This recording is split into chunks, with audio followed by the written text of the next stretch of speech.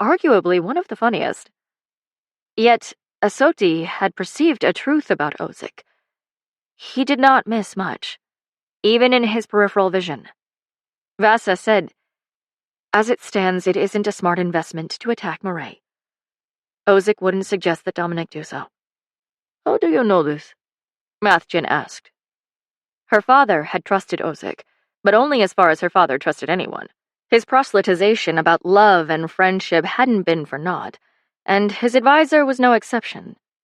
The only member of Vasa's family who seemed to openly trust Ozik had been her mother. But Ozik was, after all, human. Likely he had ambitions of his own, and a hasty attack on a single city was not necessarily a powerful statement if it had no teeth behind it. In all probability, the Asterian lords were chomping at the bit to test their new young emperor. They'd sold her for salt, so she wasn't certain the lords would want to risk losing that trade opportunity over Dominic's ambitions. Ozik would not want Dominic to fail, because to do so would mean he, too, had fallen short, and surely there was a bold lord somewhere waiting to take the advisor's position. An attack on Murray would be far too expensive when they do not have a viable exit plan. No, their assault will be slow and drawn out, likely with a death toll higher than a single city. I anticipate an offer for trade. They will sink their teeth in slowly. Everyone turned to her, staring silently. Only Reed remained staring at his stack of notes, unsurprised by the frankness with which she discussed her family's cruel ambitions, or how easily such machinations came to her. "If Dominic decides not to heed his advisor's warnings," Asoti asked, "then either Kasana or Reed will kill them both," Vasa suggested. "You speak with such ease about the slaughter of your brother and your family's oldest advisor," Mathjen said. Reed lifted his head then, turning to watch them at the same time Asoti stopped pacing. A bit of insecurity bloomed, but Vasa kept her chin high. "Yes, well, they sold me to the foreman of Murray 3 weeks after my mother's death. If you couldn't tell, there is little love between me and my brother." Mathjen sat up straight. "What I said came across entirely wrong. I apologize." "No need." "There is one," Reed said from across the room. "There isn't," Vasa said louder, not moving her eyes from Mathjen. She didn't blame him for questioning her in the least. She respected it. Mathjen was a smart advisor, and she admired his tenacity. He would spend the day pretending he didn't speak Asterian, the smallest of upper hands they could have in this meeting. Still, Kasana side-eyed the Moraine advisor, and Asoti curled her lip. It was foolish to want to be here, but she felt as though a tether had tied around her heart and latched onto the part of the map labeled with their city name, Murray, like it belonged to her too. Power threaded through her fingertips at the thought of someone harming it. And then that someone rapped against the door.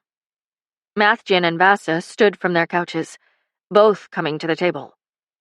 Reed gestured for Vasa to sit at his left, just as they'd done the night Mark visited. Taking what suddenly felt like her rightful place at his side, she watched the door open. Reed twined his fingers in hers. Foolish, possessive man. Or so anyone looking upon them would think. They'd gotten good at pretending. Dominic entered, freshly bathed and changed into another green jacket, the color of Mekis's treetops. He adjusted the lapels, smiling widely at them all. Ozik followed on Dominic's heels, golden eyes surveying the room with his cloak around his shoulders. Upon entering, the advisor swept it over his right shoulder and draped it upon a chair. "I did not realize we would have such a large group this afternoon," Dominic said in Asterian. Vasa translated, speaking low and close to Reed. Ozik listened in, prepared to translate every word of their response in Icurian. It was strange to be standing opposite Ozik, considering she only knew these languages because of him. She had spent her life on the other side of the table, on Asteria's side, and she didn't know if that made her a liability or a threat. Reed did not hesitate to answer, a calm friendliness dripping from his lips. I cannot convince my wife's guard to leave her side, no matter the company." Dominic tilted his head and grasped the chair in front of him with long, bony fingers when Ozick whispered the translation. "Ah, well, we will see you for dinner tonight, Vasa, and I'm sorry I do not know your guard's name," he said as he settled into the chair across from Reed. Vasa translated, and Reed slid out her chair without dropping his gaze from Dominic's. "Her guard's name is Asoti, and though you are unfamiliar with our traditions, Your Grace, it is the custom that a consort remains with her husband. My wife will stay at my side." Upon the words, Asoti took her spot against the wall, hand conveniently resting against her dagger. Dominic's jaw ticked as Ozick translated. Then he looked to Vasa. Gleaming on his finger was his signature clawed silver ring, one sharp enough to cut just like his words. And she swore it twitched. The black stone inside of it swallowed the light that touched him. "Good to see you settling in so nicely at his side. It seems this country suits you." He attempted to undermine Reed in the way he looked to her, though he probably didn't realize to respond directly to her wasn't an insult to Reed of Moray. Reed gestured for her to sit. When she did, he ran his fingers over her shoulder and down her arm, collecting her hand in his again before taking his own seat. "She has fit in better than I could have hoped," Reed said. Ozick grinned as he relayed the message. Dominic kept his sickening smile plastered to his face. "I'm thrilled to see you're happy with our first transaction." Transaction. The word was purposeful, as was the subtle tap of Vasa's finger against Reed's wrist as she correctly contextualized his intentions. A signal to leave it alone, even though his palm twitched, even though her own did too. "Perhaps these negotiations will be quick," Mathjan said in an even, unbothered tone. "Given everyone is so happy with this arrangement." "Perhaps," Dominic said a few moments after Ozick translated. Vasa wanted to throw herself across the table and rip his hair from his head, but she blinked away the violent images and kept her magic at bay. It sat in her stomach, coiled, prepared, and she licked her lips at the thought. "What do you need from us?" Reed asked, giving Dominic the opportunity to start, as she'd told him to do 2 nights ago, when they discussed how to approach this very moment. "As you know, the crossing of the Lorsavane Gap is of paramount priority for Asteria. Trade with Zatar is practically impossible, given our little pest problem," Dominic said. He referred to the pirates who ruled the bay Mekis was built upon. They'd haunted the area for centuries, and her father had only begun to temper the problem. "So you are in need of ships?" Reed asked. Exactly what they expected. "Ships." Dominic rocked his hand back and forth with a pinch of his lips. "Ships, eventually. The issue with the pirates cannot be solved by any water vessel. No, we need to be able to travel by land before we travel to sea, which is currently impossible given the hostility of your eastern territories." Vasa's brow furrowed. "What are you asking for, then?" she asked, skipping the translation. Reed didn't question her, something Dominic took note of. Something she intended. "I would like you to order the foremen of Rultho and Hazut to remove their troops from the trade routes and allow us safe access to the Inishjor Fang," her brother said smoothly. This time, she translated. Reed's hand froze beneath the table. "What do you need with the Fang?" "We would like to set up a trading post there, and for everyone's cooperation, we will fund the cost of erecting it," Dominic said. "The Kingdom of Zatar has already expressed interest in opening up their ports for both of our use, which I believe all of us would benefit from." A trading post at the edge of the Fang. The single piece of land jutted out like a canine tooth from the Icurian shores, creating the Warfell Strait that divided Icuria from Zatar. If any headman tried to establish trade with the nation, that would be the place. To give Dominic access to the Fang meant giving him a stronghold in Icuria. There was no way Reed could even consider it. Regardless, Reed pursed his lips. I cannot order any of my fellow foremen to do that. What is the use of being head man, then? Dominic asked, sharpening his tongue. Is that not what you will be? Not why I agreed to allow my sister to come here in the first place? He will be head man, Vasa snapped in Icurian, being overt about her attention to Reed. She translated quickly. Looking down at her, Reed grinned. My wife is correct. The guise of protectiveness in a language her so-called husband could understand must have registered with the Asterian advisor, because Ozic gave a pleasured purse of his lips when he translated. Good, Dominic said, leaning back in his chair and glancing between the two of them. Then it will be within your purview to call for a cease to the violence at the border. Is it not within your purview to call for a cease to the violence at the border? Mathjan asked in stunning Icurian, having waited for a translation, not letting a soul know that he could understand them. Ozic shifted in his seat, looking squarely at Mathjan as he said, Do you blame the Asterians for the violence? You built the dam along the Sanguine. Mathjan pointed out. It was your people who attacked. The lands around those areas were flooding, Dominic added, causing Reed's jaw to flicker as she translated the words. Lies. All bald-faced mistruths strung in a tone of sweet desperation. To remove guilt from the Asterians and make it seem like a choice made for survival, it was manipulative at best. Ozic watched her, waiting. Testing her, she realized. To see if she would correct them, because she had been there when that war started. She had been in the very room. Vasa translated it word for word without a single correction, and Reed nodded like he believed her. Mathjan, too. Ozic's lips slithered into a smile, speaking in Asterian as he gazed upon her. You look so much like a devoted wife. I forget you are the same chameleon your father raised. What was Ozic up to? The nature of a person does not change, even if their surroundings do. Vasa replied in Asterian. With pursed lips, Ozic swept a strand of his white hair off his shoulder.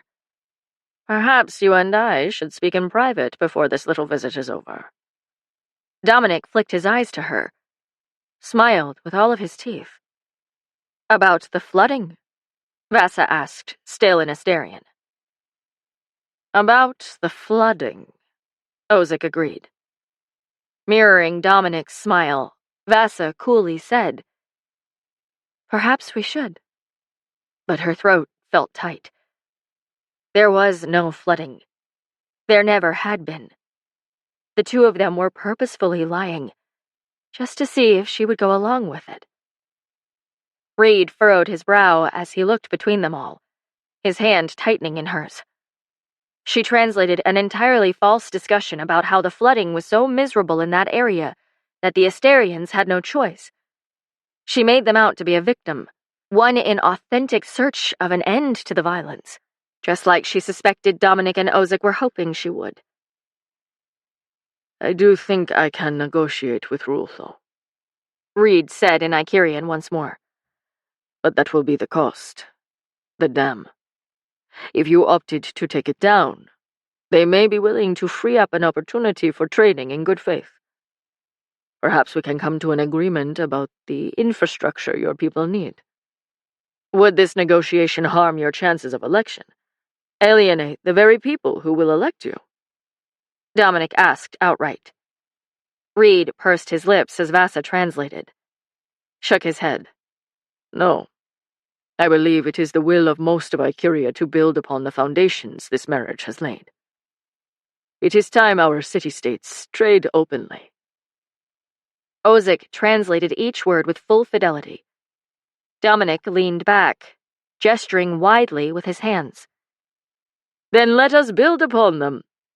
Show them what an alliance with Asteria looks like. I expect to have your people address my sister as High Consort within the year." Reed's hand tightened on hers as she translated. Still, she used her free hand to run it up and down Reed's arm, looking rather territorial in everyone's eyes.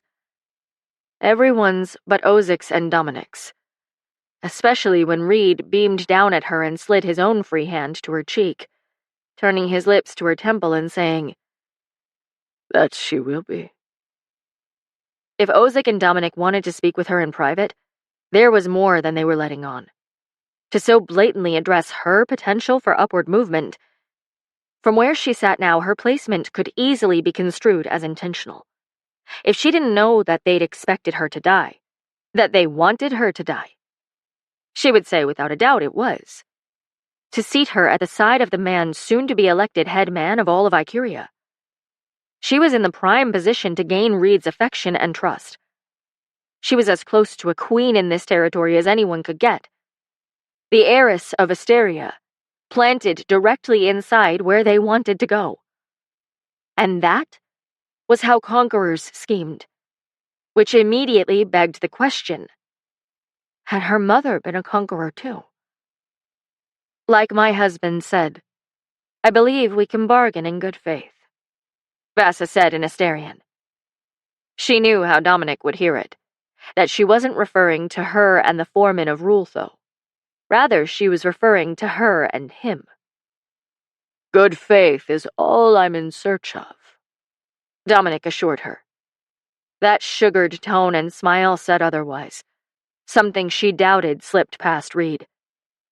Still, she tapped his wrist again, signaling him to agree. "Then bring down the dam.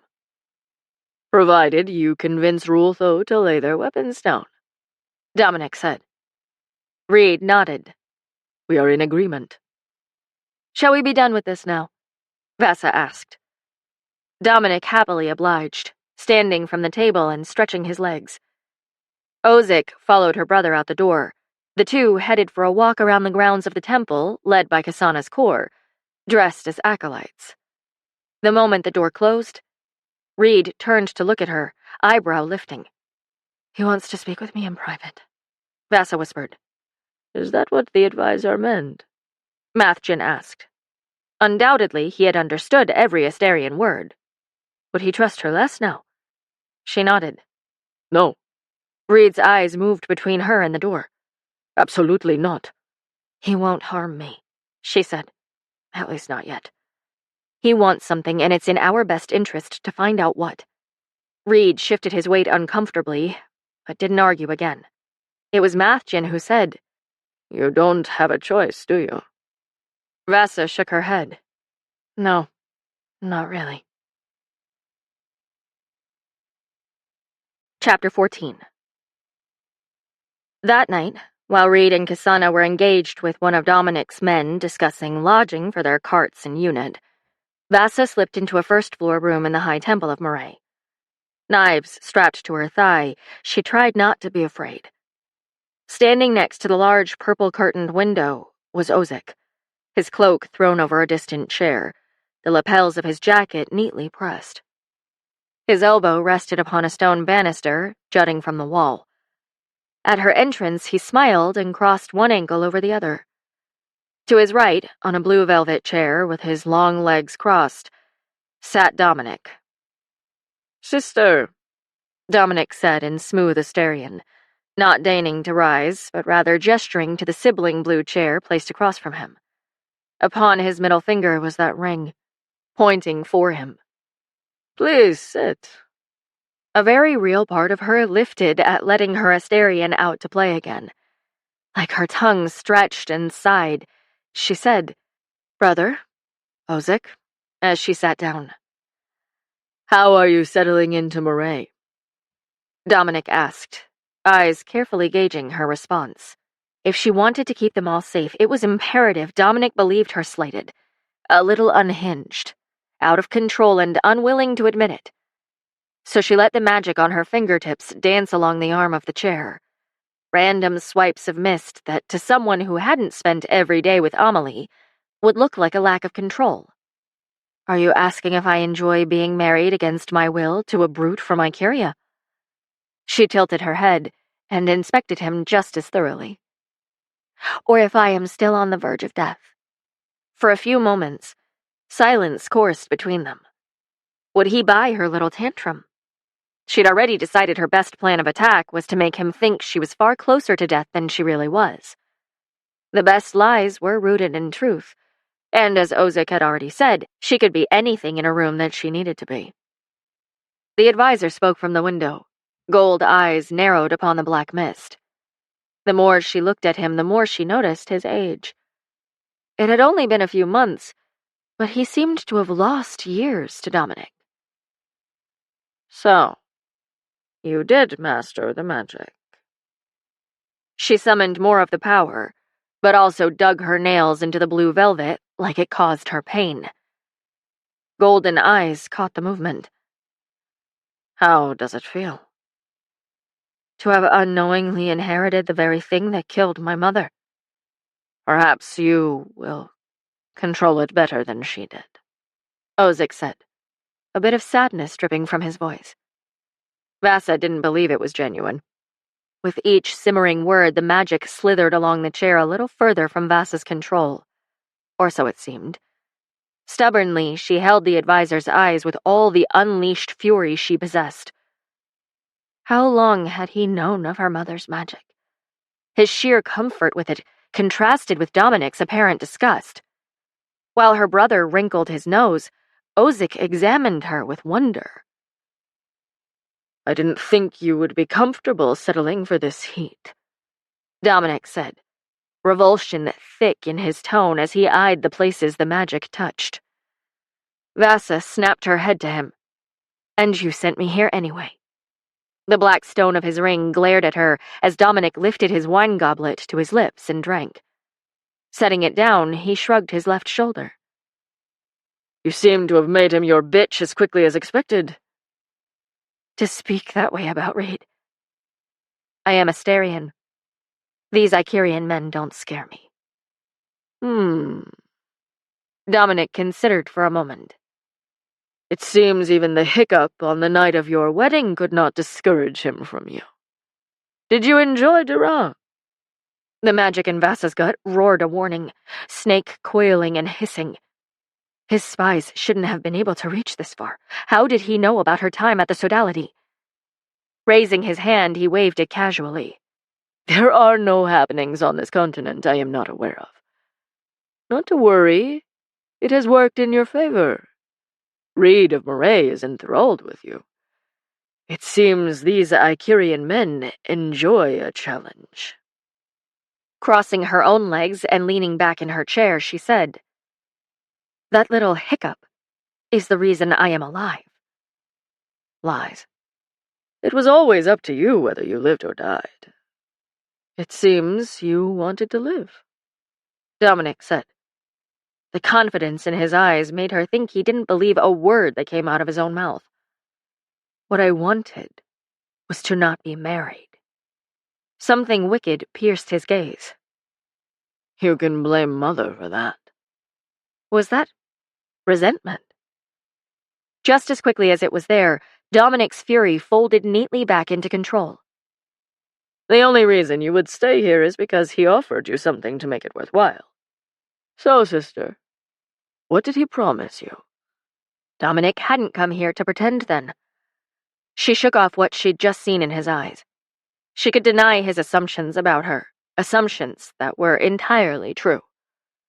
That was why she'd come back to Moray. And it was working in her favor, so what was the use? A legal divorce, Vasa confessed after a moment, and the arrangement to start somewhere new. Brows rising, Dominic ran his tongue along his teeth. In how long? 3 years, give or take. You can stand being in his bed for 3 years. Vasa said, He's giving. Has he won you over with his giving tendencies? Do you believe a little curve to the left is all it takes to domesticate me? She snapped, letting the magic circle her neck like it thought to choke her. As if she was scared of it, she visibly tried to dismiss the mist. But she did not let it disappear entirely. Dominic leaned back in his chair again, eyes glittering with amusement at her outburst. At her apparent lack of control.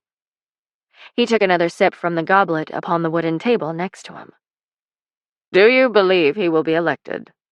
Ozick asked, pushing a strand of his snow-white hair from his face. Turning to the advisor, she said, "Only if he can make them believe my presence is an advantage rather than a threat." "But you don't want that?" Dominic asked. "You'd rather have this new life than be their high consort." High consort of what? A nation with no water or influence. Oh, it can't be that terrible. You weren't exiled here. Exiled? Dominic laughed. I gave you a nation. It is certainly not my fault you haven't chosen to claim it. With what forces, Dominic? I can fuck Reed of Moray all I want, but that won't give me an army. Dominic paused, looking to Ozick. If you're going to say it, Ozick, do so out loud, she growled. Ozick chuckled by the window, toasting them both as if he found their sibling spats to be humorous. Yet when he looked upon her, it was with a slice of pity. Your sister believes she was sold to Reed of Moray and sent here to die, and therefore her allegiances do not lie with you. He is proposing her freedom, Dominic, and unless you can beat that offer, she is not likely to bargain with you. The goblet froze at Dominic's lips. Freedom. Yes, freedom, Vasa confirmed. And if I offered you a life back in Asteria? He said it with a casual neutrality that dragged nails down her spine. An ambassadorship to any of the nations you studied so intently, and all the rights and privileges that came with it. At one time, that had been a dream of hers. Dominic knew the impact of those words, knew she would leap at such an opportunity. So you can kill me later? She asked outright. Dominic paused before drinking, lowering his glass to his knee. I don't have to kill you, if Reed of Moray is dead. Hatred sowed into the caverns of her chest, but she curled her lips like a starved animal smelling blood. Like her foot was caught in a trap, and she was moments from chewing it off with her own teeth. Dominic ate up her desperation. I'm not foolish enough to underestimate what you can give me, sister. Mother may have wasted you on this foolish marriage, but I won't be making either of our parents' mistakes. There it was again. That veiled resentment she'd never known existed in him. That sounds a lot like freedom, she deigned to say. Is it better than what he's giving you? She stopped speaking for a moment, lips pursed, pretending to contemplate. If I swear to never marry again, you'll let me live? He nodded. There would be no reason to kill you. Vasa let herself flinch at the words, as if she were still scared. Dominic seemed to revel in that. Icaria will fall, and these people will bow to me. So if Reed of Moray won't give you an army, perhaps I can. Her magic bubbled in warning, her gut telling her not to trust a word that came out of Dominic's mouth. But she uncrossed her legs and leaned forward anyway. I'm listening. Like a predator gazing upon injured prey, Dominic's eyes glimmered with power and ambition. It must have been all he saw. He was drunk with it. Get that husband of yours elected. Give my men half a year to establish what looks like peaceful trade along the route to the Fang, and our commanders will take care of this new capital with your insight. Within the year, you will have your freedom, and I will have Icaria. Dominic's plan wouldn't work. The Icarian forces were loyal to their nation based on principle, where the Asterian forces were motivated by money alone. Azut and Roltho were already insurmountable to him without another angle, and the Icarians would fight longer and harder than even Dominic's purse could maintain. Even if they did bring the capital closer to Asteria by Reed winning the election, Dominic would still have more military force to contend with than he understood. A far smarter strategy would be to stay truthful to his first few bargains, to set up the trading post and wait a few years, so at least 1 or 2 of the territories were economically dependent on its existence. By then, at least a fraction of the population would consider war with Asteria to be foolish. Then he would have all the leverage in the world to take their salt, steal their ships, and use their own reserves of steel against them in a swift and brutal attack. But Dominic was greedy and brash, and by the whispers of resentment she'd seen, he had something to prove. 1 year, Vasa confirmed. And I live. 1 year, And you live. She looked to Ozic, raising a brow. The advisor nodded. She thought it odd that he'd advise such a brazen move. But by the look of the expensive fabrics draped over his shoulders, Vasa wondered if Ozic cared for this particular endeavor at all. I will be in contact with you directly. If you have so much influence over your husband, be sure he does not translate the letters from your dear brother, Dominic instructed. Vasa snorted. Is that all? That is all. For now. Pouring her a goblet of wine from the tray between them, he passed it to her and lifted his own. A toast to family. Cool metal fell into her fingertips, and she raised it to her lips, sniffing carefully. Like honey and wine, though with a tiny twinge of an acidic note. So subtle she may have never smelled it. Her heart thudded against her ribs. She paused, put the goblet down. Leaning forward in his chair, Dominic gripped his own wine tighter, malice swimming in the ocean of his eyes.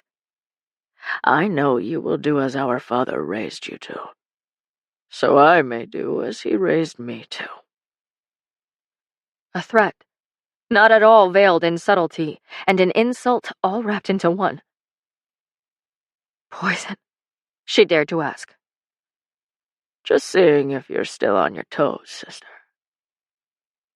Hatred, cold and glowing, grew bright within her. She hated them both, and in that moment she hated Asteria too. Dancing on them. Good. Dominic tilted his head. Because as it stands, there is no one better situated to bring about the fall of a nation than you. And no one with so much to lose. He'd played the battle as their father had raised them, in true Asterian fashion. By preying upon the things she wanted more than anything, he had done exactly as he'd been taught. It was sickening. Dominic smiled. Running her tongue over her teeth, she nodded in understanding. Sauntering out the door without a look over her shoulder, Vasa waited until she was well down the hallway before she smiled to herself. He had misjudged her loyalties, believing them to belong only to herself.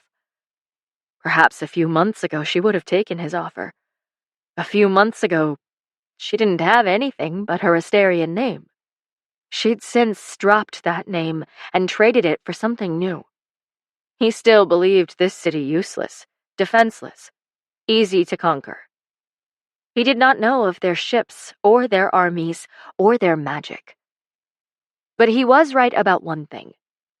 There was no one better situated to bring about the fall of a nation than her, which at the very least bought her a semblance of time. The moment she got to their room, Vasa turned and faced Reed. I was right. The trade route is only a way to clear the path to Moray. Reed went rigid, then seemed to force himself to relax. Leaning against the door, he asked, What did he offer you? A year, and then an ambassadorship to any nation of my choosing.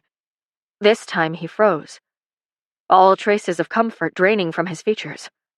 What? Vasa asked. That's a better offer. Her brows knitted together. Excuse me? 1 year and you could have more than what I offered to give you in 3. Reed. She paused, took a small breath, and then turned to escape deeper into the bedroom. Her footsteps echoed with the sounds of her pounding heart. You are making the same mistake he did. Silence. When Vasa finally turned, Reed was still leaning back against the door, watching her. Insecurity threaded between them, and she wondered for a moment if that was fear she saw laced in his eyes. And what is that? His voice curled down her spine, something fierce, and jostled the already ill-tempered magic. It paced like a jungle cat again. It was too intense, the way he looked at her. She slid behind the dressing screen. Took a long, deep breath. Vasa's jaw set as she looked down at her clenched fists. At the little stirring of mist there. Footsteps padded along the floor and she froze. Reed didn't cross the threshold of the screen. Instead, he stood directly in front of it and out of her view. You're hidden now. Talk to me. The moment she saw Dominic dismount his horse, she knew she'd been a fool. How Reed had guarded her only confirmed what she should have realized the moment he found her in that library. He was her best chance at survival. He always had been. Hidden from anyone's view, truth seemed to slither along her tongue. She'd told Amelie, hadn't she? But knowing Reed could read her so easily, knowing that she needed him lit up her nerves. She took the opportunity to untie the knot of fabric at her waist, ignoring his shadow on the screen's fabric. Stepping out and brushing the hair away from her neck, she looked over her shoulder and met his gaze. With a flick of his eyes downward, he moved to the spot behind her and began unlacing the impractical bodice of her formal wear. They were entirely silent as he undid the last string. She stepped behind the dressing screen and let the fabric fall to the floor. Next came the pants. His shadow started to move, spine straightening, her breath hitched. A drawer opened, closed. Steps echoed on the hard stone. In a moment, his shadow returned, and soft gray fabric draped over the top of the screen. It was another one of his shirts. He'd begun switching them out and laundering them himself, never once mentioning the routine. She should have gotten her own night clothing by now, but she hadn't, and damn him. Thank you, she said as she pulled his shirt over her torso and wiggled out of the constricting panties he'd never find out she wasn't wearing. As she stepped out from the screen, prepared to speak, he ducked through the curtains into the bathroom. What compelled her, she didn't know, but she followed. Leaning against the doorframe, she watched as he dragged his drapes up and over his arms. Her eyes scanned the plane of his chest, down the depiction of armor inked upon his shoulder. Dropping his hands to the buttons of his pants, he raised a brow. You here for a show, wild one? Her eyes snapped up. I didn't think we'd finished our conversation. We haven't. I was just letting you decide when you're ready. I'm ready. He spun his finger in a circle, a wicked, mocking grin stealing each of his features. Oh, now you care for modesty? She asked. Two can play at this game. With a heavy roll of her eyes, she turned around and stared out at the bedroom. Her hip leaned against the doorframe. Faintly, she heard him balancing and changing out of his pants. Something in her wanted to turn around, and she didn't know what that instinct was or where it came from. With a full breath, she pushed the thought away. This she could do. The harmless flirtation was just how they got along. I think we should speak with Ruthless anyway, he finally said. Persuade them to at least attempt a peace. A plan like that was idealistic and foolish. I think we should persuade them to move their army farther east and prepare to strike, Vasa countered. That's awfully violent of you. It's practical of me. It's the opposite of peace.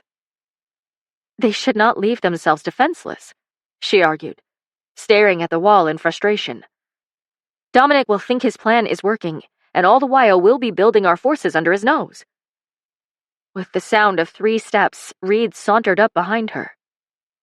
I thought you were a courtier, not a war general. Who wouldn't want both in a wife? A fool. She grinned, even though he couldn't see it. Suddenly his body came a little closer, his bare chest hovering behind her back. Why not take his deal and run? She still struggled to find the right words, to confess something that took any power and control directly from her hands. I don't want his deal. Why? Because it isn't real. When his soldiers march in, he will ensure I die in that conflict. And how do you know that? Bluntly, she confessed. He tried to poison me tonight. Every muscle Reed had must have frozen. She could feel his rigidity behind her. He did what? I smelled it before taking a sip of the wine. It was a threat, a reminder of what he intends to do if I don't behave. There was the smallest of pauses, just a second, enough for her to feel the charge of his anger. And then, the warmth of his chest against her back disappeared. Don't, she warned, but Reed didn't stop moving. Her newly trained reflexes kicked in, and she swept her leg out and caught the lift of his back foot. His steps stuttered just enough for her to leap in front of him.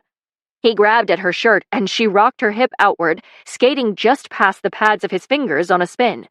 And then she threw her back against the door. Both hands grabbed at the handles behind her, and when she caught her balance, he was suddenly there. The air turned warm as he looked up and down the length of her body. You know I can move you, right? You won't. His jaw ticked like he contemplated proving her wrong. This ends in his death. Give me one reason I shouldn't do it tonight. Because we are smarter than he is, and that would be an act of war. We would lose both countries. Reed didn't uncoil, but he didn't try to come closer or move around her either. What do you mean, both countries? Menace tingled on her tongue, a twisting anger stealing the parts of her that wanted peace, the parts of her that thought there was some way to avoid Dominic's ambitions. But there was no way. For as long as he served on that throne, the world was in peril. She was in peril. She didn't know a thing about trust. But she thought, if she had to put a name to it, it was whatever she felt when Reed looked at her just then. It was enough to give her a voice, one that spoke truth. For years, my father killed off every distant member of our family. Few still survive, only cousins who keep the Khazar name because of the fear it strikes in the men they lead. He was obsessed with it, ensuring there would never be a legal challenge to his throne. Dominic has inherited that obsession, among other things. Watching her carefully, Reed waited for her to continue. Letting out a strong breath, she relaxed against the door. There has never been a female monarch of Asteria. Only male, regardless of bloodline. Generations ago, a man won his throne by marrying a Khazar daughter because she was the only sibling left. And while my father has changed every border and grown a kingdom into an empire, that is still legally how it works in Asteria. I don't understand, he said.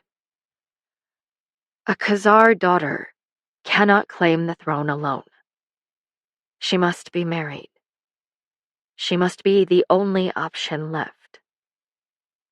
Shifting his weight in front of her, his large shoulders almost brushed hers.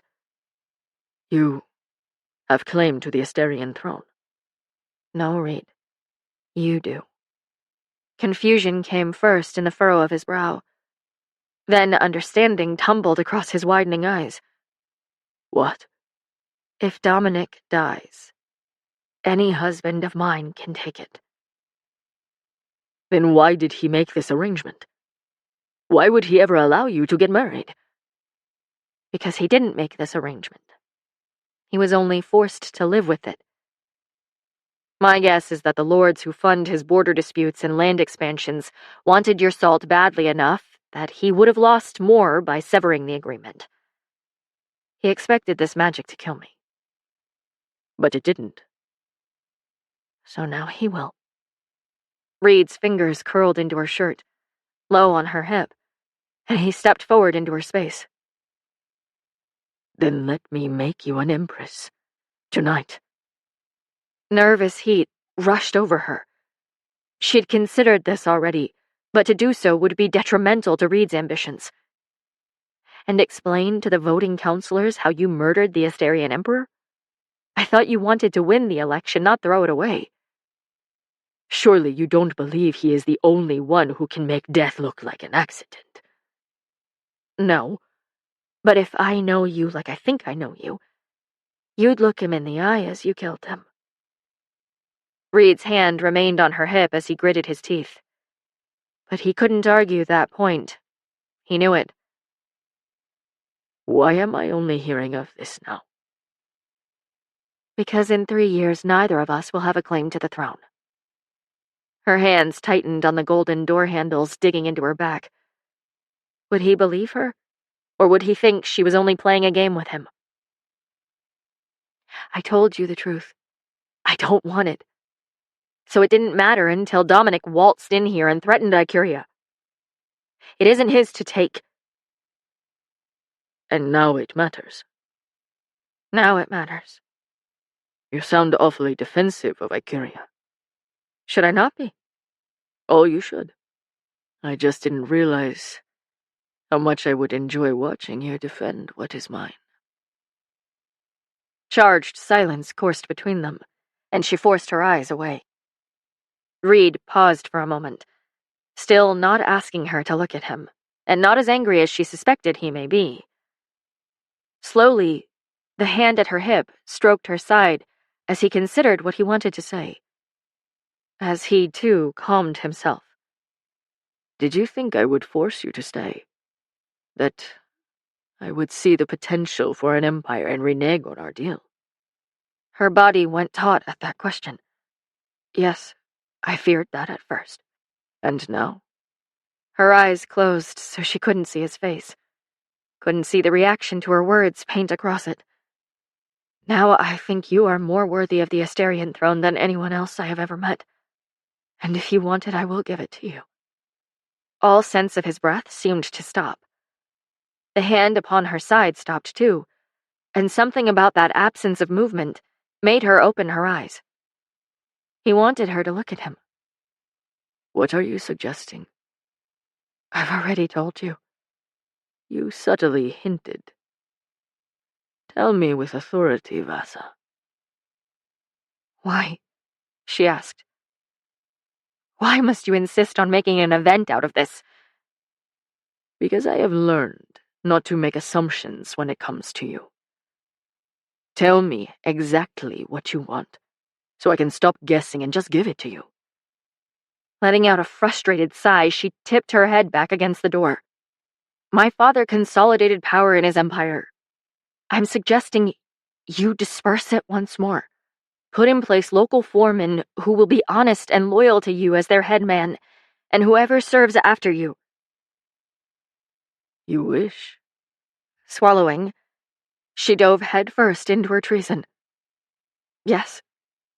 That... He stopped. Faintly, she felt him shift his weight. It was in the way his fingers subtly rocked. That land would change everything. Those resources. You'll solve a drought and prevent a war all in one fell swoop. Where does that leave you? An answer glowed on the edges of her mind. Distant, like a horizon, but visible nonetheless. Free. His body relaxed in front of hers. That was the mistake Dominic made. Assuming your mind hadn't changed about Murray, about Icuria, about me. He asked if I could stand being in your bed for 3 years. Reed grunted. Now that's just insulting. A small laugh slipped out of her. still not moving away like he should have, like she should have insisted he do. Reed tilted his head. For a moment, she wondered if he would speak at all, or if he would ask some unanswerable, foolish question. And then his accent floated between them, doing just that. Why would you help me take everything your father built? He always found a way to pry straight to the root of things. For some reason, she felt she owed him this truth, too. The one he had asked for weeks ago. She wanted him to understand. Years ago, there was a man. His name was Roman. I loved him. And Dominic had him killed. Reed froze, his fingers curling into her shirt. Vasa, don't. It's long over. The point is this. I hold no loyalty to Dominic. If you believe one thing about me, let it be that. He loomed in front of her, close enough to give the unmistakable air of intimacy, of the protection of her words, her secrets, because they were the only two in the world who could hear. I believe you. His words settled into a crevice of her chest that she didn't want to admit often felt empty. One that had started to feel so much fuller since coming here, in ways she didn't understand. He'll be sending letters. I'm under strict instructions not to let you read them. Reed only smirked. I believe we can find a way around that rule. Something about the way he said it caused the knots in her stomach to tighten, the skin beneath his fingers to rise. His words from the first night she'd followed him into the bathing chamber rolled through her mind. It wouldn't technically be breaking our agreement if I took you in here.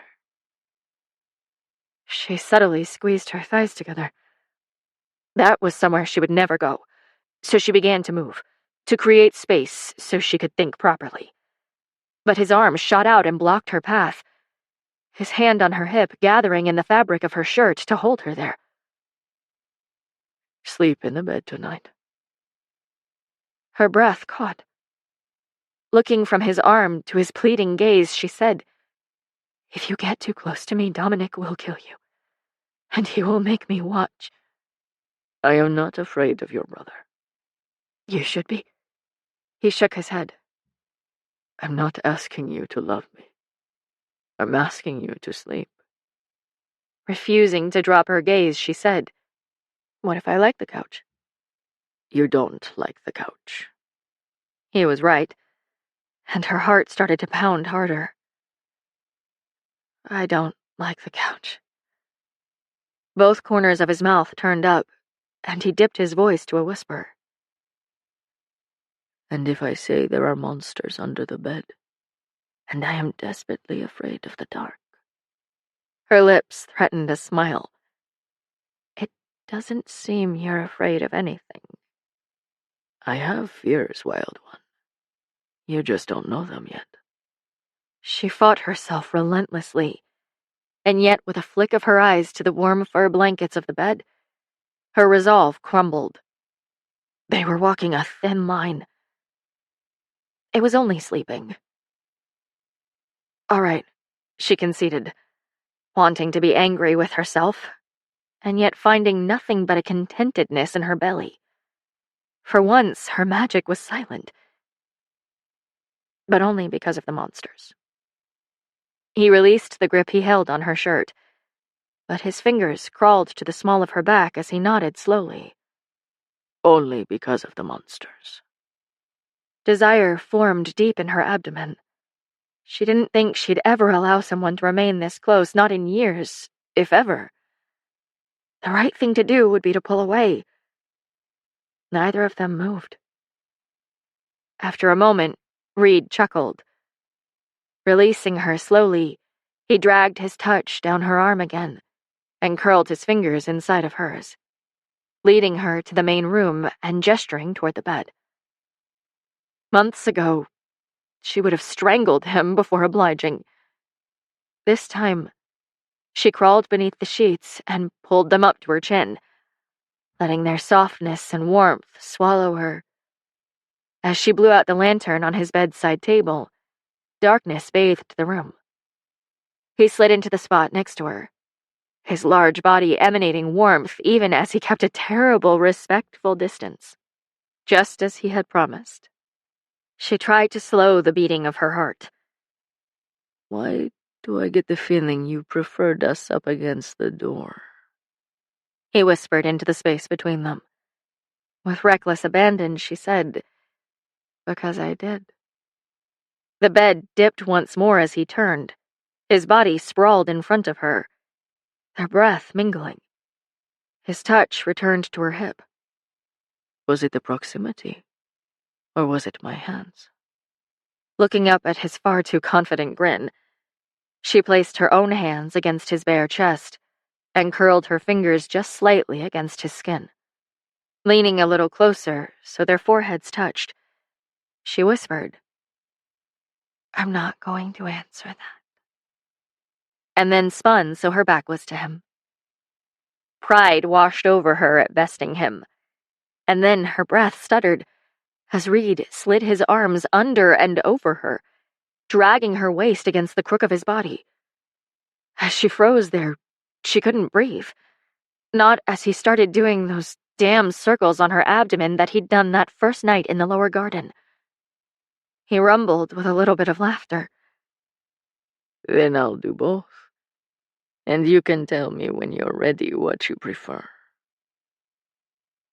No witty remark came to her. No clever rebuttal. In every language, she was out of answers. Even with his hand firmly above the shirt, with each pass that almost touched the sensitive lower curve of her breasts, her breathing became less even. The line between her instinct and her mind was muddled. This was dangerous, but her body roared to push further. Her back arched just a small bit, and she told herself it was an accident, that she was merely adjusting her position. But when she brushed up against him, he went rigid. Sleep, wild one, He breathed into her ear. or I won't let you. It was an invitation. She knew it was. She shouldn't do this. She forced her eyes closed, the undercurrent of his words doing unfathomable things to the muscles in her stomach, and tried to center herself, tried to control the foolish instinct she felt to ask him to make good on that promise. She would never forgive herself if she messed this all up, if she started something she couldn't finish and ended up without a home or a dream again. She would never give someone the power to leave her desperate. So she evened her breathing and turned her magic to water, drifting to sleep with the rhythm of his hands. Chapter 15. Each day, Vasa trained her offensive magic relentlessly with Romana. They had been right. One Viraji witch was a problem. A coven was a nightmare. Working with Romana had changed Vasa's offense twofold. Melusina was as flexible as water and as wise as an owl, and the cycles seemed to cater to her whims. With her, Vasa learned balance and the importance of tensile strength. Romana, too, was as unmovable as a mountain, but unlike Melusina, she quaked like one, too. She taught Vasa another piece of the cycle: release. Vasa found their unique practice of magic to be curious, considering she hadn't realized how much she would benefit from the exposure. She had strong faith in the tenets they all lived by, but her excitement grew at the thought of what she would accomplish and who she may become. If only she had the time. Vasa had slept in the bed each night since Dominic had left. Neither she nor Reed made a big deal of the occurrence, the foreman acting as though it was the most normal thing in the world. Some nights she slept soundly, and others she couldn't breathe with his body pressed to hers. Reed simply woke and padded off to his responsibilities, or sometimes joined the larger group for their exercises in the morning. He spent a vast amount of time with Kasana and Mathjan. Vasa had never understood before how close the three of them were, and as they settled into her role and presence on their team, they began to frequent the villa more often. They must have been like this before she'd arrived, she realized one evening, and the thought made her heart sink a little. She wondered what Reed did all day, but by the shuffle of papers he sometimes brought home and poured over on the veranda, she assumed it was mostly managerial. Was that what his life would be like as head man? In times of peace, perhaps. One hot afternoon, Reed took her to the vast salt flats and introduced her to the salt lords, the same rich men he'd negotiated with to keep restaurants like Neil's open. They looked at her strangely, and it took a few minutes for them to warm to her. Upon seeing Reed's affection for her, though, they softened. One even gave her a vial of purplish salt as a friendly gesture. She kept that tucked in her pocket all day, for a reason she couldn't name. 2 weeks later, Vasa received Dominic's first letter. She sat with Mathjen and he documented each word, writing down the exact translation and filing it away in a little box in his office. Scribbles across his brown ledger recorded the date and gave the letter its own serial number. Meticulously, he wrote down those numbers and placed the journal in that same box. I don't quite understand what he's saying, Vasa told the advisor in Asterian, who clung to each of her words with fidelity. It wasn't lost on her just how much trust all of this required, and she did her best to remain as open and forthcoming as she could be. Most of this is small talk, though he mentions a gift. If there's a part of this that's meant to mean anything, it's that. Nodding slowly, Mathjen pressed a pale hand to the table as his eyes scanned the letter once more. Yet, there's nothing about Ruth, though. Nothing. I have thoughts on that, but I suspect you do as well, Mathjen said, speaking in her native tongue, if only to give her someone else to use it with. I want to propose they move soldiers farther east, that they take down the dam themselves. We can approach them during the conferences at the election. Mathjen pursed his lips, looking older now than he usually did. He had this way about him, a stern tug of his mouth that spoke about all topics with a clinical neutrality, as if he had never learned to indulge in anything. Again, she wondered why he'd spent his life alone. Why here, in this land of unfiltered possibility, he'd chosen not to seek partnership. I think that is smart, and I think I know where we should send them. Plucking a map from his stack of rolled parchment behind him, Mathjen laid out the 4 corners and weighed them down with chunks of obsidian salt stone. In front of them lay the entire continent, color-coded with rivers bright blue.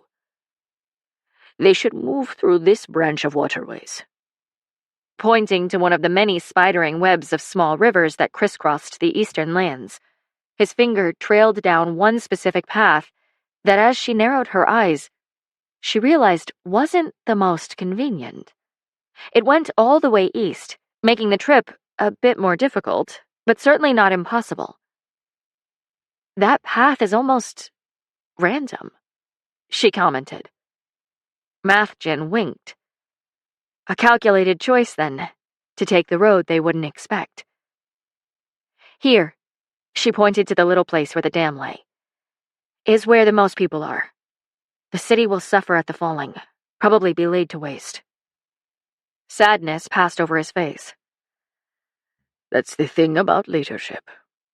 It's often a balancing of victims. Even though Kasana often chuckled at Mathjen, and perhaps Reed didn't always understand him, Vasa felt she did. He'd been a soldier himself once, supposedly for the Icarian Central Forces, and he'd risen up enough ranks to serve one of the richest territories. That didn't come without a level of moral culpability. He had balanced victims then, perhaps one of them being himself. She wondered what he had given up, and if it had been that splendor she had considered earlier. Reed will know the path, he continued. It was his father who charted it. Furrowing her brow, Vasa leaned back. She'd never heard stories of Reed's father, only his mother. I served with him, actually, Mathjen told her. I was his commanding officer in the ICF. He was born here in Mireille, though everyone thought he was nothing but a poor boy with a talent for the blade. He made a name for himself in our corps, married one of the most powerful witches on the continent, and sired a son who has his mother's penchant for books and his father's strength. How? Vasa looked down at the map, realizing what an invasive question she thought to ask. How did he die? Mathjan said. At Vasa's awkward, apologetic look, he didn't even flinch. The topics others usually considered off-limits, Mathjan seemingly found to be the most interesting point of conversation. As if each detail about people was simply another item on a list of who they were, and not something he saw as taboo. For Mathjan, the world simply was. It wasn't anything spectacular. He simply got sick, as some people do. And there was no cure, Zuhia or otherwise, that could have saved him. It was right before Reed was elected, actually. The Zuhia witches were scattered throughout the East, their skill for healing in high demand. She couldn't picture Reed like that. Desperate and breaking. Heart racing, Vasa nodded. It had only been 5 years then. You are no stranger to loss either, Mathjan pointed out. No, I am not. Nor am I. She wondered what Mathjan had lost, but he didn't add anything else. Even if he placed no weight on boundaries, Vasa decided against asking further questions. Now shall we discuss the economy? He asked. Laughter burst from her, and she sat up on her stool. You want to teach an Astarian the secrets of Icurian trade? How else are you supposed to serve as High Consort? Guilt washed over her for a moment, and then she rolled her shoulders. Mathjan, you and I both know I will hardly be serving in that role. Fine. How else are you supposed to pretend you will? She opened her mouth to argue, but practicality barreled through her. Even though it was crass, the man had a point. All right, let's discuss the economy. And they did. The sorts of things her father would have killed to know. He detailed the Salt Lords and their inner workings with Seguth and Dara, outlining the major trade routes and ports along the Satara. From the map, he showed her the passage into the narrow Sanguine, and all of the winding eastern rivers. The map was expansive, so much so that it would take an outsider like Dominic years to chart half of what they'd discovered. So she listened. She learned. As he explained the election and the complex relationship between Dara, Seguth, and Mireille, she realized how interwoven all three territories were. And in that bond, there was a weakness. If any side of the triangle were to shift, the already tenuous relationship between the formerly independent city-states would fracture. For example, say if Seguth could find the wood used to build ships elsewhere. If Reed's men capitalized on their alliance with Dara and decided to build the vessels themselves. One wrong, selfish move, and the result could plummet hundreds, thousands of people into joblessness. But such was the way of power, and Vasa knew that better than anyone else. It was just one of the interlinked economic systems functioning in Icuria. Hazut and Rultho were irrevocably intertwined, and Iru depended on Seguth's ships for their own fishing practices. Most important, each territory contributed something influential to the military. Dara and Mireille were the richest of the territories and could pay the ICF. Rultho and Hazut supplied most of the men, and Iru and Seguth built ships and trained their naval corps. The only groups that couldn't seem to work together were the Covens, each of them holding their history so close to their chests. They all knew the others existed, but how and to what limit was an uncertainty. Suddenly, Vasa understood the reasons places like Hazut and Rultho were so against Icuria opening up to outsiders. For them, it was more than just their culture. The only thing that made them competitive was the food or soldiers they provided, and even that was being stolen from them by a dam.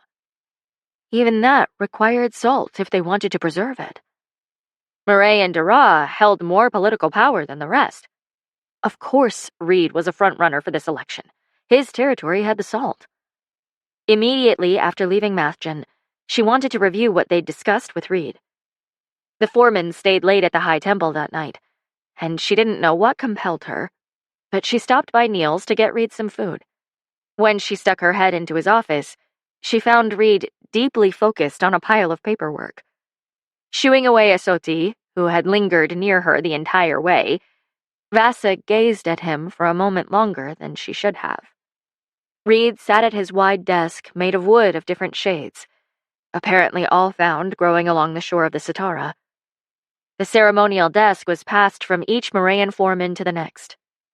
Crystal vials of salt and clusters of paperweights peppered the work surface, and her chest tightened at the sight. "Reed," she called from the doorway. He looked up, and his expression softened, accompanied by a tilt of his head. "Is everything all right?" Then his eyes dropped to the woven bag in her hands, and a smile crossed his face. "Please say that's for me." "I take it you're hungry, then?" "Starving." Shuffling the paperwork and tucking it into a leather portfolio he placed behind him, he made room. She rummaged through the bag Neil had given her and picked out his food, then slid to the side of his desk and started on her own container. Reed immediately dug into his, covering his mouth as if he was embarrassed. Then he wiped his fingers on a cloth napkin he kept in his desk. "How did it go with Mathgen?" She pursed her lips, recalling the one thing Mathgen didn't share, and a question that haunted her now. Where is his family? Reed paused. Setting down his napkin, his gaze shadowed with grief. "They're dead. Killed by Asterian forces in the east." Vasa looked down at her hands, more uncomfortable than she could contend with. "I see." There was nothing she could say, and no further questions she was entitled to ask. All she wondered was how, in the face of all that anguish, Mathgen had never chosen to hate her. "That's the difference we can make, you and I," he suggested softly. Vasa raised her eyes. "To change their fates. To change everyone's fate." Reed adjusted how he sat, turning to face her more openly. "I spent some time in the east, too. And it was brutal, to say the least. It was there I decided I would run for foreman, that I would be head man someday." "How long were you there?" she asked. "A few years." She thought it odd he didn't elaborate, but by the ghosts painted in his features, she assumed he had a reason. "Is that where you learned to fight?" He shook his head. "I learned to fight the first time someone pushed Cohen to the ground. The east is where I learned how not to fight." Cohen, the foreman of Dara she had met when Reed found her at the sodality there. They had been close friends, she remembered.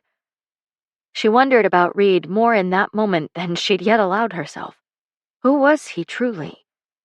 He'd told her so little about his past that it felt almost ignorant to trust him. Wasn't it information that faith should be built upon? Yet he'd given her something more valuable. Action. The facts and figures of his past meant little compared to his actions of the present. And if that was true of him, what did it mean about her? "That's why you want to lead, then? Because more people need to learn when not to fight?" she asked. The question earned just a small tilt of his lips. "I guess. Sometimes I sit and wonder how, after all these years, people can't seem to figure out how to get along." "You and I are learning how to get along?" At that, he grinned completely. "Is that what we're doing?" "I'd like to think so." He frowned, as if unsure of his own confidence. But then he spoke. "By choosing to come back here, you have grown my capacity for hope." Her lips parted, but she didn't have an answer. Not a good one. It didn't matter, though, because his eyes returned to his food, and he added, "There have been years I have felt none of it at all." She could barely picture him so despondent. He always seemed to hide any pessimism. She didn't know how she had given him hope back when she'd had so little of it herself. But it didn't matter. Not truly. "You will win," she assured him. He nodded, as if he too believed it. Rolling her shoulders, Vasa relayed the details of her discussion with Mathjan, re-examining everything the advisor had taught her, this time focusing on the economics of it all. On the parts that would solidify Reed's tenure as head man. Leaning back in his chair, hands behind his head, Reed watched her. He relaxed slowly, eased into their partnership. "Salt builds empires," he eventually said, reaching behind him for the folder he'd been working with and opening it. "That's what I'm working on right now, actually. Trying to see if there's a way to leverage it with Rultho." "Do you think the Salt Lords will go for that?" "No." He shook his head, rubbing at his jaw and the dark beard that covered the scar she'd given him. "They don't understand why Rultho started the violence with Asteria in the first place. To this day, their resentment of Ton runs deep." "Ton didn't start the violence," she said. "Didn't he know that?" Reed furrowed his brow. "My father purposefully built the dam on the Sanguine. The foreman of Rultho tried to negotiate at first. He sent his advisor. She started with peace. And by the look on your face, I suspect you didn't know that." Dumbfounded, Reed dragged a hand through his hair. "That is not the Icarian way. No territory may bargain with a foreign entity without permission from the head man." "But imagine if one did," Vasa suggested, "and saved the entire eastern half of Icaria. A man like that could win an election." "But if Ton wanted to be head man, he wouldn't have given the order for an unsanctioned attack on the dam." "They didn't attack the dam." Reed paused, then let his hand fall against the desk. "What do you mean?" Surely Ton had come forward about what her father had done. The treaty only asked that they send the laborers to help take down the dam safely. When Ton of Rultho made good on his promise, my father slaughtered each workman he sent. Reed's lips parted. "What?" I always wondered if he would be too prideful to admit he'd gotten into bed with Asteria and lost. But I thought by now he would have asked for aid, explained the situation. "No. He hasn't said a word." Reed leaned back a little, trying to wipe the surprise off his mouth, but then sat up straight with his elbows on his desk. "But it wasn't a real treaty, not without the head man and counselors. As equally as your father manipulated Rultho, they manipulated your father." Do you truly believe my father had any intention of following through? He shook his head. "No." But that wasn't really all. Vasa took a small breath, setting her container of food to the side and leaning forward, hands on her knees. I speak 6 languages, not 4. I read and write in them proficiently too. That is how I was trained, to translate at his side. Which is why when you said that he honed me no differently than a blade, you were right. Reed clung to each word she said, not even a phantom of amusement on his face. 6. She nodded. Few people other than his children were privy to his maneuvering. I wrote the treaty with Rultho. I sat in the room and translated their negotiations. I suspected what my father would do, but if I said anything, if I did anything... Looking down at her tangled hands, she stopped speaking and braced herself for his anger. Yet that fury never took shape. Nodding slowly, Reed muttered, "I should expect you'll have a strained relationship with Ton, then." You aren't upset?" I don't begrudge the ways you chose to survive, no. As she looked down at him, she wondered if anyone had ever been so profoundly compassionate. That was the crux of who he was, and why he was often unfamiliar to her. I would expect strained relations, yes. With pursed lips, he leaned back in his chair once more. We have 3 weeks before the election. Perhaps you can help me come up with a way to convince Rultho to listen to us. I know little of economics, she said. Anything you don't know, I can teach you. Letting her dangling legs kick a little, she shrugged. All right, let's scheme. There was this little tug of his mouth again. Not quite the amused look she so often saw from him, but a gentle comfort, as if the world wasn't so heavy. It was dangerous to get used to, but Vasa thought that if the world were different, if she had met Reed the way people should, it would have been very possible to rule a nation at his side.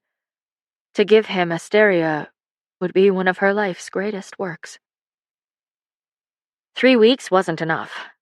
It wasn't enough silence, or no silence at all, or nights holed up in Reed's office as he taught her the inner workings of the foremanship and what she hoped eventually would be his headmanship. In that little office, or even on the veranda, he'd taught her every detail of the election, the events that took place each day, what the dinners would be like, how she should pack. He even taught her the dances they'd do. There was an art gallery in Moray, too, where they'd spent an evening. By the end of the 3 weeks, she could get herself around the city without any help, and people had begun to wave to her.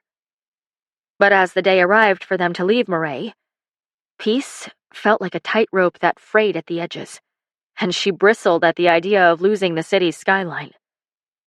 Vasa watched the enormous ship from Dara approach.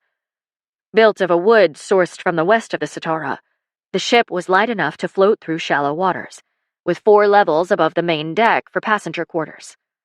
Sanded down, the wood displayed veins of black and red. Clinker-built and as grand as could be, this particular ship was so different from the vessels she'd grown used to seeing in the bay her family's fortress was built upon. Those ships had enormous hulls that needed much deeper water. This one had only 1 level below the main deck, the oars bank where soldiers rowed. It was nowhere near as fast as the ship Reed had taken when he'd found her in Dara. That ship had been all business, no grandeur. This one was meant to make a statement, meant to carry large groups of people, which meant the trip would be overnight. Waiting on the main deck was Mark of Moray, Isabel standing at his side. They boarded to meet them, and immediately Isabel rushed forward to embrace Vasa. "Oh, it's happening!" The curvaceous woman pulled back just enough to gaze out at Moray's many-level buildings.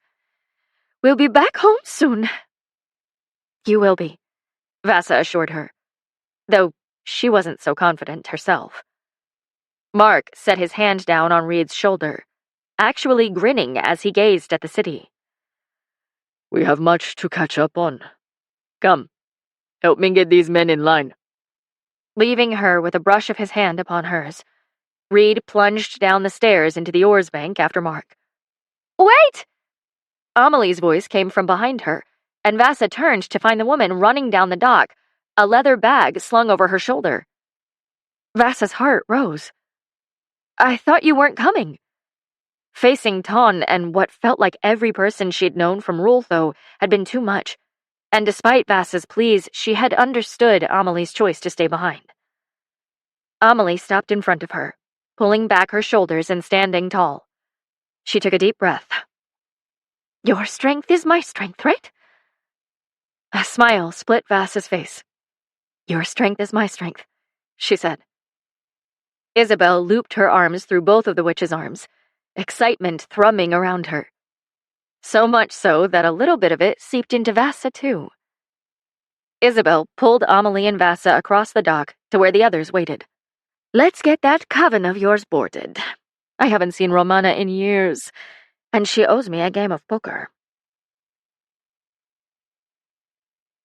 Chapter 16. Every hue of gold rose in stripes along the hilly horizon. The glittering turquoise water of the Satara deepened to an emerald green as they sailed into the middle of the enormous salt lake. A peak here, a memorized jagged edge there. By the time the sun began to set, the water reflected the red and orange rays, colors glittering upon the surface and stealing Vassa's breath. Reed spent the day in the oars bank with the soldiers, just like Kasana and Mark, drenched in sweat as they rowed. Located just below the main deck, Vassa had avoided that part of the ship, opting to stay upon the upper deck above the captain's quarters. Vassa asked Asoti and Mathjan if she should go down there and join, and Mathjan shook his head. Look, he said with an exhausted wipe of his squeezed-shut eyes. Travel is boring. There is often nothing to do. That doesn't make you lazy. Nodding slowly, she looked out upon the water once more and scanned the edges of the shoreline. They'd moved closer, opting for calmer waters. It shocked Vassa how deep this part of the lake appeared, even this close to shore. Here, orange rock jutted into the sky and out into the lake, with plateaus dotting the towering cliffside. It was different from the soft hills she'd grown used to back in Moray. Isabel was entrenched in a heated game of poker with Melusina, Romana, Suma, and Mariana in the cool passenger quarters, while Amelie had stayed glued to Vassa's side. The setting sun drenched them all in rays of golden light so bright she had to put her hand above her eyes to make it tolerable. On shore, movement caught her eye, and she leaned forward on the bench. Squinting, her vision bobbed up and down. There was nothing. Had she imagined it? Her magic coiled and sprang, leaking down her arms, like it knew something she didn't, as if her intuition was blaring a warning. Amelie sat up. Panic started to rise. "Draw your weapons!" Vassa cried, right as she unsheathed the dagger at her waist. Voices burst from below. Mathjan leapt up, his little leather satchel falling from his lap and slapping against the deck. Asoti was already on her feet and standing directly next to Vassa, gleaming daggers in each hand. Asoti spun. "Down!" she screamed as she leapt for Vassa, the two slamming onto the ship's deck as something whizzed past her ear. There, jagged point piercing the wooden deck, was an arrow. Vassa whipped her head up. Studding the plateaus were soldiers, bows drawn and aimed. Mathjan crawled to cover her as a shower of sharp, gleaming arrows began to fall like rain. Instinct slammed through Vassa's veins and coated her bones, black mist pouring from her hands. She crawled to the side of the deck with Asoti, Amelie ducking with them, arrows skittering across the deck. To her left, the magic hissed as it moved, hovering over the upper deck like fog. Her heart beat wildly. The ship rocked, and she was tossed with the force, slamming into the side of the deck with a grunt. Arrows began to fly from their own ship, bodies falling from the plateaus and slapping against the water. Still, the ship cut through the sun's reflection, and Vassa pulled herself back to her knees. Fewer arrows pierced the upper deck this time, but enough that one ripped through the billowing sleeves of Vassa's blouse. It didn't cut her, though, and she tore off the fabric. "What the fuck is happening?" she shouted. "We're under attack," Asoti snarled. "We need to get you in protected quarters." "I am not going into a room." The boat rocked again as voices shouted from below. Something clanked against the boat, and Amelie lifted herself and bent over the side. Immediately, she flung herself back down. "They're boarding from the water," she said, voice thick with concern. Panic seared down Vassa's spine. She demanded, "Where is Reed?" "He's with Kasana. I'm sure they're in the oars bank," Asoti said, though something about the way she spoke told Vassa her guard wasn't so confident. "We should find both of you a safe room." "Asoti," Vassa said, and both the witch and the warrior turned to meet Vassa's eyes. "I told you, we're not doing that." One strong nod from Amelie, then a curse from Asoti, low and angry. Vassa sprang from where she sat and broke through the magic as it crept across the upper deck floor. Just as quickly as she stood, Vasa ran to the stairs and threw herself down them, Esoti and Amelie sprinting on her heels. The main deck was covered in blood and arrows, and the door to the hull had been ripped open. Tiny boats surrounded their ship, each with at least 4 men, and a sailor near her slipped on the now slick surface of the boat. Vasa scanned the entire bow. At least 10 soldiers were down, and Reed and Kasana were nowhere to be seen. Esoti hauled Vasa back, just as another clanging noise beat against the side of the ship. A metal claw rested upon the edge, and one of their soldiers sliced vigorously into a connected rope to set it free. An arrow slammed into the soldier's shoulder, and she cried out, falling backward as the rope snapped. Amelie rushed forward. Arrows rained down again. Vasa lurched and grabbed Amelie's wrist, hauling her away from the spray of blood. They all ducked beneath the overhang of the upper deck, the injured soldier crawling as fast as she could from the edge. Concern for Mathjan was fleeting as he landed upon the deck and drew his sword. Vasa noticed his hands shaking slightly, and didn't know if it was caused by age or by adrenaline. Esoti pushed him through the door, commanding that he needed to find Kasana and Reed. On the other side of the vessel, a man in an unfamiliar green vest and black breeches swung himself onto the deck. The sigil on his chest in gold and white indicated his connection to Rultho. "We are from Mirai!" Esoti yelled. Still, the man from Rultho launched himself forward. He and Esoti each drew jagged blades as steel clashed with steel. From the ratlins, arrows pierced the men who tried to board the ship, and bodies fell back into the water. "They're coming too fast!" Esoti shouted as she disemboweled the soldier. Vasa jumped back to avoid the spatters of blood, trying to fight off the instinct to disappear. They had trained her, too. She could fight. She picked up an abandoned dagger from the floor and squeezed it between her fingers. "Why are they attacking?" she demanded. Someone burst from the other side of the deck. Vasa could have shuddered with relief at the sight of her coven. The bow swarmed with green, at least 12 enemy soldiers tossing themselves upon the boat, and Esoti cursed something wicked before diving into the battle. Mariana howled as she lifted her arms, and blackness began to hiss along the water surrounding them. Amelie sprung after her, mist bathing her hands as she shot the magic toward a soldier, the void of Viraji power circling his eyes and mouth and nose, cutting off his senses. Vasa leapt, felt the resistance of tissue and bone against steel, and pushed through it. Ripping her dagger from a man's abdomen, she pushed him to the floor. One arrow slid into the arm of a Morayan near her, and he screamed as he hit the deck. Any ounce of regret Vasa felt at the death of the Rultho Corps winked out. Vasa plunged into the fray, fear coating her tongue, but her magic drawing her deeper and deeper onto the main deck. As Amelie expertly wielded magic, Vasa finished the job, watching the life drain from the brown eyes of a stranger whose dead body she tossed to the deck. Soldier after soldier fell to the warriors and witches. The Viraji magic seemed to roar, twisting in Vasa's gut as arrows rained from the sky, and she unleashed it upon the man nearest them. All she saw in her mind was Reed, his dark hair, and a gaze so gold it put the setting sun to shame. Her chest twisted with agonizing fear, and then rage hotter than any she'd known before. Was this her own panic playing tricks on her, or was her instinct trying to tell her something? She needed to find him. "Esoti!" Vasa said. But the boat rocked once more and Vasa lost her balance, falling to the deck as Esoti slammed into the side of the boat, nearly splintering wood. A man pounced on her, angry blue eyes blinking out blood. Before Vasa could react, a knife hurled through the air and slammed into the man's chest. Red bloomed to soak the green of his shirt.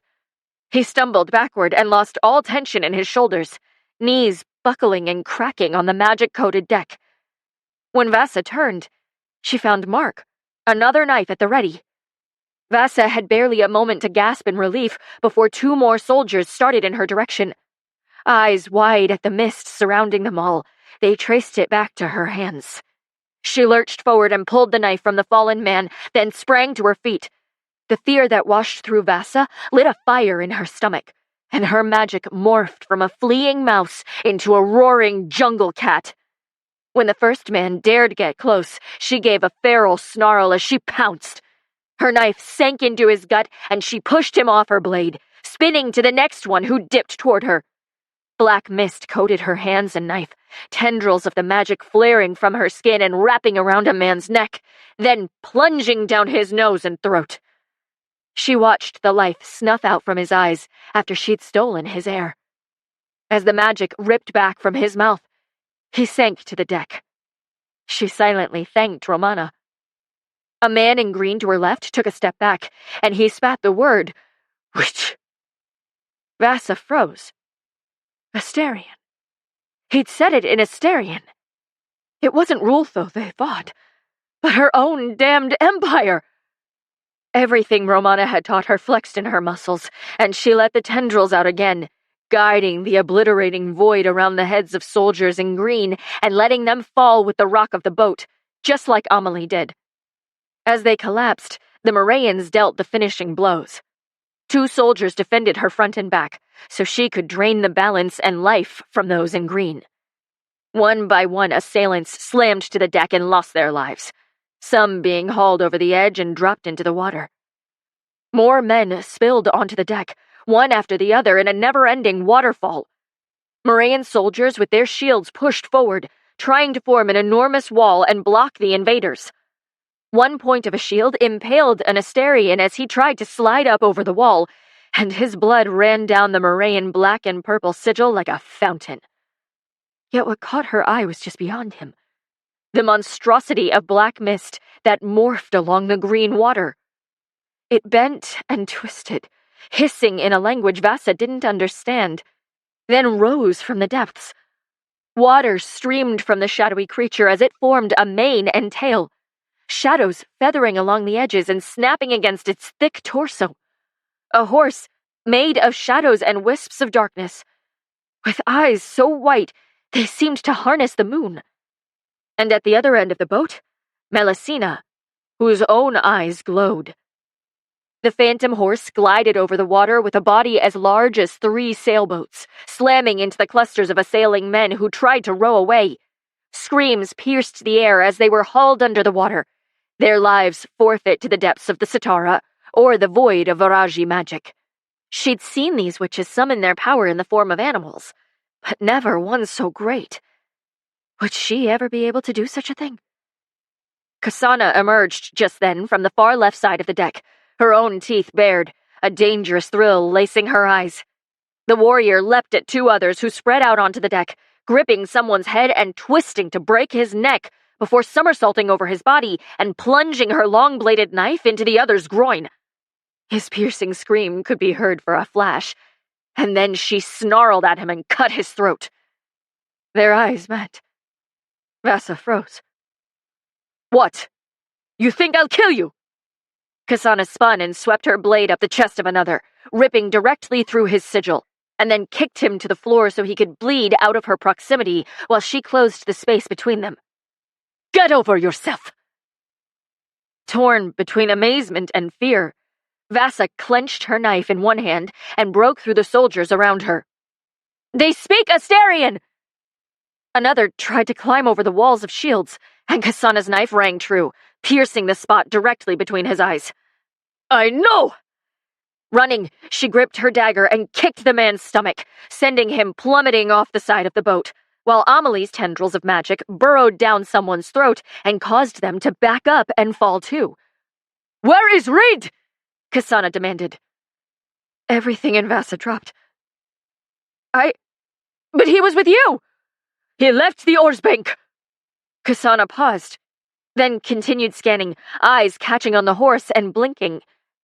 Vasa didn't think. She only ran. Asoti screamed after her as Vasa barreled through at least 3 men and ducked around the side of the deck, plunging into the passenger quarters and immediately climbing the stairs. Darkness bathed the narrow corridor as she climbed, and Kasana's curses of protest echoed behind her. "I should have fucking killed you!" The sounds of battle could still be heard on the main deck.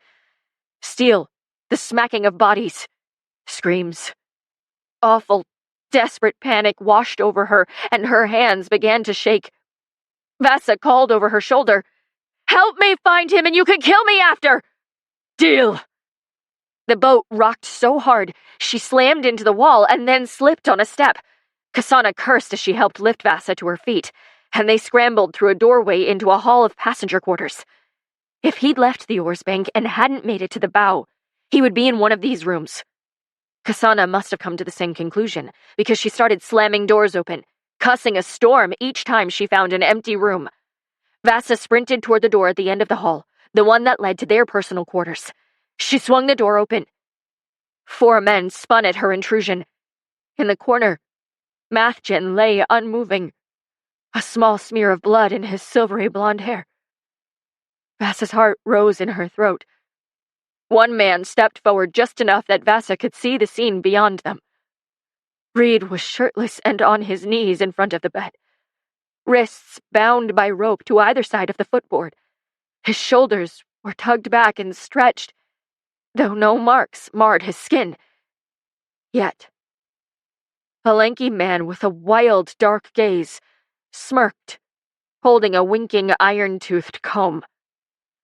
Vasa's breath caught. Those familiar blue eyes, the serpentine turn of his mouth, that weapon. She knew this man, an Asterian general. And suddenly Dominic's letter, the mention of a gift, spun in her mind. Kasana gave a battle cry as she ran into the room. Magic burst out of Vasa on instinct, the glittering darkness whipping over the men and wrapping around the eyes and throat of the Asterian general. Power constricted with her anger, strangling his airway and causing the comb to clatter to the floor. His mouth parted for a scream he couldn't make. The other men pounced. One tackled her to the floor while another grabbed her wrists, tugging at her arms.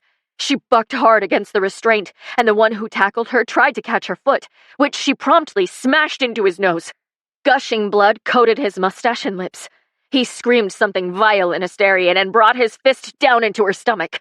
Vasa lurched upward in pain, but the one who held her wrists pressed down so she couldn't raise her arms. She gasped for air, and the man she'd kicked grabbed her ankles, blood dripping onto her pants. The gold and green emblem of Rultho, right over his heart, mocked her. He would kill her. He raised his toothed knife. Faintly she heard Reed's horrified roar, and then a jagged onyx blade rammed through the soldier's throat. Blood spurted to cover her blouse and face, and the man gurgled, his body immediately going slack as the life winked out of his eyes. The blade slid back, and when the man in green fell, Vasa let out a desperate choke of her own. Kasana snarled as she glided her knife across the neck of the man who held Vasa's wrists. The man fell backward, and his jugular drained upon the floor. One moment. Vasa shook for one single moment. A hand appeared in front of hers. Kasana's.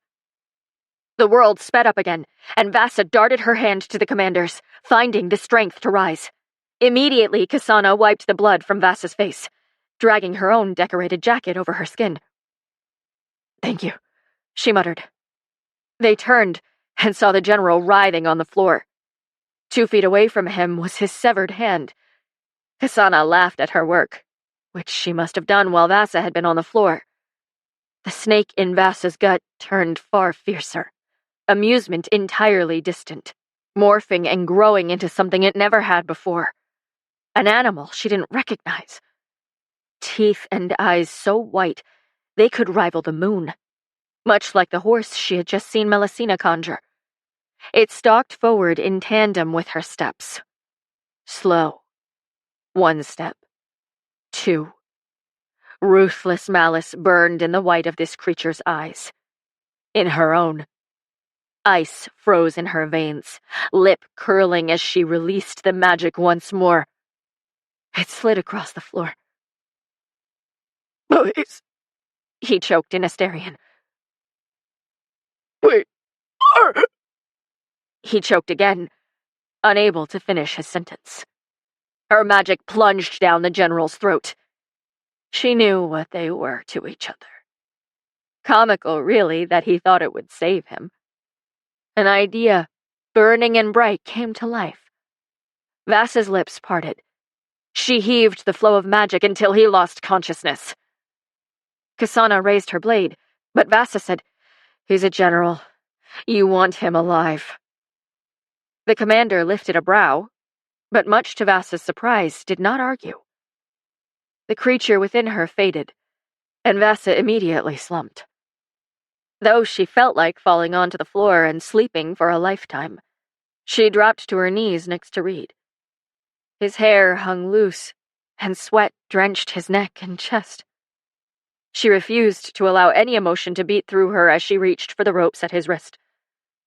They looked like any other set of ropes, but there were fibers of black intricately woven into them. The moment she touched them, something emptied in her stomach. The magic, like it burned out, gone. She cursed and pulled her hand back, the magic roaring back to life inside of her. "What are these?" she whispered. Magic, Reed breathed. the magic. Vasa felt nothing. Everything, all at once.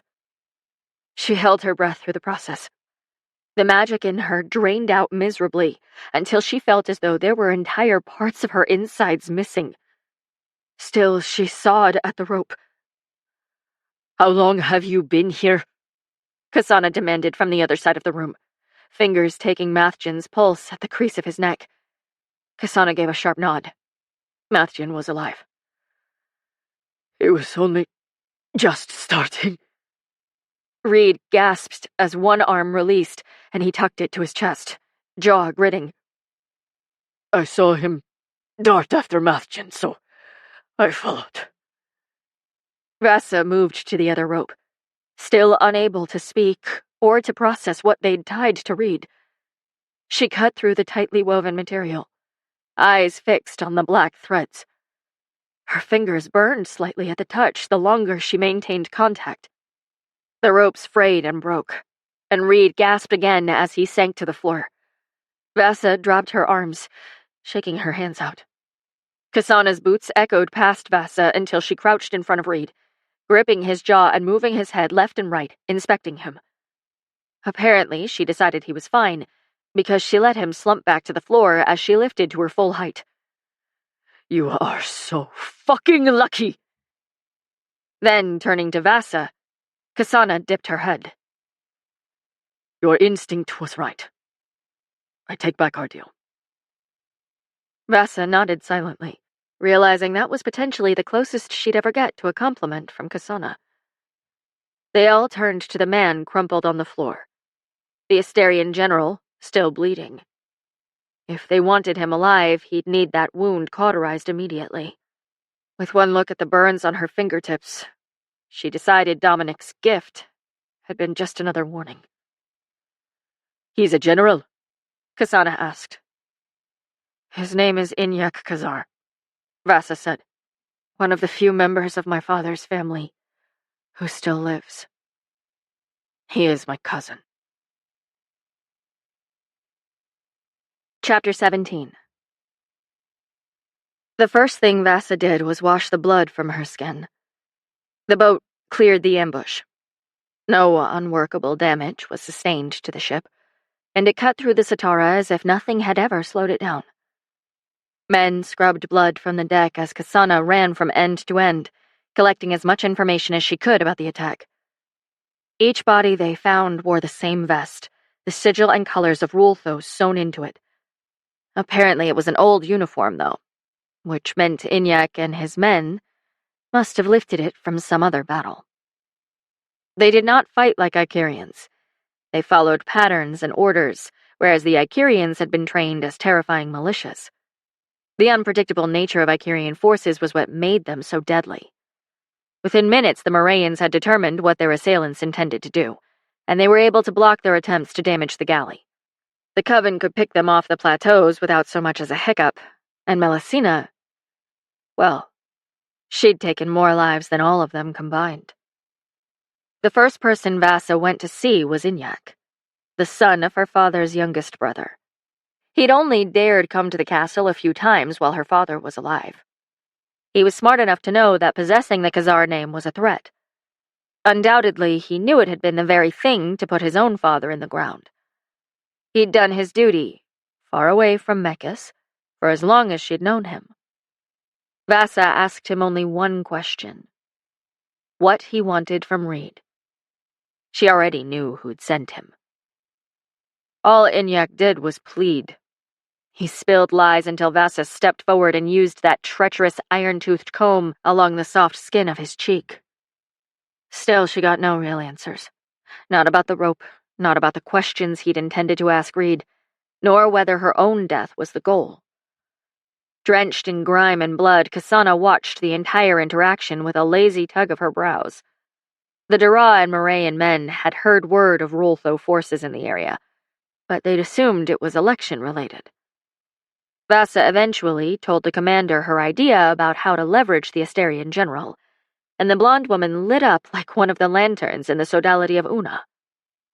"You are a formidable ally," Kasana said in response. Leaving Inyak bound and bleeding, the two women moved to the overwhelmed brig, passing Mathjan as he limped into the general's holding room. Though Mathjan was worn, determination struck across his tightly pressed mouth. He instructed the two guards near them to prevent anyone from entering until he was finished, then closed the door behind him with a resounding slam. Kasana remained by Vasa's side as she went from prisoner to prisoner. They all spoke Asterian, and while Mathjan was still with Inyak, Vasa was one of the only people on board who could communicate with them. Which was why she executed the first one herself, to banish any doubt the Icurians had about where her loyalties lay. A sliver of her own conscience punished her for the action, but she knew well enough these men would not have spared her had they been given the chance. That she had most likely been a target. The Asterians gave her no useful information. Most sneered about her magic, or called her invoke, witch, or worse, bonas, traitor. One spit on the ground where she stood. A Morayan stepped forward immediately, his knife to the man's throat, and turned his attention to Vasa, awaiting a command.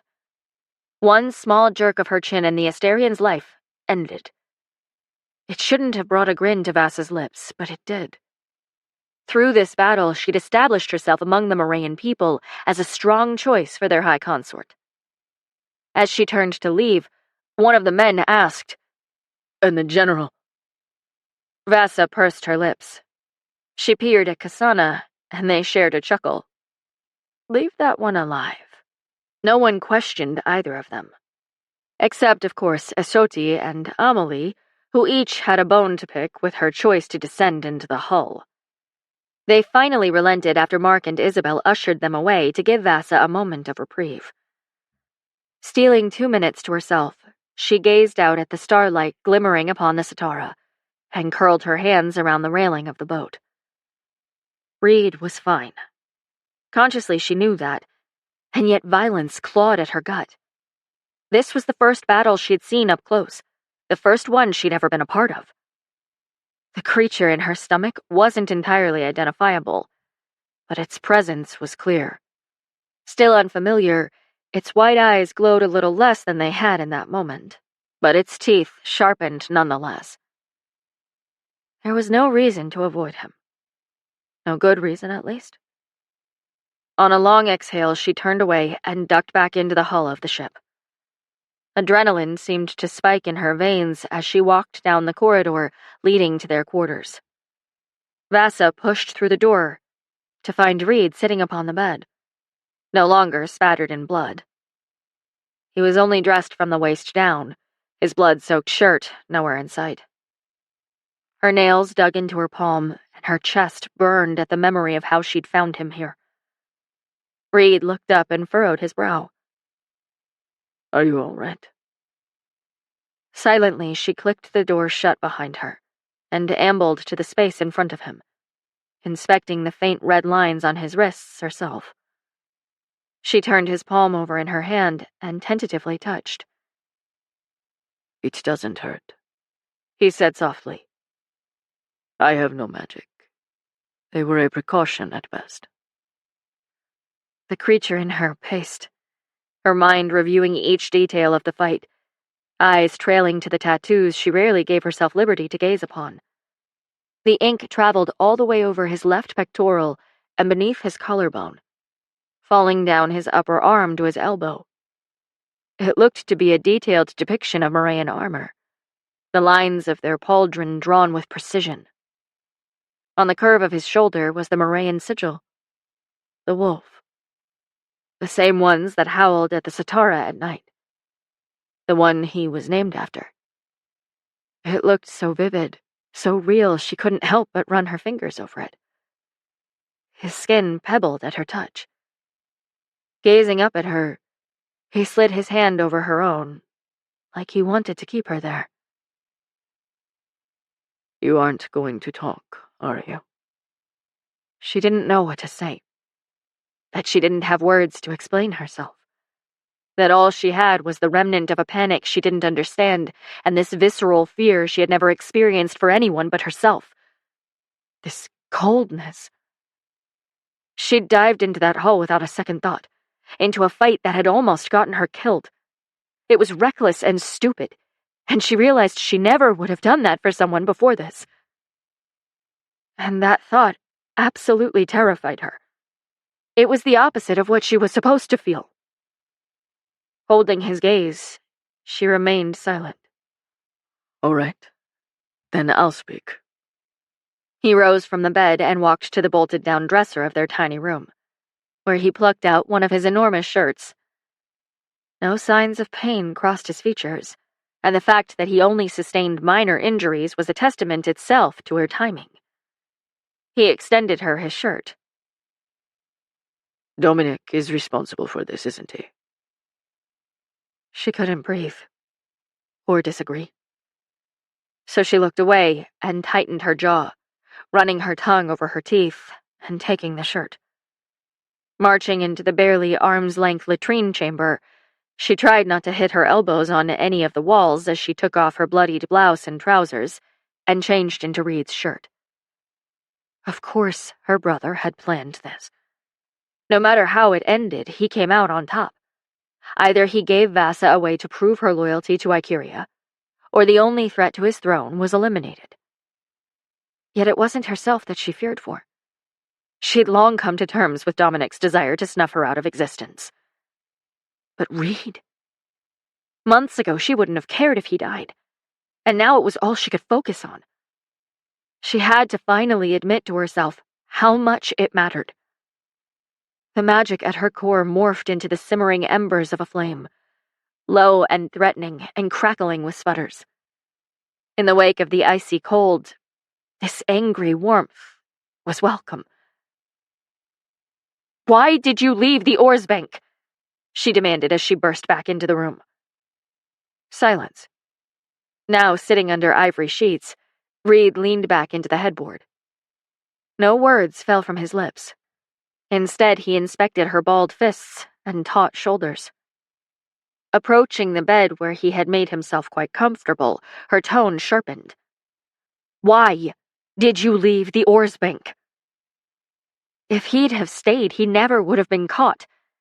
Those men hadn't breached it. But an awful thought sprang to life. Perhaps it hadn't been breached because they'd already found what they were searching for. "Answer me." Lips pursed, he shrugged. I was looking for you. You shouldn't have done that. I will never not do that. It wasn't up for debate, judging by the strong hold of his jaw and his unwavering gaze. Or perhaps it was the way he snuffed out the lantern and left her standing in the darkness that assured her he had no intention of admitting his own stupidity. "You're a fool," she snapped, turning and trying not to stumble through the dark to get to the other side of the bed.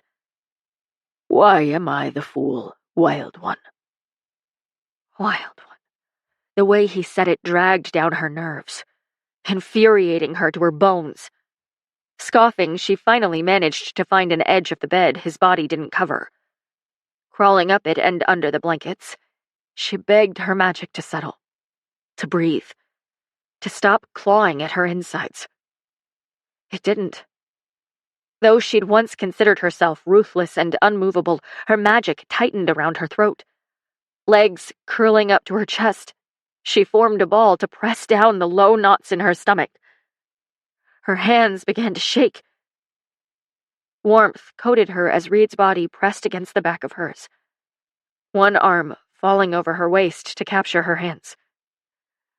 Breathe, wild one. The other hand searched for a way to wrap his arms around her. She was in too tight a ball, and she shifted away from him. I am breathing, she snarled. Slowly.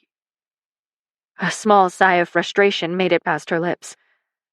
His hands tightened on her wrists. You don't have to do that, she spat. I don't need to be contained. He froze for a fraction of a second, and then tugged, forcing her to her back so he could kneel next to her, his large body leaning over hers, one leg slipping between her thighs. She went rigid. Then she forced herself to uncurl. Darkness bathed them both, but her eyes had begun to adjust, and she could see the angry line of his mouth, the narrowing of his eyes, and the strands of his hair that almost covered them as he inspected her. If you want to pick a fight, look at me while you're doing it. I'm not picking a fight. You are. You always pick a fight when you feel out of control. Magic rose in her like bile. She wouldn't lose her grasp. She wouldn't. But this power needed an outlet, a way to course through her veins and leave her empty. Shit! He was right. He gestured with his chin toward where he held her, her arms bent with wrists almost pressed to her jaw. To the magic growing on her hands locked between them. What do you need? Torn between anger at such an observation and shame at it too, she looked into the lightless room. I just need a second. She needed to come back to herself. Then take a second, he said, refusing to let go of his vice grip on her. Like he knew the magic was dangerously close to loosening and that here on this ship there was no place she could go. Dipping her eyes to the incremental space between them, she gritted her teeth and tried to run herself through the cycle. To feel, to accept, and to release. All she did was feel. The magic riled and lifted. Her breath caught. She didn't know how to release a little without releasing it all. It hurts. Her eyes squeezed shut. I can't. Control the release. I know you can. On an exhale, the magic started to move. She felt it first on her fingers, consuming both of their hands in cold mist between them. Small trickles of power threaded from her. She tried to pull back, but he chastised her, squeezing her wrists harder. He was too close, seeing too much. Panic pressed to her chest at what he might think. I don't want you to see this. Yet Reed didn't flinch at the sight of her magic coating his skin. Instead, he brought his lips down and ran them along the top of her mist-coated knuckles. Heat crawled up her neck, but her lips parted. Let it out, he insisted, mouth brushing past her wrist. Turn the bed black. Obstinance drained from her at the same time she had difficulty swallowing. He continued his downward descent, his breath coasting along her forearm. She let out another trickle of power, and this time it sighed with her. Dancing along the ivory sheets, the black mist crept across the pillows and down to where his knee pressed into the blankets. The stings started to ebb. He nipped at her skin, dragging his lower lip as bumps rose along her arms. A bit more of the magic trickled out, and she gripped it, stopping the release before it flooded. This was working. Good, he praised. More? More, she rasped. Lifting her wrists above her head, he used one hand to push them into the pillows. A thread of awareness rode her nerves, and she instinctually arched toward him. At her invitation, he lowered his mouth to where the borrowed shirt covered her breast. He paused. The icy feel of his inhale caused her breasts to peak. Then he ran his teeth over the new curve, licking the fabric of the shirt. Desire curled down her hips. On another sigh, she let the power out again, the pressure in her stomach subsiding. He hovered over her covered breast, this time stopping to pull it into his mouth and suck. Each cavern the slow release of magic created instantly flooded with yearning, which was easier to manage than the anger or the sadness or the fear. Her senses turned and bowed to where he knelt, to where he touched. She felt his skin against hers, felt the proximity of his broad chest, and how when she took a deep breath, her wrists strained against his grip. On her exhale, she directed it outward again, the magic slithering farther along the sheets. His voice rose to linger directly above her. More. As she opened her eyes, she found his gaze measuring the space between her parted lips. More. He lowered and captured her mouth with his own, stealing the sound from the air as if he wanted to make sure it belonged to him and only him. His tongue immediately snaked between her lips, and she melted against him, the fire inside her becoming hotter as he swept into her mouth and tasted her. At their lips' touch, the magic ebbed, then spread like steam from a boiling pot. It surrounded them, black mist smothering the bed and the floor in a hiss as it melded from an angry bird of prey to the surface of the Satara. Lapping against her insides, it was capable of great calm or immense storms. When he released her wrists, her body chose storms. Like a band snapped, she kissed him wildly, hands sliding into his hair and body lifting up to his. When he slid his hands behind her back and used them to spin her, she lost all sense of caution. She wanted to forget anything that could ever harm him. He moved her with grace as he landed with his back against the headboard, dismissing the darkness that crept along the bed. Gripping her thighs, he slid her legs to either side of him and settled her hard against his lap, his mouth only leaving hers to start a teasing descent. Teeth grazed the curve of her neck, and he lifted his other hand higher, fingers toying with the bottom hem of her shirt. He slid his hand beneath the fabric, and his fingers scraped over her bare hip. He froze. She felt him harden at the same time he said, You aren't wearing anything underneath that. She never did. Vasa started to pant, started to tilt her hips up to him. Do you ever wear panties underneath my shirts? Biting the inside of her cheek, she shook her head. A slow sound emanated from the back of his throat as he kissed her mouth again, biting down on her lower lip. I've clung to that barrier, Vasa. Told myself it would be inappropriate to push them to the side and take you. Desire shot down her spine, and she pressed harder into his lap, her own hips begging him to take it further, to do as he wanted. She had no resolve against these words. Hearing them in Icurian only burned hotter, like her ear bent to his language just as she did to his touch. All I needed was an excuse, He whispered. and permission. Have you found one? She dared ask. His grip tightened. We could pretend that it's because it'll help you fall asleep. That I'm selfless and altruistic. That's not the truth.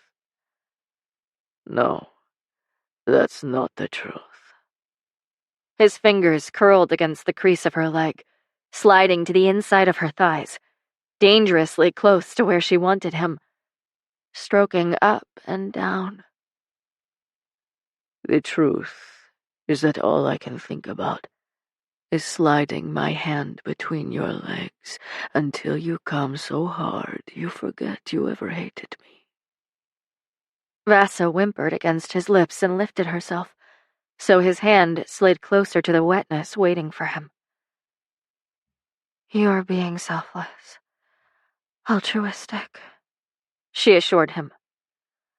Good. That only leaves permission, wild one. There it was again. That question. This time it wasn't the least bit disarming. "Please," she begged into his mouth. He kissed her again, tongue brushing her lips, and then his fingers dipped and slid down her core. Her breath caught, and he groaned at the wetness he found. Fingers finding a rhythm against her as she tried to kiss him back, tried to retain some control. But then he released the grip he'd kept at the base of her hair and lowered that hand between her legs too. As her hips rose, he slid 2 fingers inside of her. Pleasure jolted down her spine, and once again her magic spun over itself into something new, something she'd felt earlier. The white eyes and sharp teeth. Her mouth opened against his, hips rocking up and down as she rode his hands. He pressed circles into her core, stroking her, letting her set the rhythm with how deep he went and how fast he got there. The magic in her rose and tightened, different now from anything else she'd ever felt. She hadn't dared finish herself with this unpredictable power, not with him so close. But he knew the force by now, and she knew with certainty that it knew him too. Knew herself. She wouldn't hurt him. The thought sent her barreling upward, her mouth parted against his, and he kept the pace. Didn't dare push further or change a single thing about the rhythm they'd found. He only captured her mouth and reveled in her parted lips and how she couldn't manage to kiss him completely through her sounds. Crying out, the last of her pent-up magic burst out of her in a wave of black that snuffed out any bit of light in the room.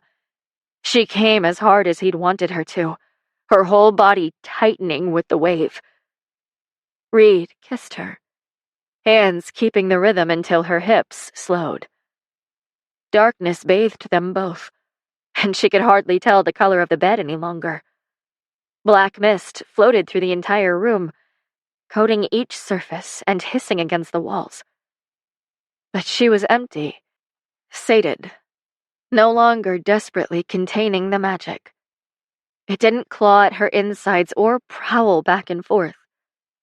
She laid her head against his shoulder, took a deep breath, letting his scent fill her senses. Salt.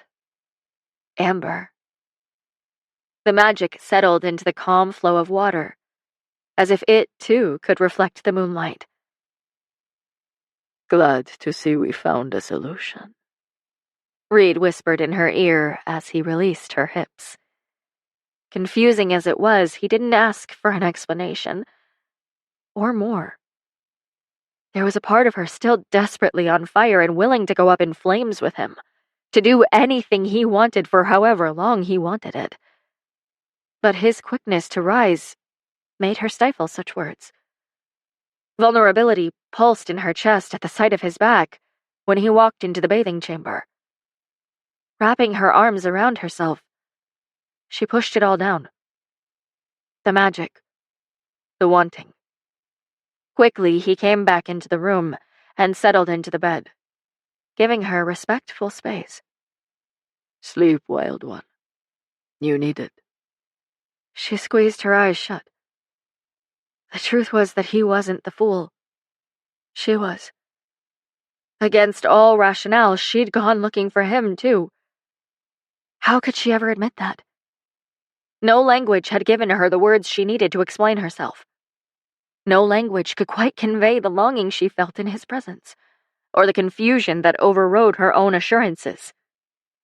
But mostly, there were no words to say how people, much like homes, would always be taken away. And she had no clue how to let someone close enough for that to hurt. Perhaps that was why he didn't take it further. Perhaps he didn't know how to either. Chapter 18. By the time the sun rose, they prepared to disembark in the breathtaking city of Dara. Vasa could hardly hold herself up. Exhaustion beat like a drum, and her magic stirred, unsettled again. It did not immediately coil into a snake, something she attributed to the release she'd been offered last night. But it wasn't quite dormant either. It simmered just beneath her skin. Before they joined the rest of the group, she discussed her intentions for the general. Not a word or indication of what had passed between them earlier. That was only another impossibility she needed to turn to water. There was far more on the line than just the election. The fragile balance between Dominic and Icuria sat upon a frayed rope that hung above her head, above all of their heads. Their awe was just as beautiful as she remembered it, though now awe pierced her heart where it hadn't had room before. Gazing upon it stirred something in Vasa's magic. Locations held memory, too. Dozens of waterways flowed through the enormous rainbow-toned city, curving bridges over the emerald-green water of the Sitara. Arches and iron filigrees decorated the buildings dotting the skyline, and in the near distance, Vasa spotted the giant spires of the sodality of Una. Crowds of people waited. Clusters of them lined the dock and the entire way to the High Temple of Dara. Their raucous cheers and hollers echoed all the way to the water, filling the chambers of the boat and Vasa's ears. Their soldiers in ceremonial garb flooded the dock, forming an enormous parade in rows of 10. The men and women of the Morayan Corps, led by Kasana herself, marched through the street with their swords drawn. The infamous coven of Araji witches disembarked next, clustered together in the sweeping amethyst robes worn by the sages of Sitar. As they hit the docks of Dara, the women each let out their tendrils of magic, the mist creeping along the pathway and hovering over the bottoms of their robes. The crowd seemed to draw a breath all at once. Such a display of power for Icuria's favored foreman. Isabel and Mark walked forward with their proud gazes sweeping over all they had helped rule for a decade. And then Mark turned with his palm up, sweeping up toward the opening in the hull. To the wolf of Moray, his consort at his side. The crowd's cheers echoed off the boat. Reed truly looked like a headman in his own right. His purple-draped shoulders swept against Vasa's when he looked down. Ready? Vasa nodded. Pretend you love me, Wild One, he murmured, and she elbowed him for good measure. He shook with laughter and settled his hand on the small of her back. And then they descended into the crowd, which roared at Reed and Vasilisa of Moray. At the edge of the dock stood each contender and their consort, accompanied by their counselor. Reed and Vasa were the last to arrive, which didn't come as a surprise given the events of their last day. Vasa first noticed Kennan and Gallon, the two counselors each standing with their respective foremen. Their familiar faces were little comfort in this crowd, though. Cohen, who hadn't changed a bit since he'd bid them both goodbye that fateful morning, stood with the head man. The two seemed the friendliest of the bunch. The foreman of Hazut looked as though he believed they had a real chance at winning. But it was Ton of Rultho who caught Vasa's eye, accompanied by his counselor, Hunt. Reed immediately approached the group, dipping his head in acknowledgement at each contender and counselor, and Vasa did the same. They went one by one, introducing themselves. The foreman of Moray sped his pace, and Cohen came forward, the two embracing and warmth radiating from them both. Consort, Cohen said as he dipped his head to Vasa, finally releasing Reed and minding the group. Lovely to see you again. The two had hardly exchanged a word when they'd found her in Dara. Cohen obviously knew her marriage was a ruse. But much like Mathjan and Melusina, he didn't outwardly resent her for it. You as well, Vasa said. The foreman who won a Varaji witch for his wife, said an unfamiliar man who approached from behind the umber foreman of Dara. He appeared open and approachable, with dark skin highlighting the glimmers of gold and brown in his eyes. When did you start calling me by my title, Kier? Reed asked with a friendly, laid-back laugh. Kier, as in head man Kier of Ikeria. An honor to meet you, Vasa said with a heavy dip of her head. Kier grinned and bowed away, giving space for the contenders. Swiftly, they greeted their competition from Hazut, and Vasa's heart started to pound. As they approached, an enormous man sauntered forward with large, swinging shoulders that looked like they might very well knock over anyone who stood in his way. The dock shook with his footsteps. Ink in the toothed markings of Ikeria climbed the side of his face and onto his shaved scalp. Ton of Rultho, the current foreman of Rultho. Without bothering to gaze at Reed, eyes so orange they rivaled the sun settled harshly on Vasa. Isabel suddenly slid to her side, lifting a hand and laying it protectively upon her arm. Mark shifted his weight next to Isabel, but didn't utter a word. He'd told Reed he planned as much, ensuring Reed knew that he would look weak if he allowed Mark to pretend to be in charge. Behind Ton, another man walked to meet them, and though she didn't think it possible, he looked even less friendly than Ton. Gazing at the enormous boat looming behind them all, the man straightened his back. Hunt of Rultho, the reigning counselor. Reed had properly informed her of everything she'd need to know about this man before stepping onto this dock, starting with Hunt's close relationship to the advisor Vasa bargained with all those years ago. To their luck, that particular woman didn't seem to be waiting for them.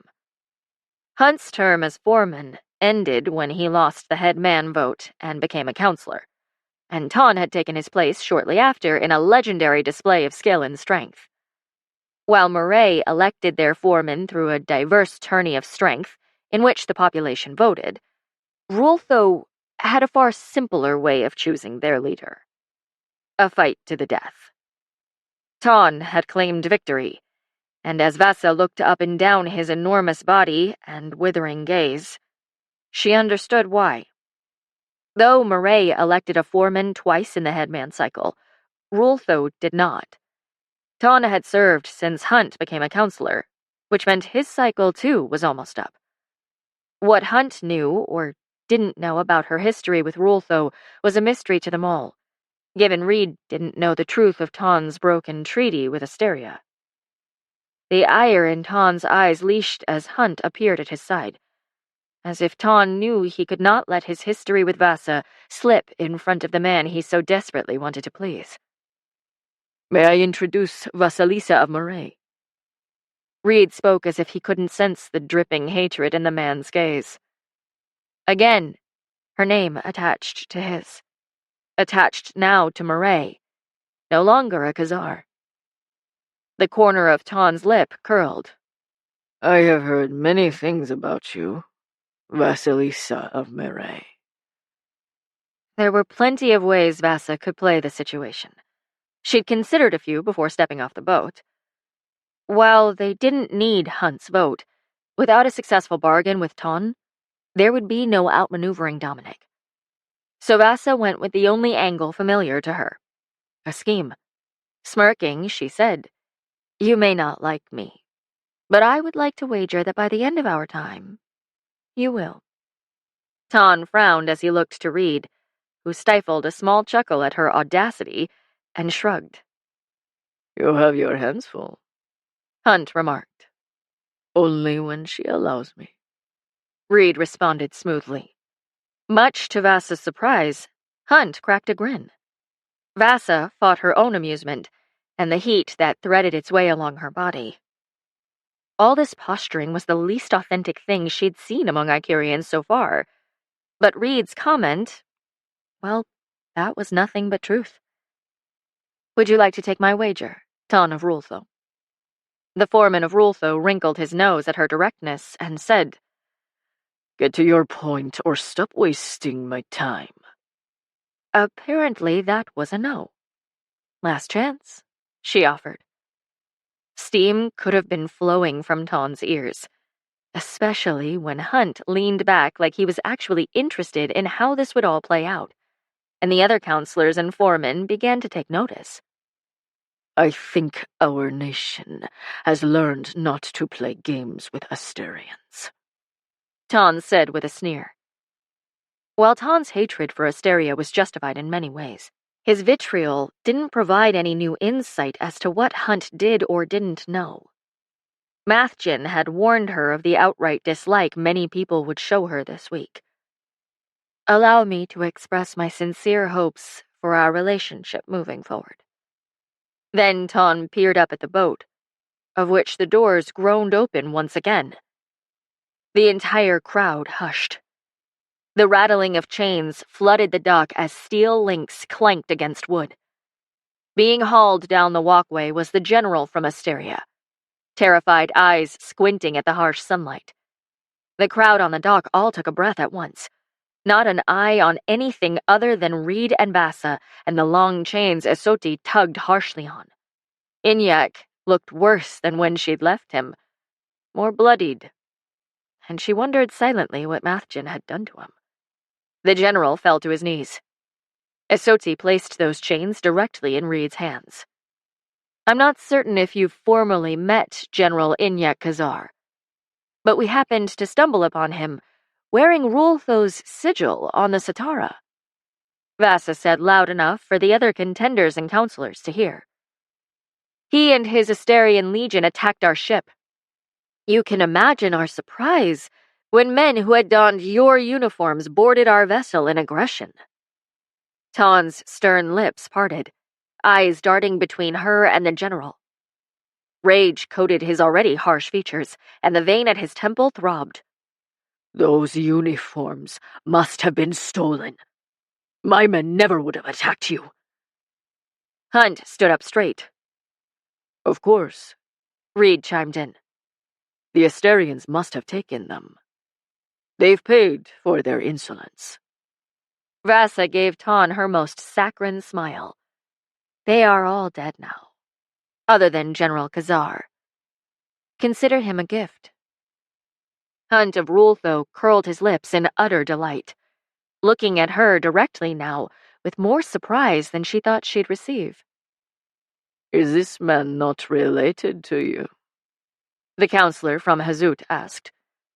He looked at the scene as though he didn't believe his eyes, and she quickly realized he was capitalizing on the opportunity. This man assaulted my husband and my ship. Vasa looked to Reed, then back to the counselor. Any relation was left there in the water.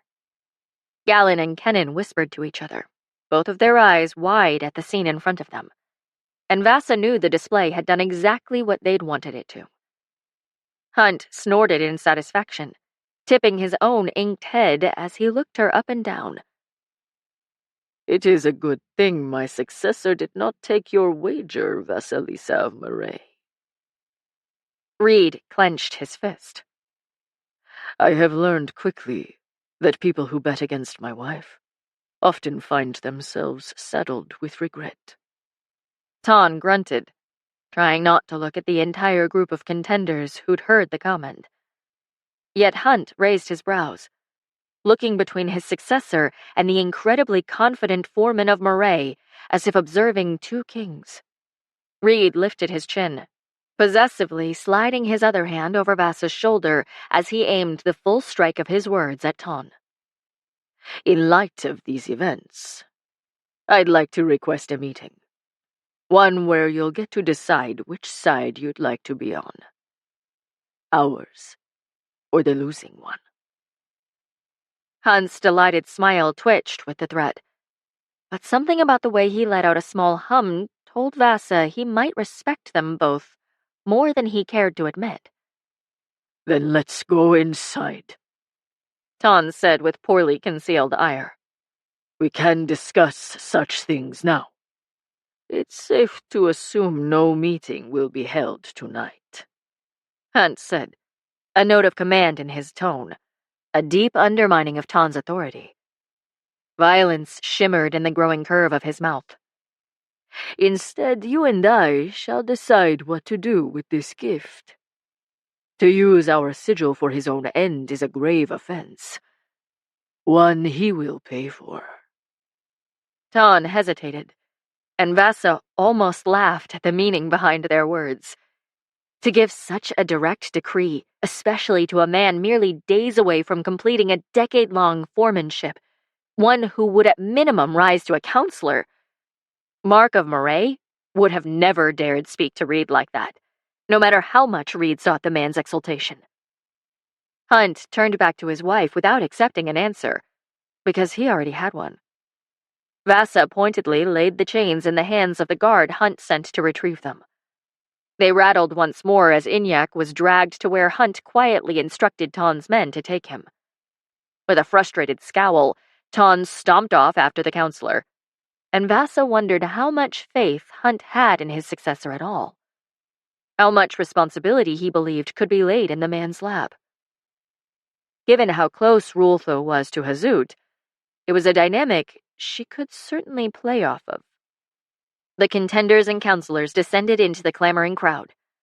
As they cleared out, Isabel muttered under her breath, Hunt's lapdog. Sit, stay. Reed's laughter threaded around them. Despite herself, Vasa grinned. Looking up at their small group, she whispered, Shall we see if he can roll over? Against all odds, Mark of Moray snorted a laugh before quickly regaining his composure. Let's go win an election, shall we? Upon entering the high temple of Dara, they were blasted with cool air pushed by large fans moving upon the vaulted ceiling. Flared edges went back and forth in unison, appearing sharp from Vasa's angle. Coming immediately to her side, the 5 other Viraji witches crooned about their grand entrance and how the crowds had shaken with anticipation. Cohen found them in the main chamber immediately, metal spectacles highlighting the chocolate of his eyes and the enormous smile growing on his face as he spotted them. Cohen's eyes traveled across the small coven, greeting each of them with a strange familiarity, until his piercing gaze settled upon Amelie at Vasa's other side. He tilted his head. I don't believe we've met. Amelie seemed to freeze for a moment, but then she said, I don't believe we have either. From behind Cohen, Reed raised his brows. Cohen of Dara. The other foreman introduced himself with a hefty bow of his head. Amelie McCrae. The brown-haired witch shifted her feet a little. Melusina!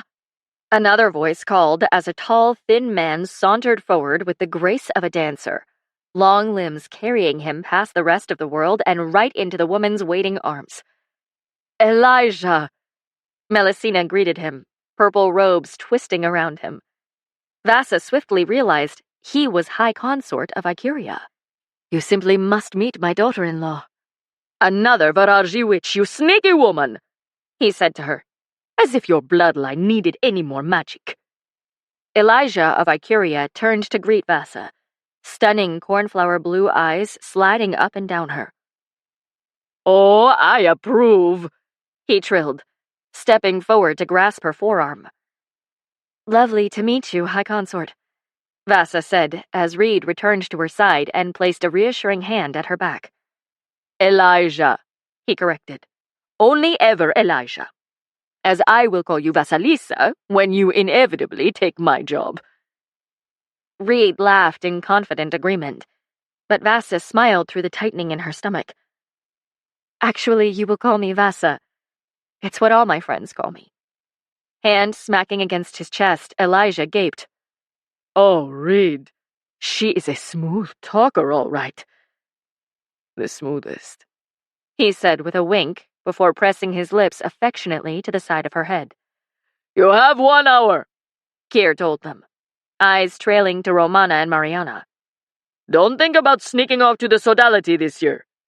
Don't think your little title means you can boss us around, Romana reminded him. Vasa stifled her laugh, given his little title was head man of Ikuria. Rolling his eyes, Kier fought a smile. Good luck, Reed. Perhaps you will finally be able to negotiate with them. Not likely, Mariana said as Kier plunged back into the crowded main hall. Shaking her head, Vasa spent that single hour escaping to their quarters and fixing the cosmetics on her eyes and lips, Amelie sitting on the counter and dangling her legs. Reed caught up with Cohen on the patio, and, dressed in their finest, all four of them descended upon the traditional first dinner together. The counselors observed the entire dinner smugly, taking note of each of Vasa's gestures. Hunt of Rultho clearly distrusted Vasa after her earlier stunt. He often leaned over and whispered to his blonde companion, the counselor from Hazut. But Hunt still managed to look more inviting than his successor, who had to bend over his table to fit. Ton of Rultho's eyes went wide when he saw who took the seat directly to Vasa's right. Amelie. The magic in Vasa rumbled. Regardless, they ate with ease, laughing at the jokes Reed made and smiling widely when Cohen spoke. He'd taken the spot next to Amelie, which brought a smile to Vasa's lips, though she minded her own business. The crowded room was filled with tables upon tables, all laid out around a dance floor. Food was piled on two larger rectangular tables lining the edges. Lanterns lit by the Coven of Una were strung from the ceiling in varying levels, much like the library, shimmering in pale gold. People filed in, most of whom Vasa didn't recognize. Still, she ate her fill and joined the conversation where she could.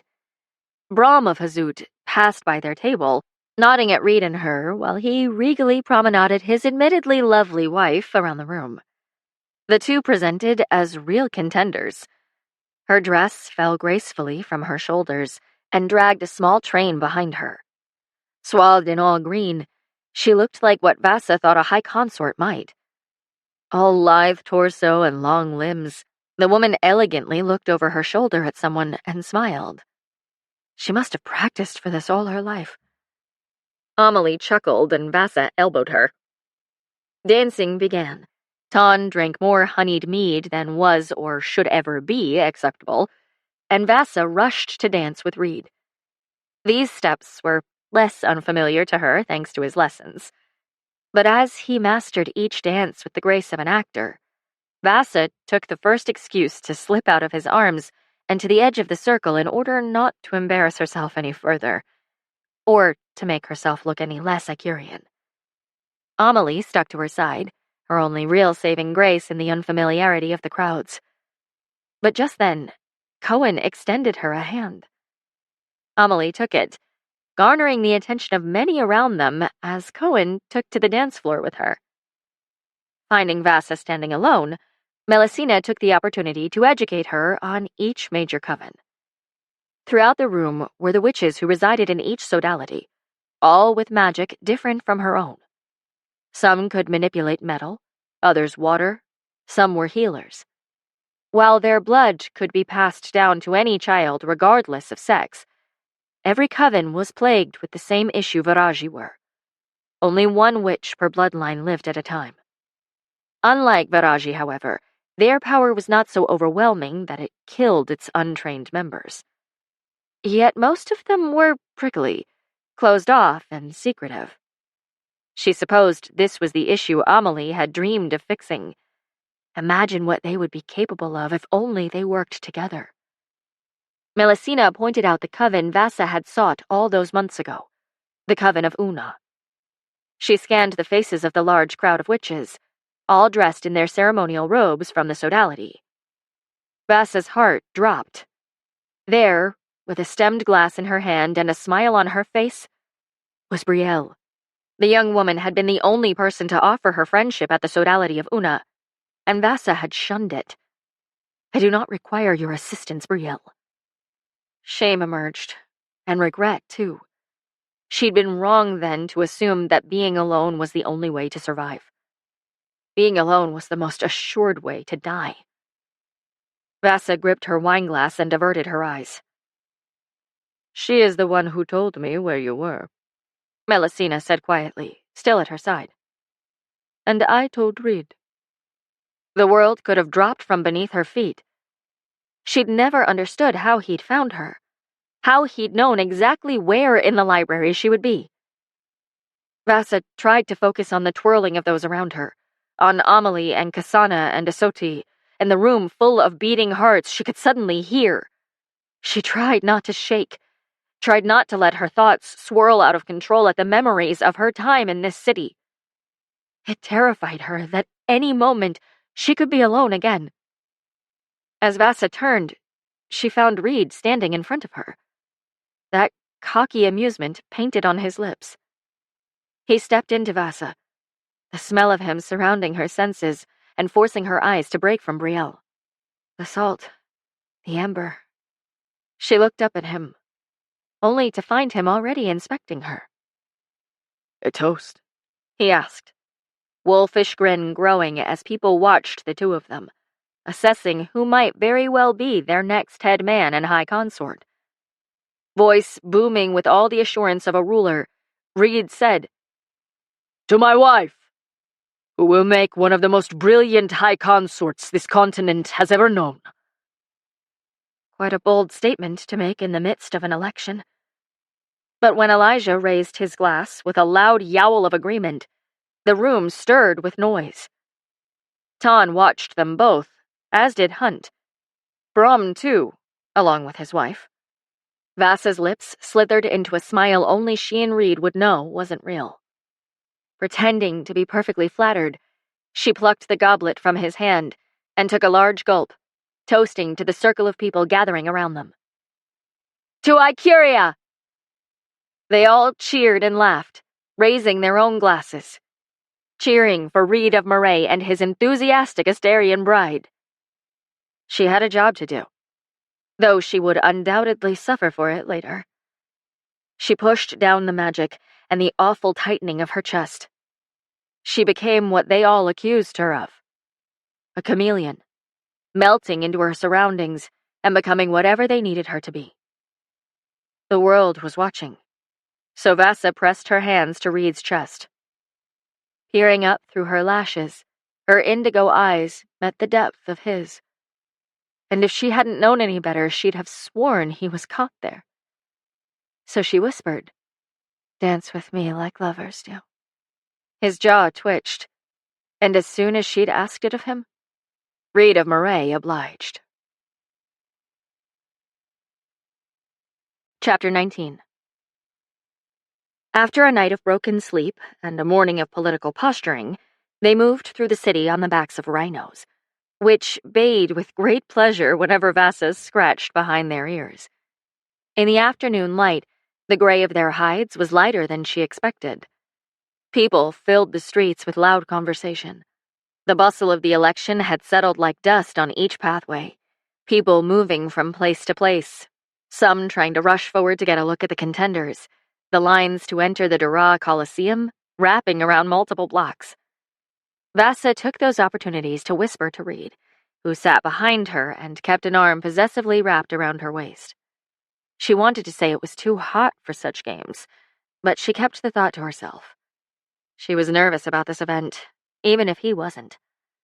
Today was the tourney of strength, the greatest show of physical prowess in the election, despite it being purely for show. The Eastern foremen were favored to prevail, except that Reed would be fighting. The heat of the summer kissed the dry sky, and in a great testament of willpower, Vasa didn't throw herself into the Satara for relief. Every inch they rode on the backs of the tough-hided rhinos, she understood with greater degree the purpose of her training with Asoti.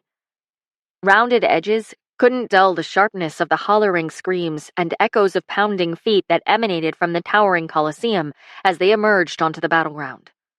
Filling each of the rows of stone benches were families and children, elders and young soldiers alike chanting their excitement at today's events. The music of it wrapped around them like a battle cry. Reed dismounted fluidly onto the sand and helped Vasa down, pulling her into him as the crowd watched and screamed. They like how you look in my arms, Reed whispered, forcing her to tear her eyes from the clamor. She tried to ignore the sound of her own thundering heartbeat. Stomach in knots, Vasa knew his comment was only to maintain their little show, so she ran her fingers through the loose tendrils of his hair. Mischievous eyes sparked, and Vasa bit her lower lip, causing his gaze to drop down to her mouth. It reminded her of the first time they'd been this close, when it was only she who had been playing a game. Something about the memory of that moment kindled the dangerous closeness she felt to him. Their moment on the ship hadn't left her, though, by the cool set of Reed's rigid jaw, she suspected it wasn't anywhere on his mind. "Are you nervous?" she asked, low enough that only they could hear. At first it looked like he might deny it, but then he gave a small nod. My father competed in this tourney once, before he married my mother. Pushing the stray tendrils out of her way, she raised her lips to his ear. Another part of the show, though her words weren't. "You will make your father proud," she assured him. "You already have." He pulled back and looked at her then, like he saw more of her, as if some puzzle piece he'd been struggling to place in his head had finally found a way to fit. Then, loud enough for the people surrounding them to note, he asked, "And if it were your pride I would like to earn today?" She smiled wide. "Then you must win." His fingers settled beneath her chin and lifted her face upward, and though he had never done so in public before, he pressed his lips to hers. Her heart immediately slammed against her ribs. "Very well, wild one," he whispered against her mouth, then broke the contact with the same quickness with which he'd started it. He sauntered off into the crowd, leaving her standing there with Amelie and Mathjen, plagued with questions. Had all of that just been for show? Amelie looped their arms and tugged, choosing wisely to remain quiet, and Mathjen stepped closely behind them. Vasa shook it off, choosing to instead focus on what mattered. Over her shoulder, Mathjen held his hand upon the pommel of his sword. Kasana and Asoti had entered a partner match, and Reed was lining up, which left Mathjen as their guardian. As they took their designated seats, wooden chairs instead of stone benches, Vasa spotted Cohen. "Are you not participating?" The greatest warriors from each territory would fight until surrender, a bracket battle for the decade. Some of these men and women were contenders for the foremanship of their own territories, which added a sharpness in the way these competitors gazed at each other. Everyone wanted to prove themselves before returning home for their own local elections and tourneys. No group was sharper than the contenders for the headmanship, who were all gathered in the same place Reed was, except, apparently, Cohen. He laughed and pushed up his glasses. "I am not going to be headman. I see no reason to injure myself for it." Cohen had taken the opportunity to explain last night just how uninterested in the headmanship he was, mostly because Keir and Elijah were his adoptive parents. There would be no counselor who voted for a familial inheritance of power. Knowing his fathers had already won the headmanship and that Dara would likely not contend for it anyway, he'd stepped into the foremanship with eyes on being a counselor for Reed's tenure. They'd grown up together, both Reed's father and Keir having served together in the Icurian Central Forces. While Reed forewent the sodality for a long tenure in the ICF, Cohen had studied endlessly in Dara. He was even close with Kasana, and all three had promised they would someday rise together. "I think this is foolish," Amelie admitted, causing Cohen to glance at her out of the side of his eye. Hunt of Rultho took his seat just then, gracing the stone balcony reserved for counselors. He sat near Isabel and Mark, who were chatting with Kennen. Hunt nodded at Vasa, but then his eyes landed on Amelie. He furrowed his brow, glancing at Ton, who Vasa now realized inspected their every move from where he stood with the other contenders. Upon Amelie's passing, he sneered. Cohen stood with graceful limbs and swept his fingers along the chair next to him. "Join me?" he asked Amelie, who had visibly bitten the inside of her cheek to keep from showing how much Ton's distaste affected her. All the woman's defenses were up, yet when Cohen gestured for her to take the seat at his side, her shoulders dropped a touch. By the subtle way that Cohen pointedly directed his body toward Amelie, Vasa wondered if Ton's fury was only a bonus to the foreman.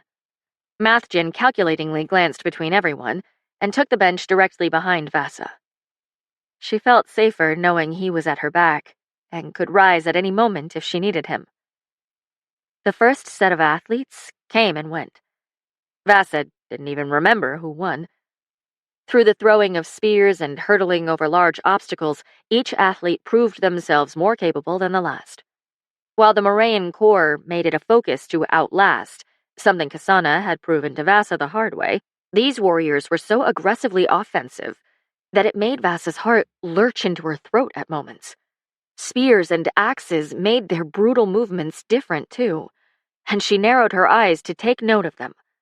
Swiftly, they were identified as soldiers from Rultho and Hazud. Sweat beaded at the base of Vasa's neck, and the short black strands of her hair wouldn't stay put. Fight after fight was called.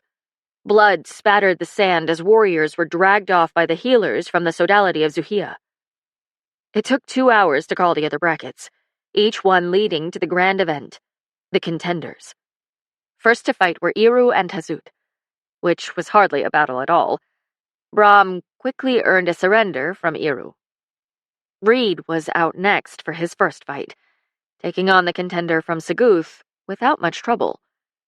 The bracket also seemed like it had been set up to pit West against East, but after Reed won, it was suddenly a battle between Rultho and Hazud. Within a few minutes, and though it seemed as though he'd put up a good fight, Brahm of Hazud surrendered. Vasa furrowed her brow. Had someone ordered him to do such a thing? Brahm didn't strike her as the type of man to surrender so quickly. Planned, Mathjin confirmed as he leaned around the arms of Vasa's chair. The point is to pit Reed against the foreman of Rultho. Why? Because they are the 2 top contenders in the election, Cohen said. It seemed to have more to do with Icuria's economics than it did with the actual contenders. Which was more profitable, war or peace? The rattling of chains snapped Vasa out of reflection. A spiked, barred gate lifted on one side, and then Vasa's breath caught.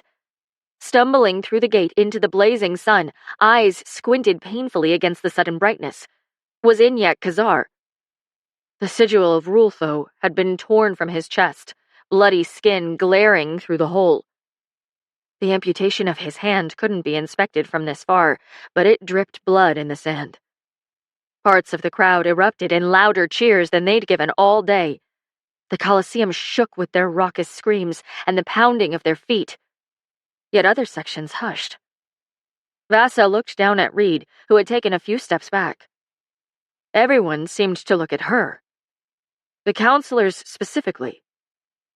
Vasa trained her features into neutrality, folding her hands in her lap and lifting her chin. If she reacted as though this bothered her, what damage could that do? Cohen didn't pretend to stay objective. He stood up at the same time Elijah and Kier did, probably wondering the same thing. How, in their city, had someone given an order like this? Vasa steeled herself, the stakes of this single string of moments beating in her chest. This was a plot, then. To remind the world of Asterian aggression, right as Reed fought one of the eastern territories plagued by violence from his wife's homeland. Men surrounded Inyak with spears as they chained him to a large wooden pole in the center of the makeshift battleground. He was hoisted onto a platform, the centerpiece to a table of bloodshed, raised high above the chaos below. He was meant to be looked at, meant to be a sign, like a prized hog. One that would undoubtedly be slaughtered the moment someone became ravenous. Would they force the winner to murder him? Torture him into confessing his crimes or revealing who had sent him? She didn't dare show an ounce of emotion. The gauntlet was dropped and the fight below rang out. Reed wasn't as large as Ton of Rultho, but instantly Vasa could see that he was faster. The 2 men danced with more skill than even the warriors Kasana trained. The offensive Eastern fighting caused Reed to move more than was perhaps strategic, but he held his balance. After dodging 3 of Ton's axe swings, Reed put enough space between them that Ton had no choice but to circle. Ton charged at him, and their iron clashed, echoing around the arena and causing people to jump out of their seats. Reed weaved, spinning in a full circle to avoid the might of Ton's axe. As the large blade swept past Reed's abdomen, Vasa sucked in a breath. It missed, barely. Reed spun and kept his sword focused on blocking while Ton pushed forward with more strength than before. If Vasa had been watching this weeks ago, she'd have assumed Ton would win. The burly man had the momentum, the fire, and he seemed to be gaining ground. But Reed was very particular about where he planted his feet and how much energy he gave each motion. She knew this aspect of him, of his fighting. It was calculated, specific, and resilient. Ton's blows came slower. Reed's blocks did not. Reed spun in that full circle again, now far too quick for Ton to keep up, and the burly man stumbled. An opening. Vasa slid to the edge of her seat, forgetting for a moment that anyone else existed. It was there, in the way Reed stalked with a terrifying gait, strategy woven into even the smallest of twitches, that Vasa saw what they had named him after. The wolf. There was hunger in his prowl, threat in his steps. Heart hammering in her chest, Vasa couldn't entirely breathe when she watched him. Admiration filled her at the same time adrenaline did. He was going to win this. Wild, piercing sounds slammed off the stone corridors. In an instant, everyone was on their feet, eyes wide at the scene unfolding directly to their left, and the magic gathered again in her limbs. People wailed, the crowd moving like waves along the rounded stadium seating. Fleeing. They were fleeing. Black oil coated the benches and spilled over the stones, moving along the Colosseum much like the mist from her own magic did, only shiny and slick. This wasn't Viraji magic. A miserable keening emanated around them. Then it morphed into an angry and pained growl. Vasa's breath stopped as this thing curled over one of the sandstone pillars. It jumped onto the benches with spindly legs and talons, its torso perpetually hunched over. Stone crumbled beneath the weight of it, plummeting to the seating below. Dripping shadows and blackness, oily tendrils danced around the creature with arms so long. It leaned forward upon its clawed hands for balance. One claw protruded like an elongated pointer finger that chipped bricks of stone beneath it, and its two front arms were coated in webbed wings. Two horns grew from its head and curled backward all the way to its sides. Soldiers moved from every direction. Screams filled the air. Reed and Ton were no longer engaged in fighting, and then Mathjin appeared at her side. Hands gripped Vasa's forearm and tugged, and she was moving away, eyes still glued to the creature and the two contestants in the arena. Mathjin tugged her back toward the stone archways.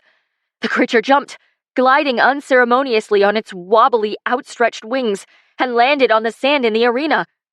"Mathjin!" Vasa cried, pulling against his grip. "Don't you dare!" he growled at her. Vasa tugged with all her might, and her arm slipped from Mathjin's grasp. Then she was sprinting down the stone steps, Mathjin hollering behind her. People moved on all sides of her, but Vasa didn't notice anything outside her tunnel vision. She leapt down one of the rows of stone seating and dodged another group, eyes remaining on Reed. She didn't know where the instinct came from, or how she could be so sure, but something told her with certainty that this was her brother's doing. If this was how he killed Reed. Screams grew louder as people fell over each other, the Colosseum descending into madness. 1,000 scenarios flooded her mind.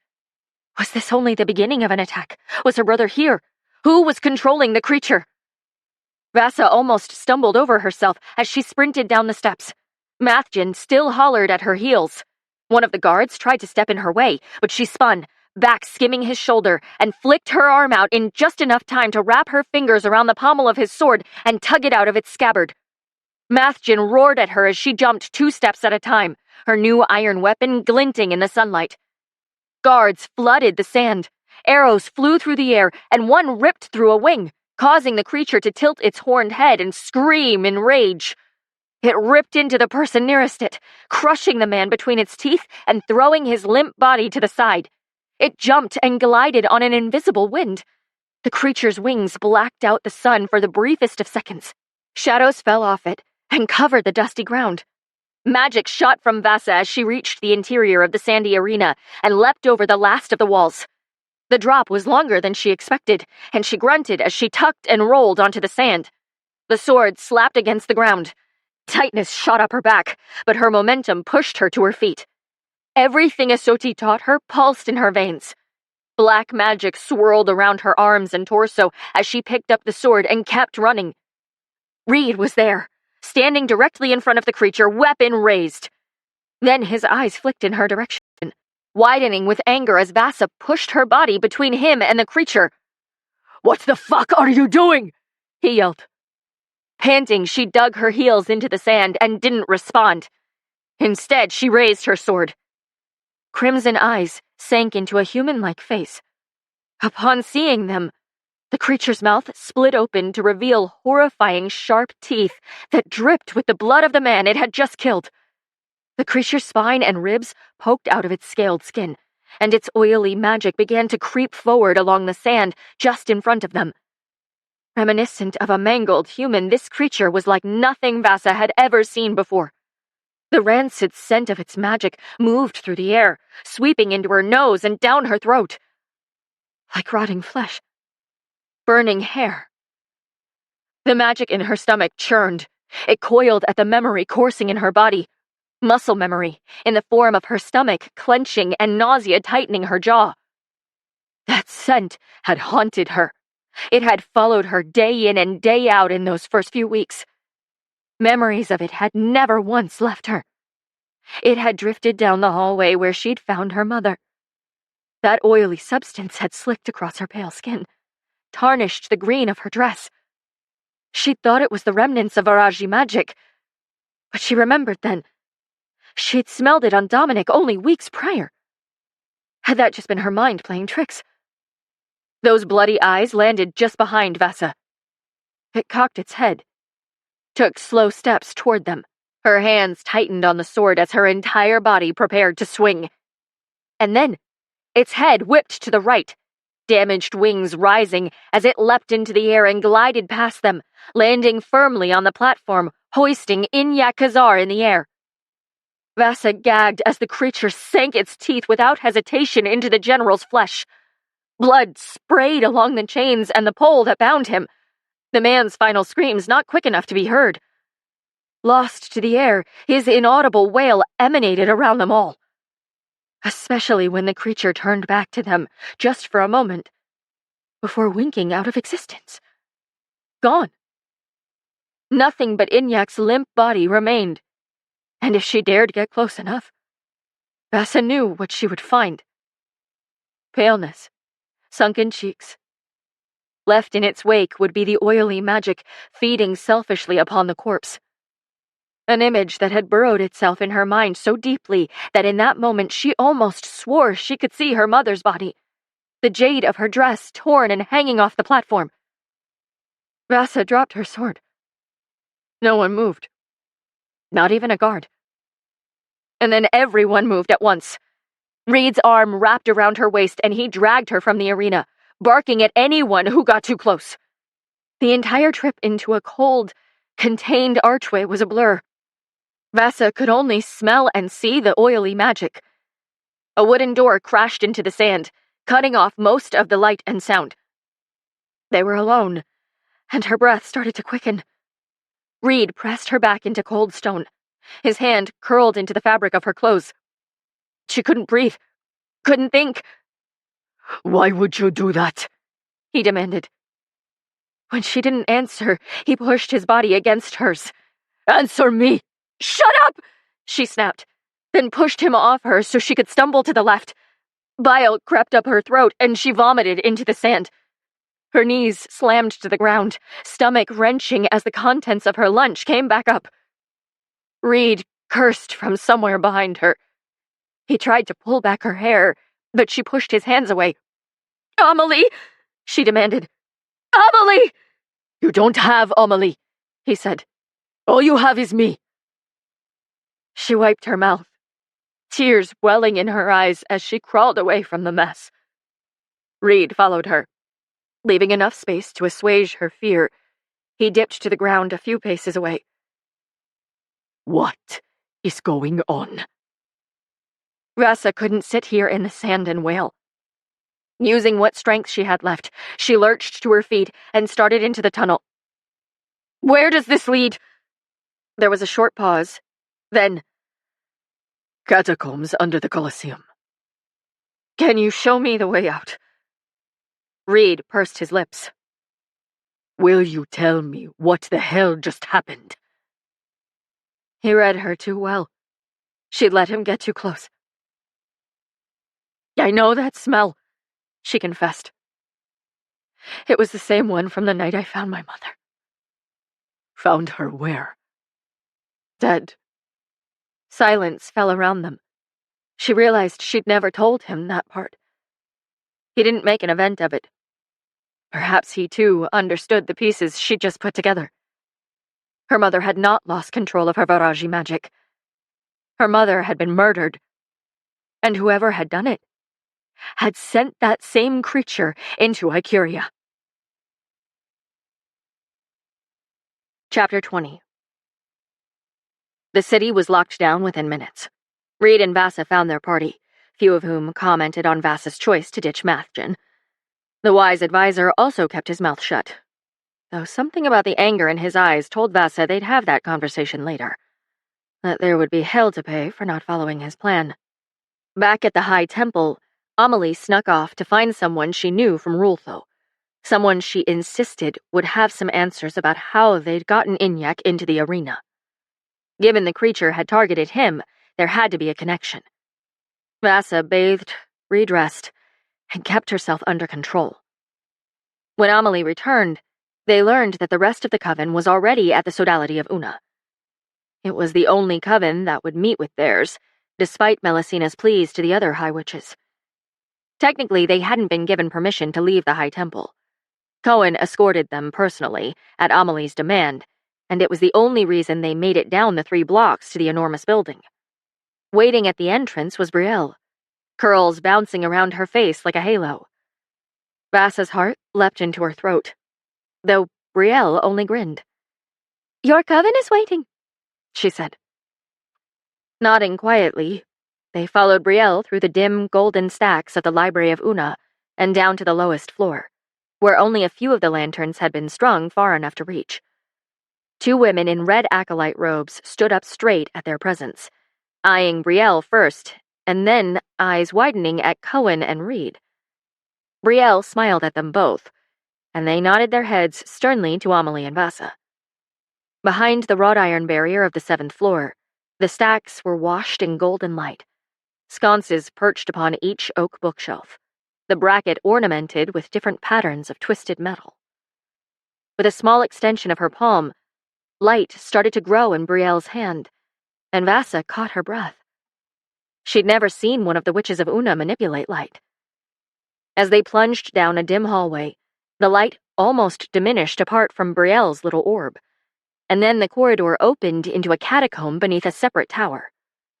Climbing the marble staircase ornamented with more oak and iron, they found themselves on the 1st level of their witch's tower. 2 more sprawling staircases led to the same balcony, and more hallways expanded off the sides, leading to what Vasa thought were private rooms. In the middle of that 2nd-level balcony was an enormous, long rectangular table, and perched upon it was a small, familiar group of witches. Vasa let out a small breath of relief. "You're alive," Romana said in jest, feet up on one of the tables settled in the center of the enormous room with a book in her hand. Mariana sat at her side, blonde hair pulled away from her face. Suma looked up, grinned, and then dug her nose back into her book. Melusina rose from the table and shuffled forward, down the steps, and then gathered all 4 of them in her arms. Vasa tried not to be uncomfortable with so much physical contact, and Reed muttered something to his mother about being overbearing. An unfamiliar woman watched from next to the table. Short silver hair hung gently over her lean, friendly face. Narrow hazel eyes looked them both up and down, hands lifting to reveal intricate lines of ink upon soft brown skin. Her black robes indicated that she was a sage, though not one whom Vasa recognized. "Consort?" she said. greeting Vasa, then turning to Amelie. And you must be Amelie. I'm happy to see you both safe. Pleasure to meet you, Amelie said with a dip of her chin. Leanende. I'm the High Witch of Una. Melusina's counterpart here in Dara, then. An honor to meet you, Leanin, Vasa said. With the strange openness of the witches in the room, Vasa wondered with a small pang of frustration how easy it would have been to find them all if she'd only bothered to be honest. Did you find your soldier from Rultho? Leanin asked Amelie. Vasa wondered silently if this soldier was the same man Amelie had told her about weeks ago when they'd eaten lunch, the childhood friend who had been her first love. Amelie scurried up the steps, towing Vasa with her, and then gripped the edge of the table. Her foot started to tap. I did, and I think there's something going on with Ton. Subtly, Reed moved to the space behind Vasa, pulling out a chair for her to sit in, and then standing behind it, hands on the top. How do you know this soldier? She asked Amelie, the undertones of his words sounding a little more like, how do you know we can trust him? Amelie paused. She started tapping her foot again. He is a family friend, and a member of the ICF. Just like I do, he has connections to rule those people. Family friend didn't seem to explain her tone, or the way a small flush crept up her neck as she folded her arms and tried to pretend no one had asked. Shame seemed to flutter on the edges of her mouth, but she lifted her chin and held her ground. Without a doubt, the same man. The one Ton had sent her away for. Melusina cut in, uninterested in Amelie's trip down memory lane. Ton's men are willing to turn on him. I don't know, Amelie said. But he said something was off, like they were uncomfortable or divided. Who can blame them? Cohen asked.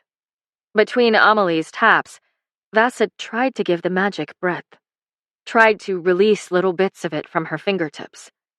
The more they spoke, the closer the magic became to a bird of prey feasting on her insides. What happened at the Colosseum? Leanin asked. Let's start there. Amelie recounted the details to them all, describing the monster with terrifying accuracy, and leaving out the part that included Vasa. That sounds like a Mirodak, Brielle whispered, shifting uncomfortably in her chair. Amelie stopped tapping, and her lips parted in recognition. I suspected, said Cohen, who slid into the spot nearest Vasa.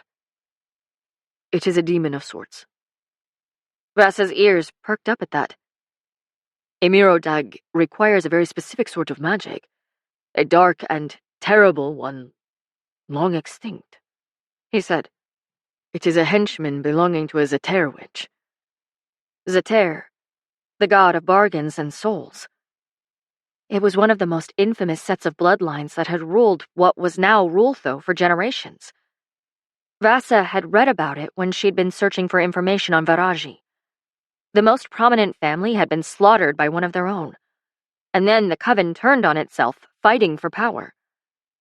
At the implications of this, a coldness unfurled deep in Vasa. No one has seen a Zeter witch in centuries, Leanin argued. It sounds like a Mirodag to me as well, Melusina said. So they aren't extinct? Romana asked, closing her book and crossing her arms in disbelief. Melusina gestured for Amelie to continue, giving her the floor. Shifting her weight, Amelie decided to take up the space she deserved, and it was the single moment of relief Vasa felt. I've read no records of them for at least a few generations, though we have few records dating past the founding of our coven. I've read the same. Cohen pushed up his glasses. You saw it too, Amelie. Did it seem like Zeter magic to you? Her eyes darted around, lips pursing. Hesitantly, they landed on the foreman of Dara. I've only seen sketches, though the description makes sense. It resembles oil. I don't understand, Vasa said, finally speaking. All the different kinds of magic, felt like too much to carry, too much to process, especially when each coven picked and chose what was acceptable to share. Chances were, even if there was a written history of this kind of magic, it was locked deep in the sodality in Rultho. And of all the territories, Rultho was the least likely to offer anything to Vasa. There were few times in her life when she wasn't the most informed in a room, wasn't the one with the answers. After everything today, she wanted to fight someone or run the perimeter of the Satara, anything to work off this energy. Suma extended a hand to Vasa's forearm, her large brown eyes gentle. Just as we get our magic from Veraji, the Ter witches get their magic from their god. We do many things, and so can they. Their methods were awful and twisted. They could even conjure illusions and pretend to have magic they didn't truly possess. But the Ter can only bargain the use of their power. It cannot be willed without a trade. Which implies there is someone making the bargain and someone else actually using the magic, Lianen said. It is always foolish to assume there is only one enemy, Vasa whispered. Cohen crossed his arms. Reed curled a hand on her shoulder, but she shook him off. She didn't want to be touched, not by anyone, anything. That voice in the back of her head blared in warning. While assumptions were dangerous, she couldn't bring herself to believe Dominic wasn't behind this somehow. The sheer discord it had sown was enough of a reason to presume he had something to do with it. It couldn't be just Ton. If Dominic was bargaining with people who had far more magic than her, what chance did she stand of surviving this? I need to think, Vasa rasped, sliding her chair back from the table in part to stand, but also to put space between her and everyone else. She spun, placing her hands on the wooden banister of the second level. There must be a way to leverage this information, to gain the upper hand. Secrets were a bargaining piece, and pride was often people's downfall. Dominic wanted the Rultho forces to stand down, to move out of his way. If he had such magic, why wouldn't he just take what he wanted? Surely someone as brash as Dominic would have decimated entire armies by now if he could. There must be a limit, a threshold to what his bargainer could accomplish. Looking to Reed, her magic flared again. But it was Melusina who spoke, voice soft and calm. Let's focus on what we do know. Vasa forced herself to breathe. They knew so little, and because of her, they didn't stand a chance at working with the witches from Rultho. She looked at Amelie, who gave the smallest of nods, like she understood more than anyone else the guilt and fear that coursed through Vasa. But she didn't want understanding. She wanted solutions. She wanted to know she wasn't about to get them all killed. Perhaps it was one of the competitors, Cohen suggested. Like Ton. Maybe he set up the entire ambush and killed Inyak to cover it. Why would he do something that stupid? Reed asked. He leaned back against the banister now, only looking to Vasa when she spoke. Shrugging, Melusina said, His competition arrives with a new bride from the very empire Ton is at war with. He, of all people, has something to lose if you are elected. Most notably, his pride. Cohen uncrossed his arms. It's quite possible Ton has gone to desperate lengths to influence this election. If that were the case, why not just attack Reed outright? Romana said. Your city-states are dangerously linked in terms of resource distribution, Vasa said. To make a movement of aggression against any of the territories would only further isolate Rultho, which is something they can't afford. Ton isn't a political genius, Cohen pointed out. Reed snorted his agreement. Vasa shook her head, brushing both of them off. He's fighting for Hunt's approval, which means he wants to be a player on the Icarian stage. If he hadn't been the one who started the violence with Asteria, he'd probably be a real contender in this election. Amelie sneered. Of everything she knew about Ton, one thing was clear. The man wanted power. But Amelie was right. The old-fashioned way, Ton could never win. He is ashamed, seeking a way to matter. And I suspect his goals are in line with that motivation. Cohen agreed. He wants bloodshed. If it was he who summoned that creature, he would have used it against Asteria already. Vasa said. Okay, so then we know nothing, Romana said. We know nothing for sure, Cohen confirmed. Frustration crawling over her skin like tiny bugs, Vasa laid her hands flat against the table. Can you get me everything you have on Zeter magic? It isn't much, but I can, Leannon said. Reed shook his head. It's late. You should. Don't, Vasa warned. The two held each other's eyes for a brief moment, before Reed finally crossed his arms and stepped back from his chair. I'll come find you in a few hours. Kier will come for me and Cohen any moment now. Go, Melusina said. This place is safe. No Mirodag will find us here. Lips pursed, Reed gave a solid nod, then spun on his heel, descending the stairs without another word. Cohen dipped his head to everyone and sprinted after him, the two foremen disappearing into the shadows of the first floor. All Vasa wanted was to be alone, to have the space she needed to put together these moving puzzle pieces. Undoubtedly, they were all connected. Brielle approached the bookshelf at her right.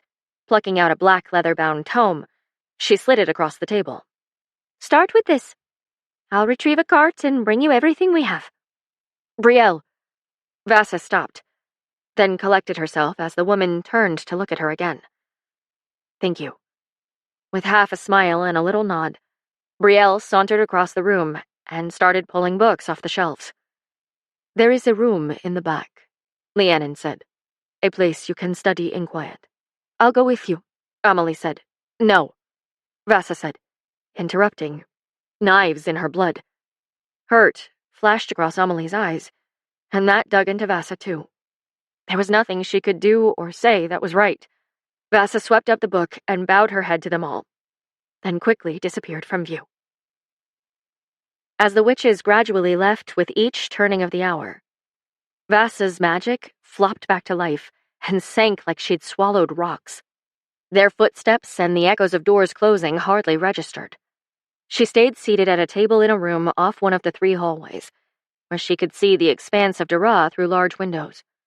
The city of scholars glittered beneath starlight, streams of the lights of Una running gold along the oak table and chairs she sat at, playing upon the rivers of crimson and ivory in the marble floors. Alone, she reviewed every detail of the conversation they'd had, of conversations she'd had prior, of the attack, of every word she'd said to Dominic, of the letters she'd reviewed with Mathgen. A witch was hiding. One who had killed her mother, and probably Inyak Khazar in front of every major Icurian player. There was only one person who had so much to gain from all this death. One person who had systematically removed every threat to his ascension until there were only 2 left. And now she sat here, knowing well enough who those 2 people were. She'd learned everything she could about the god Zeter tonight, since there was so little on the magic itself. The mythos surrounding him was laden with cruelty, possessions of mortals, the sacrifice of loved ones, tales of a sinister trickster. There were horrific legends about the bargains he struck and how they were built on twisted words. When she could not find answers about the Zeter Coven precisely, she turned to historical records, but most of them were written in a much older dialect of Icurian that she could not decipher wholly. In the endeavor for truth, gaps in the context behind certain words and sentences were enough to sink her ambitions. She couldn't uncover a translation that made sense. Whoever this was, they were infinitely more powerful and far sneakier than Vasa could hope to be. If this witch had managed to stay hidden this long... The scent of the Mirodag curled in her nose again, and she dragged her hand through her hair, nails nearly hurting her scalp. The truth was that she had probably never met the witch, wouldn't even know what they looked like. Someone so powerful, so coveted, was bound to stay concealed. Then again, she knew better than most that the best way to hide was to blend in. The sound of the door opening made her jump. Amelie slid through, hesitation on her charming features. It's practically morning, Vasa. You need to sleep. Gritting her teeth, Vasa looked down at her books again, the words blurry now. She was a little worn out from people telling her what she needed. I'm not tired. Go back. I'll come when I'm ready. You're burning yourself out. If you don't rest, I don't care, Vasa snapped, looking up from the tome and squeezing her hands into fists. She knew the witch was right. She was exhausting herself. But what other option was there? All this death would be on her hands. Amelie's lips pursed, but she didn't step farther into the room. Nor did she turn and leave, as Vasa expected her to. Don't close me out, Vasa. Jaw tightening further, Vasa bit back the angry response that immediately came to her tongue. Amelie must have seen the poison in her eyes, though. Must have read something in her body language. Her back straightened, and her voice lowered. You're harming yourself. This coldness, it isn't who you are. Rage was the forefront of what Vasa felt, irritation like a blade down her back. This coldness was exactly who she was. Why couldn't Amelie see that? Why couldn't they all see it? Vasa slammed her hand onto the table.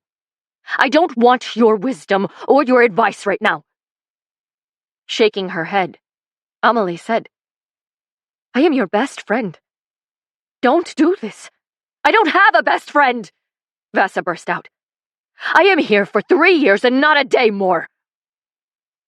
The moment the words were out, it was as if Vasa could see them in the air, as if she were reaching for them, but the edges of the letters kept evading her grip.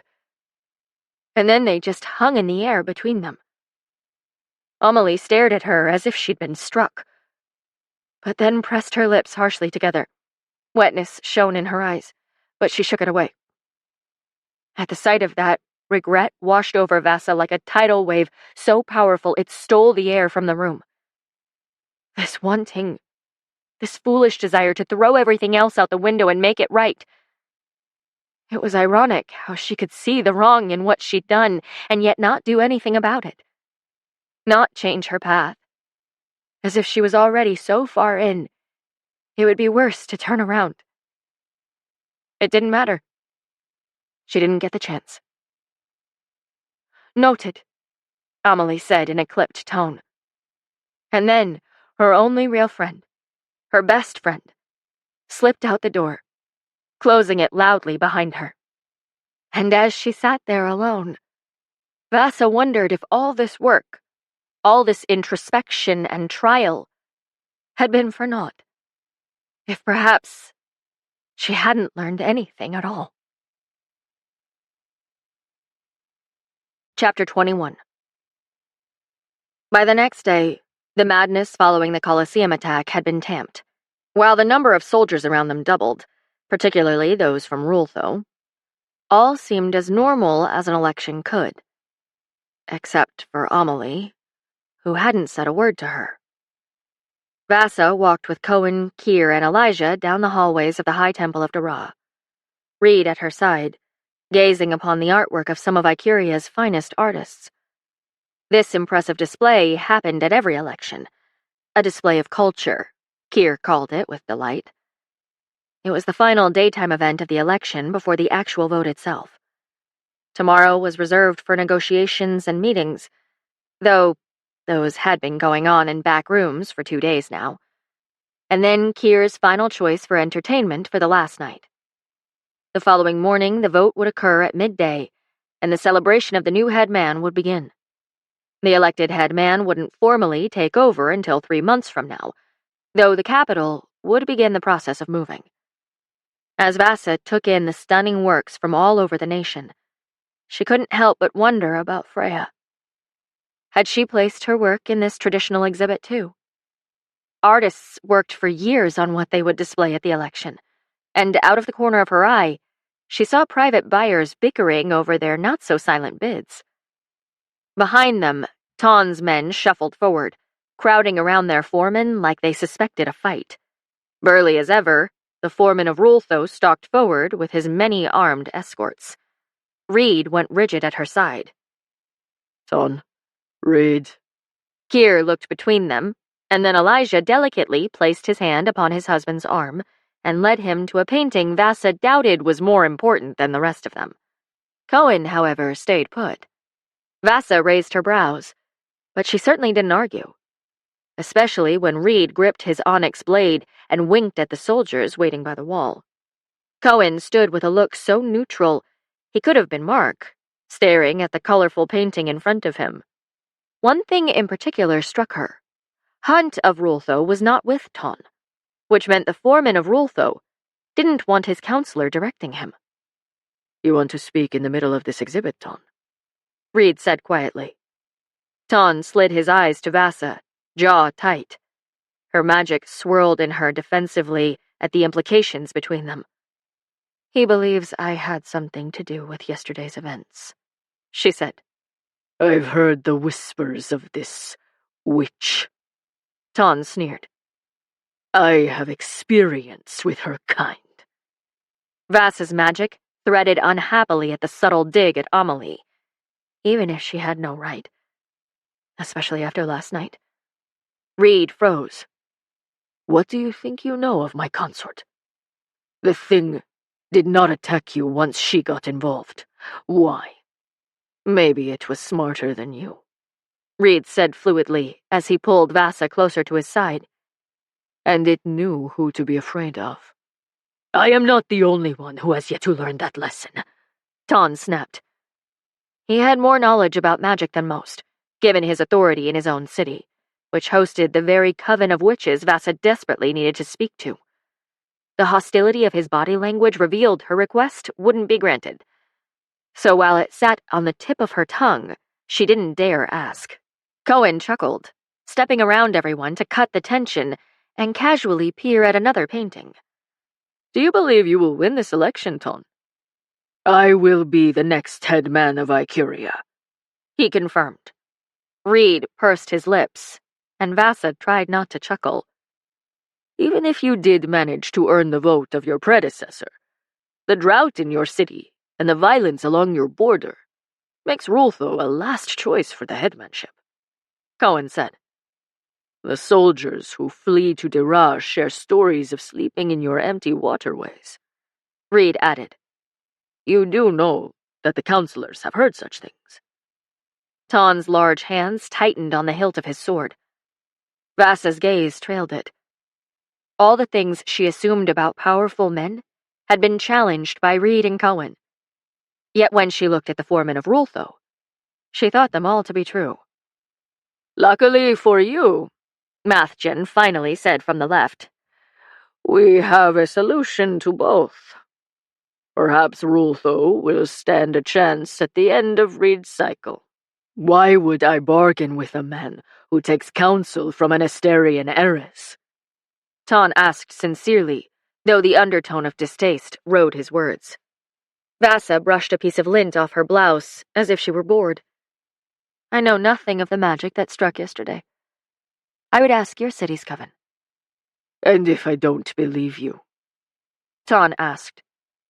You're wasting much of your energy on something you can neither prove nor barter. Vasa met Ton's eyes.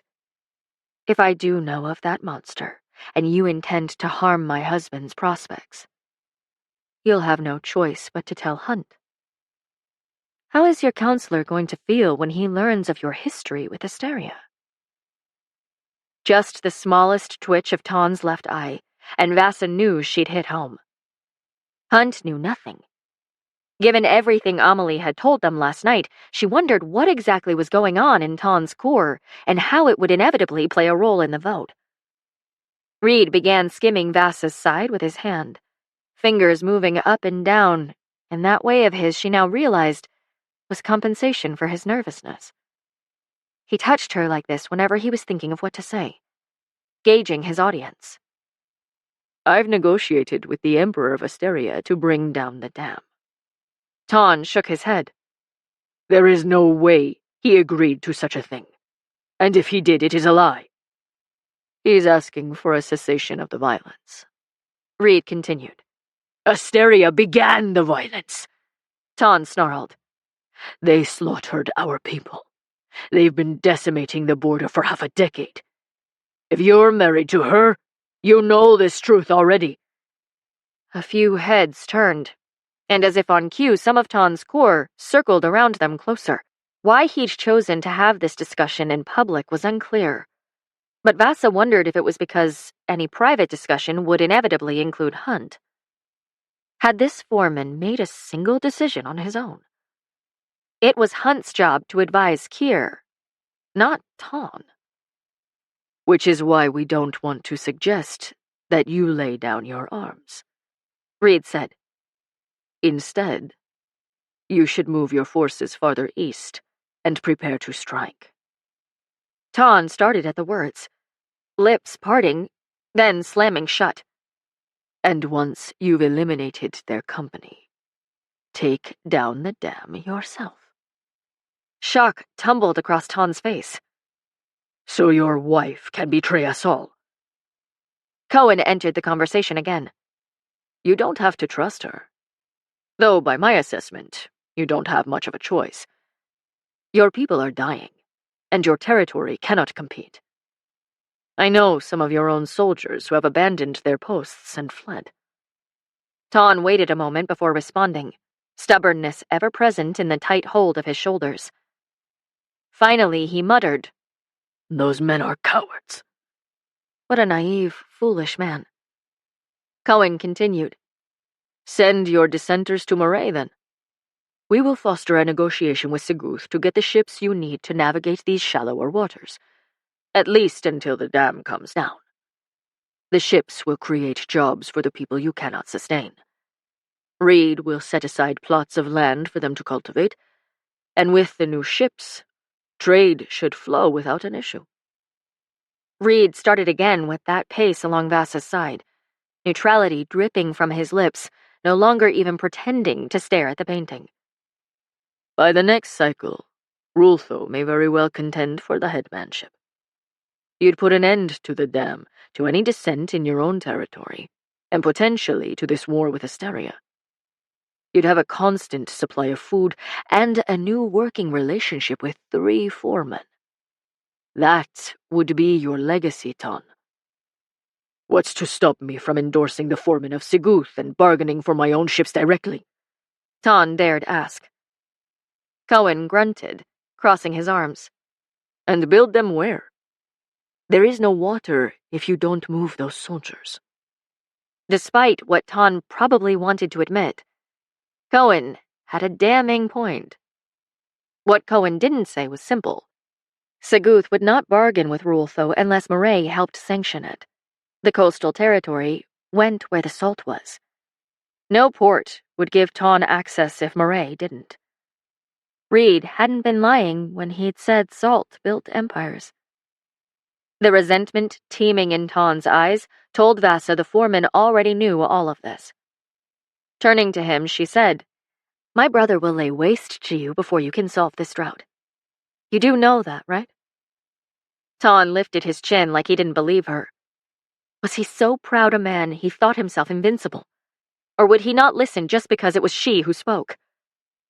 They'd offered him something any reasonable leader would take. But Ton was not a reasonable leader.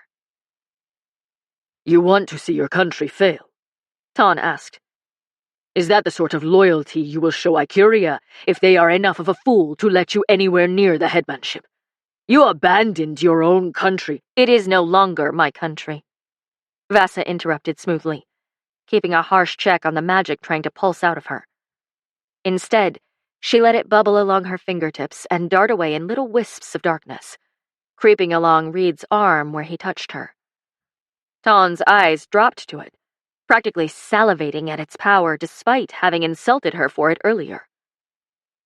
I am the great-granddaughter of one of the most powerful Viraji witches known to this world, and she made her home in Moray. Ton's eyes went wide. I did not abandon my country, Vasa said. I came home. Reed's lips parted, and he craned his neck to look down at her. his expression less readable than it had ever been. She'd never said it aloud, had never claimed Ikuria or Marae as hers. Yet her magic settled confidently in her stomach and hissed out of existence once more. And she realized that while her show just now had been calculated, it wasn't untrue. Ton pressed backward and pretended to stare at the painting again, though something new threaded in the corner of his eye. That same inkling she'd seen earlier, and now she knew what to call it. Lust. Not for her, but for the power he had just seen emanate from her. He'd probably looked just like this the first time he saw what Amelie was capable of. It wasn't safety for his people that Ton wanted for his legacy. It was blood, revenge, violence, control. Many rulers would give far more than your husband has given for magic like that at their disposal, he said. Vasa had to leash what she knew about him, what she wanted to say. And yet you question an alliance with him. I question an alliance with you. I translated words. I did not write them. The outcome of your treaty was never mine to decide. At that, Ton pursed his lips. I am more interested in how you intend to destabilize your own brother than I am in what your husband offers. That would be for you and my husband to decide. She slid her hand over Reed's shoulder. And that's what you want, right? For my brother to shake when he hears your name. Asteria is not safe from us, and if you are to be our ally, it will not be safe from you either. She knew men like Ton, had grown up around them and watched them play with the lives of others across tables and battlefields. They all sought the same thing. It was more than desire and greed that drove their menacing plots. It was a deep-rooted sense of worthlessness that made people crave power. All she had to do was offer him a slice of value. She could see it then. The images that danced behind his eyes. The fall of an empire. Blood bathing the land he would claim for himself. Ton must have been able to hear the songs they would sing. Of the foreman who took his wreckage of a land and turned it into fields of gold. Because he smiled. I want to start today. Let us decide where to move these troops. I want negotiations finalized by the vote. Reed nodded strongly. I will set up a room this evening. And though Vasa stayed silent, for the remainder of the day, she counted the sheer number of Rultho soldiers walking about the High Temple. Chapter 22. The following hours of the day were spent with counselors and foremen in private rooms and negotiations, which meant every counselor from every territory somehow ended up between those 4 cream-colored walls. Everyone except the party from Hazut. Not only would Hazut lose this election, but they would also be steps behind in economic negotiations at the end of this week. This strange alliance with Ton had assured that. With a small chuckle, Vasa thought that Reed had never needed her at all. Isabel bought herself and Vasa a way out in the early afternoon, about an hour before Vasa was meant to report to the library of Una, so she'd be able to change and enjoy a few quiet moments to herself. She didn't know how to thank Isabel for not following Vasa to her quarters, or wanting to debrief the conversations they'd just been a part of and overheard. But she thought a smile and squeeze of the woman's forearm said plenty. Vasa spent the evening at the sodality of Una, practicing for the Coven's display of magic at the final event tomorrow evening. Heart thudding against her chest, she anticipated what she would say and do when she finally saw Amelie again. But Amelie didn't show.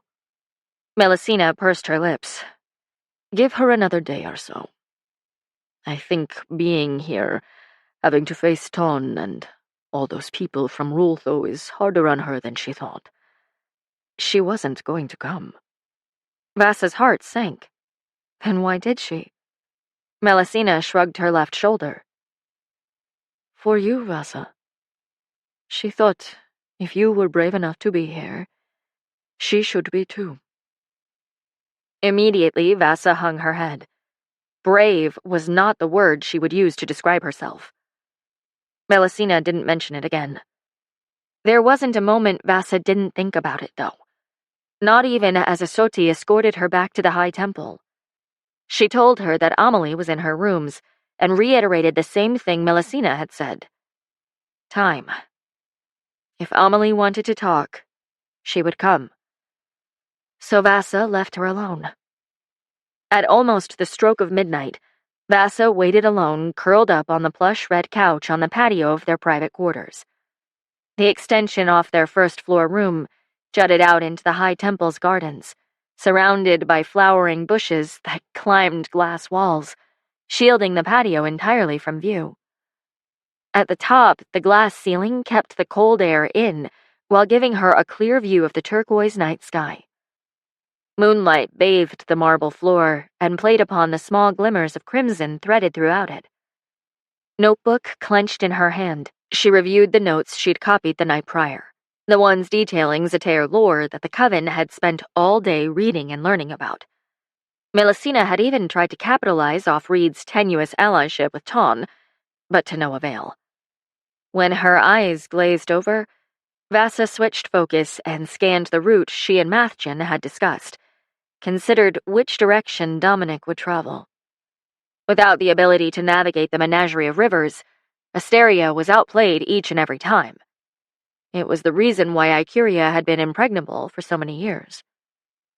The door opened, and upon seeing Reed amble through, thoughts of war and rivers and blood quieted in her mind.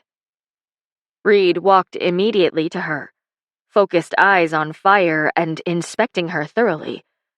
He caught the length of her legs across the settee, and the corners of his mouth lifted in a sultry expression. You won us a nation, Wild One. Closing the notebook, she gazed at him, at the stunning purple jacket that sometimes strained with his movements. By now, his hair had almost completely rebelled against the leather band, so most of it fell to his shoulders and framed his face. More than a warrior, she thought. He looked like a headman of Icuria. It was impossible not to catch his pride and make it her own, or to ignore the thrum of happiness that blossomed when he looked at her like that. When she got to look at him like this. You would have won regardless. You do know that, right? Perhaps. She shook her head. Now he chose to be modest. A little quietly, Reed asked, What's going on between you and Amelie? Vasa gritted her teeth. Her hands tightened around the notebook in her lap. Did she say something? He shook his head. Mathjan mentioned that Amelie hadn't come to dinner, or to the sodality tonight. It's my fault, she whispered. How could Vasa have been so selfish? I'll fix it. I promise. Sauntering to the seat next to her, Reed leaned back against the velvet arm with more casual ease than anyone should ever be able to maintain. Her hands tightened on the book in her lap as she made room for him. Reed studied the movement, brow furrowing. He blinked as if surprised. Where did you get that? This? She looked down at the simple black leather thing and tried to think past the stirring of sadness she wondered if she could ever control. I chose it a while ago. I've had it for months. A small, disbelieving sigh pushed out of him. You chose it. She nodded. It was one of Melusina's tricks. I picked it out of hundreds. I think it was the first time in years I trusted my instinct. His demeanor changed as he paused, like he was considering. Tentatively, he ran a hand over his jaw, and then dropped it to his lap. I want you to stay past 3 years. Vasa froze. Dangerous happiness burst forth, replaced swiftly by roaring anger. Anger, which of course was only a disguise for fear. She recognized that now. So she gritted her teeth and reined it in, reminding herself that she didn't want to make the same mistake that she'd made with Amelie. I'm not going back on our deal, Reed clarified, probably reading the look on her face. I'm proposing a new one, and hoping you'll consider what I have to say. She held her composure as well as she could. I'm listening. His throat bobbed, but he relaxed his shoulders. Reaching for her legs and plopping them into his lap, he started that incessant movement of his finger on her leg. She let him, but only because she needed to pretend too. I don't know how long it's going to take to maneuver your brother and remove him from the equation. But I suspect, even if we managed to do that shortly after the election, the stabilizing of Asteria will take longer than 3 years. Even longer to have enough influence that I could maintain claim to the throne if you and I were no longer married. So while I do believe myself capable of many things, I'm not stupid enough to think I could manage that situation better than you could. It didn't matter what his reasons were. She'd gone into this knowing with certainty she never wanted to rule a nation. Never wanted to become what her father had been, what her mother had morphed into, what drove her brother to the point of murder. So it made no sense, then, that when he asked, each piece of her soul reached for him. You want me to stay for political reasons? She asked. Do you suspect it's because of something else? Is it because of something else? He shrugged with his usual nonchalance. This has nothing to do with how much I'd like to have you in my bed. Though I do hope you'll find interest in that too, wild one. Her stomach curled in on itself, those words summoning the knots he so easily created. And you think that's a good idea? I think it's one of our best ideas, actually. Which is saying something considering how fucking brilliant I find you. Vasa's lips curled up in defiance of everything else she felt. She knew her heart's traitorous wants, that if it could be her choice, that if they could live more regular lives, it would be him. It would be this. So she couldn't help herself from asking, what is this deal you're proposing? Reed adjusted his weight and sank further into the couch, hands still solidly upon her legs. Stay until you feel Asteria is settled, however long that takes. You're removing the time frame. 3 years isn't enough. What is enough? Pausing, his lips pursed. But he never dropped his gaze. I don't know. It sounded as if those words held some profound meaning that could not be measured in breath. I don't know what else to offer you, He rambled on. but as it stands, I would be amenable to just about anything you ask for. Give me your list of demands, your wildest dreams. What did she want more than what he'd already given her? If she considered the extent of her most unutterable desire, it was exactly what he offered. But she knew him better than she knew herself, and he was lying. You only do that with your hands when you're trying to decide what to say. Reed paused the movement on her skin. And people who have to decide what to say are hardly ever telling the truth. Looking down at his hands, he seemed to consciously choose not to move them, not to break their contact. Tell me that isn't the truth. Tell me you haven't already discovered there is nothing I won't do or give for you. All this dripping nonchalance and relaxed demeanor was exactly how he covered himself. It was the wall he put up, similar to her anger and poison. He knew exactly how much time would be enough, because the answer was simple. No amount of time would be enough. She whispered, and if the truth doesn't matter? He looked at her like it was all an excuse. What is it? He asked, finally giving up the ruse. You want to be missed more than you want to be loved. Those words tugged at her chest. She had shared more with him than she had with any other person, had given him far more than she had dared to give anyone else. You know what you are to me. He shook his head. I told you once that I don't make assumptions when it comes to you.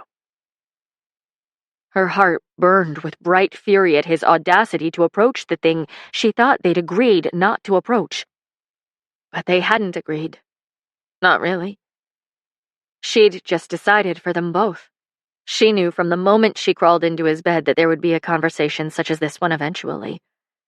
And it didn't seem justified to hold it against him for wanting. Not when he wasn't the only one. Dominic is, if he is the only thing standing between you and me, I will go now. Give me the word and he will cease to pull breath. It isn't that easy. It is. He pointed to the notebook. It was mine. I bought it a few years ago from one of the artisans in the lower garden. She sat a bit more upright. It was yours? Reed nodded and looked out at the large gardenia bushes that covered their patio, clearly absorbed in whatever thoughts he dragged himself through over and over. I am driving myself insane with wondering, with guessing, with hoping.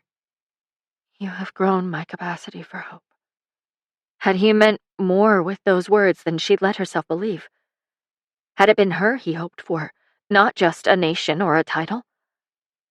She knew him well enough now that the answer was obvious. He had hoped for her. And somewhere along the way, she had let herself hope for him, too. Lying felt like a death sentence. To allow him to go on thinking he would not be her greatest forfeiture was unconscionable. Her voice dropped to a secret tone. I have collected 1,000 words, and yet I cannot find a single one to tell you that comes alive inside of me when you are near. Do you not know the words? Or are you just afraid to say them?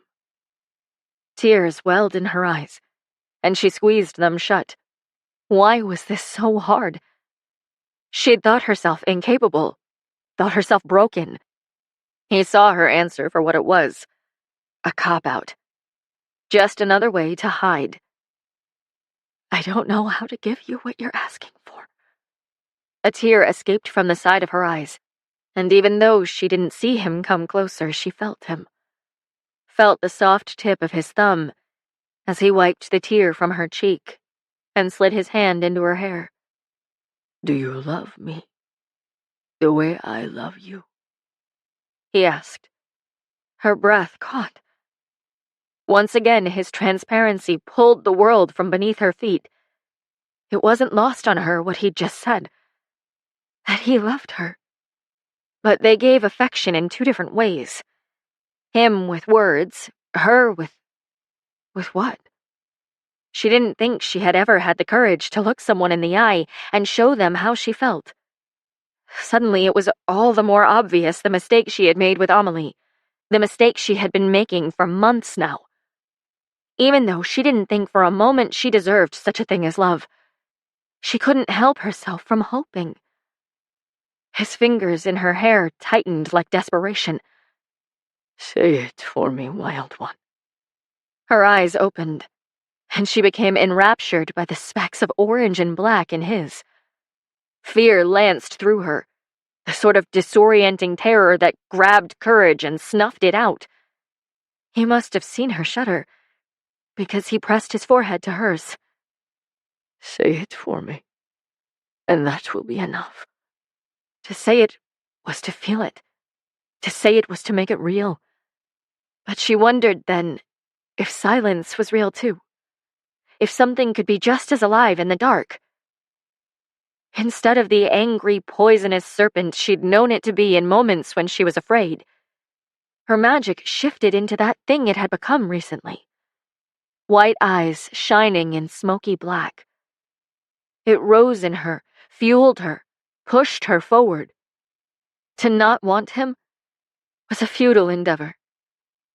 To not need him was a ship that had already set sail. "Of course I love you," she whispered. His hand trembled ever so lightly, and he let out a strong breath. "Then it's enough."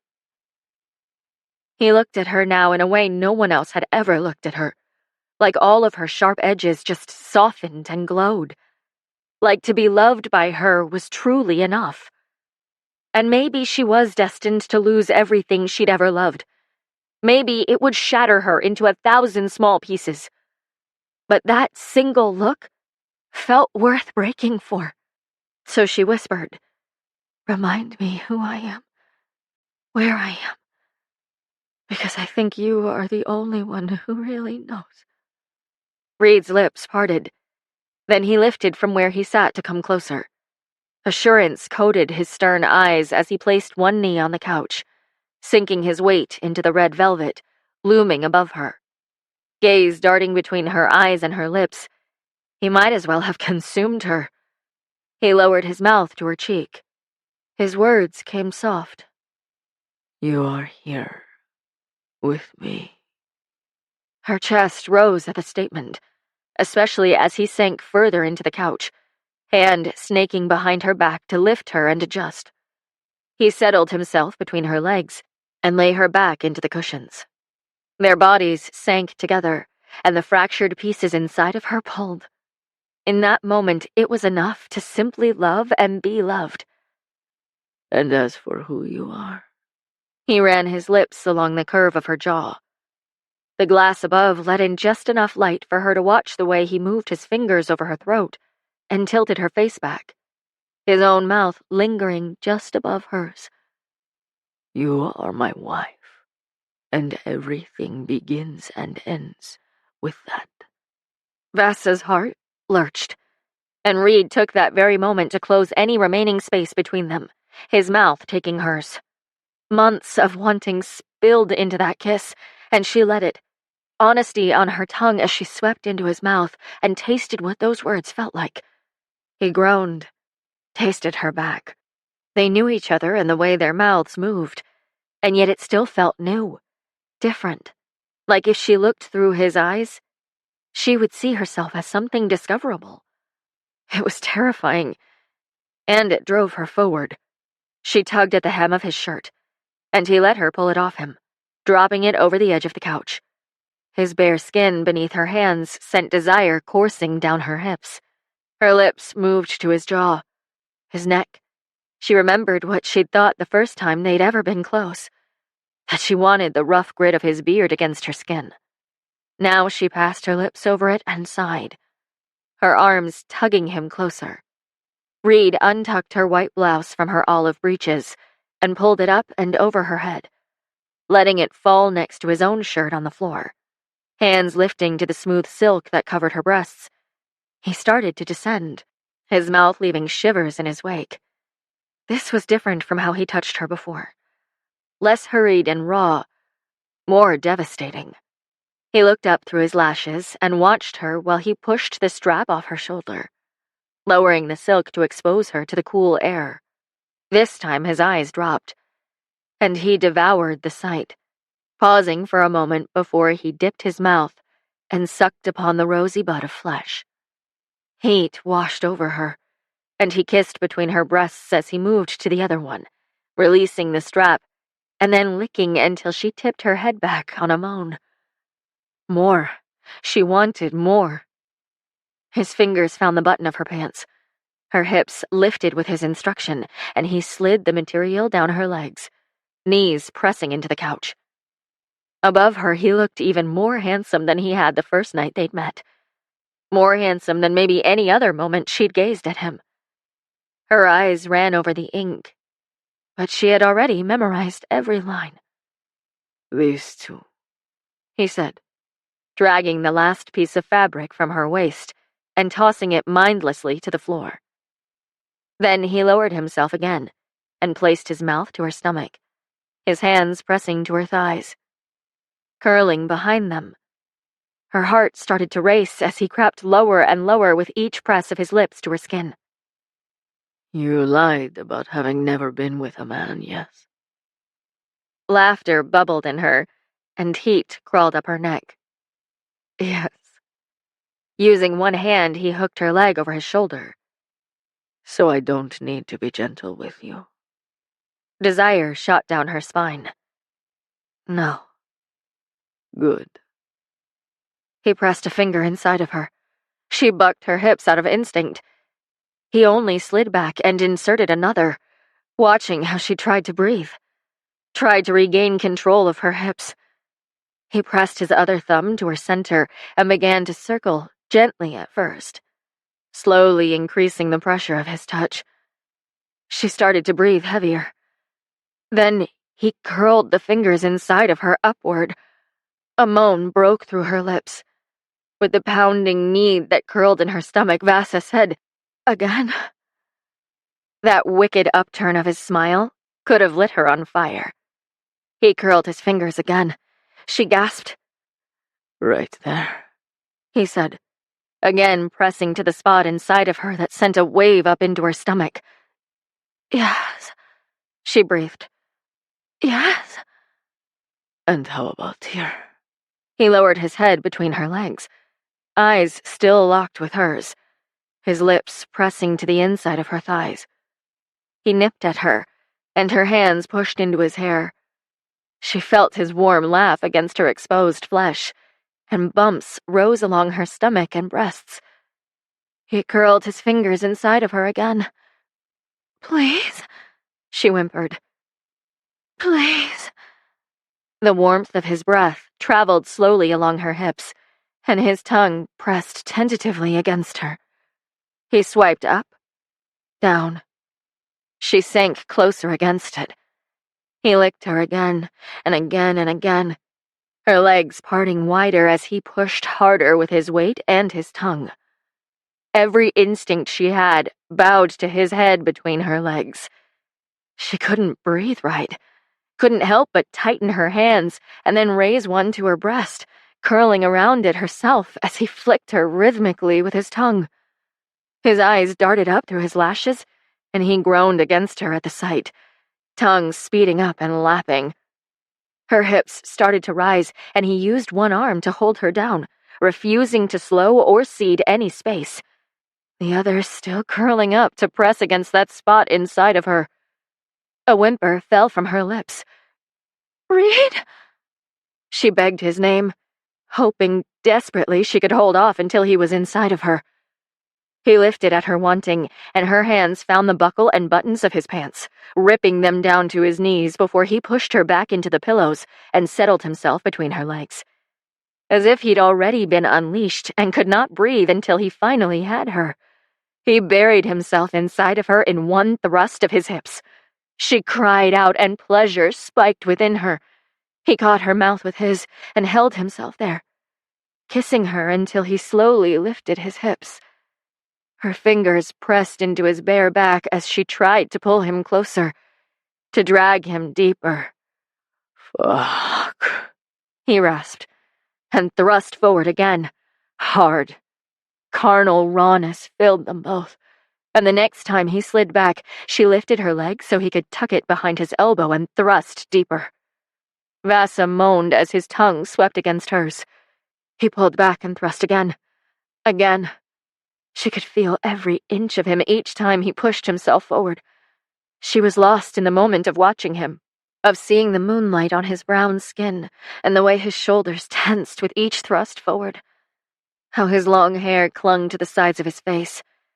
Desire pooled in her core, and she lifted her hips to his, matching his movements. He slammed into her, and pleasure shot up her spine, coiling as he pulled back, then spiking when he filled her again. Head tilting back, she lost all semblance of the world around her, of where she ended and he began.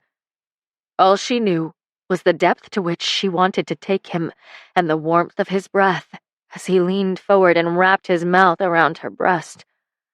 He flicked his tongue, thrust deep inside her. "Faster," she begged.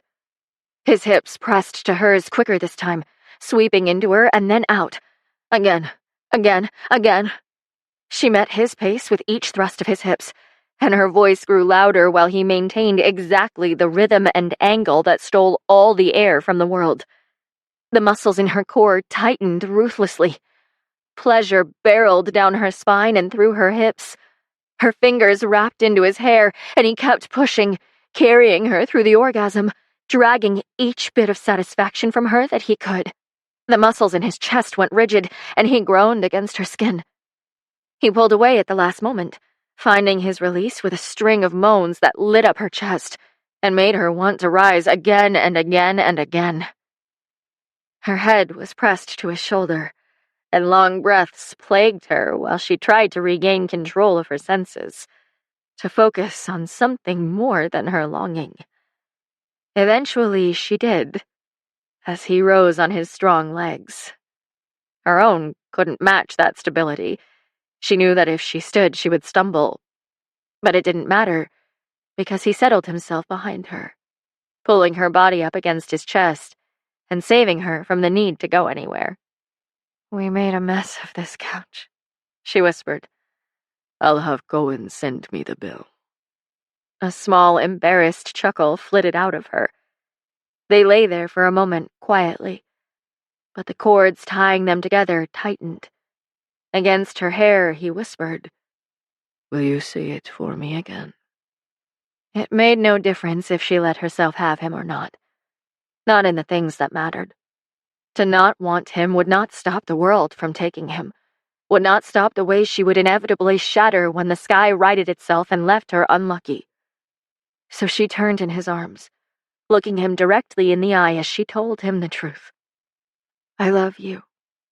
That will never be untrue." He shuddered softly at the words, tightening the arms that held her.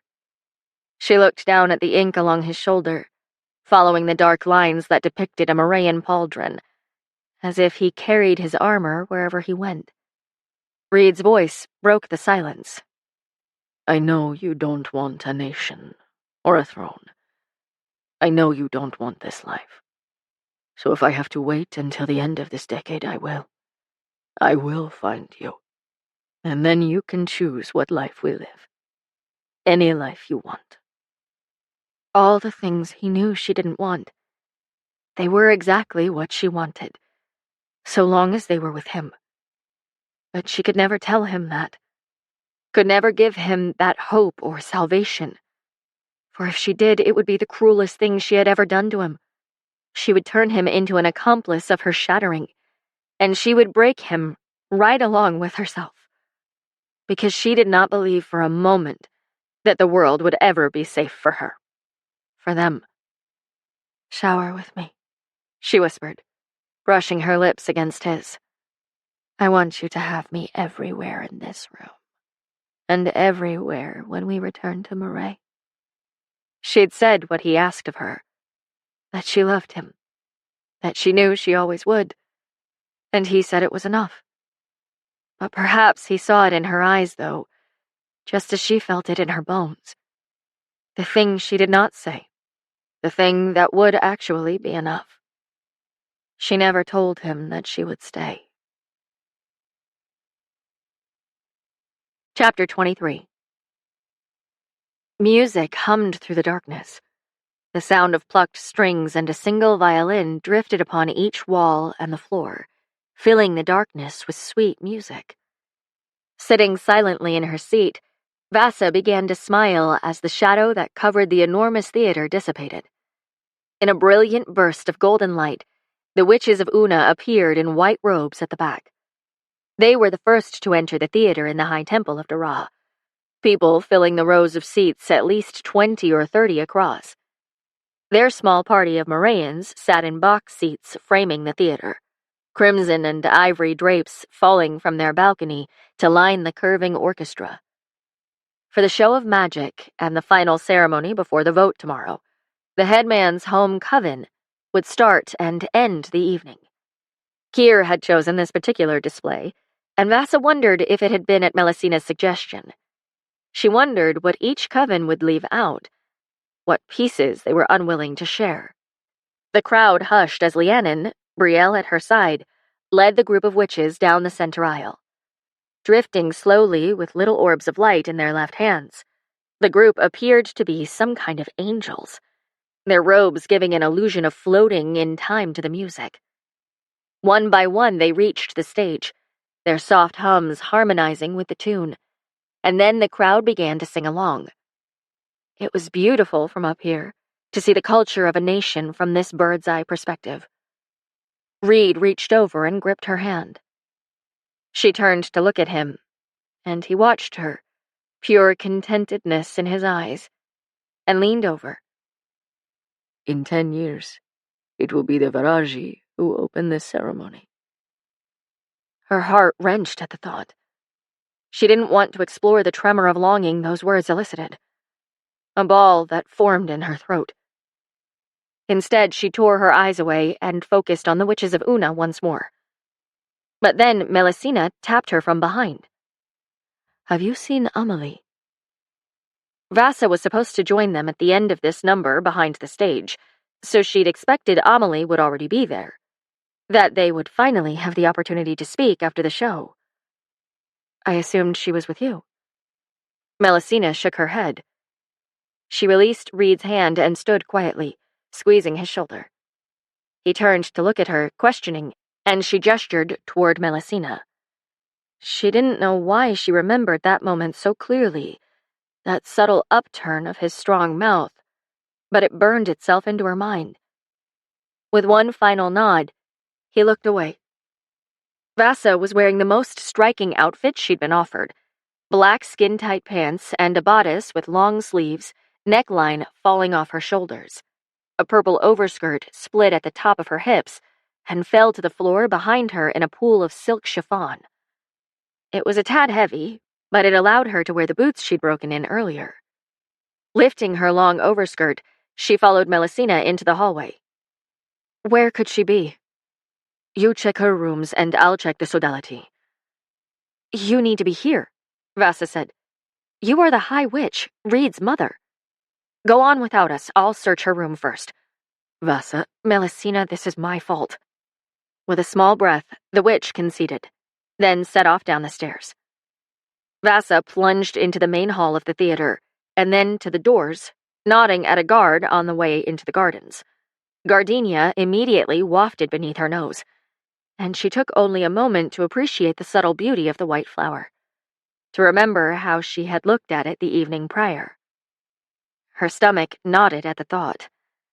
Stepping into the main foyer and passing beneath the large, sweeping fans, she scurried up the red velvet stairs and down 2 halls before curving around the bend that would lead to Amelie's room. Similar to theirs, this one was just above the tower reserved for Marae. The oak door was locked. Vasa knocked once, twice, and waited. Amelie, she said against the door, placing her hand upon the wood to listen. Nothing. No sound.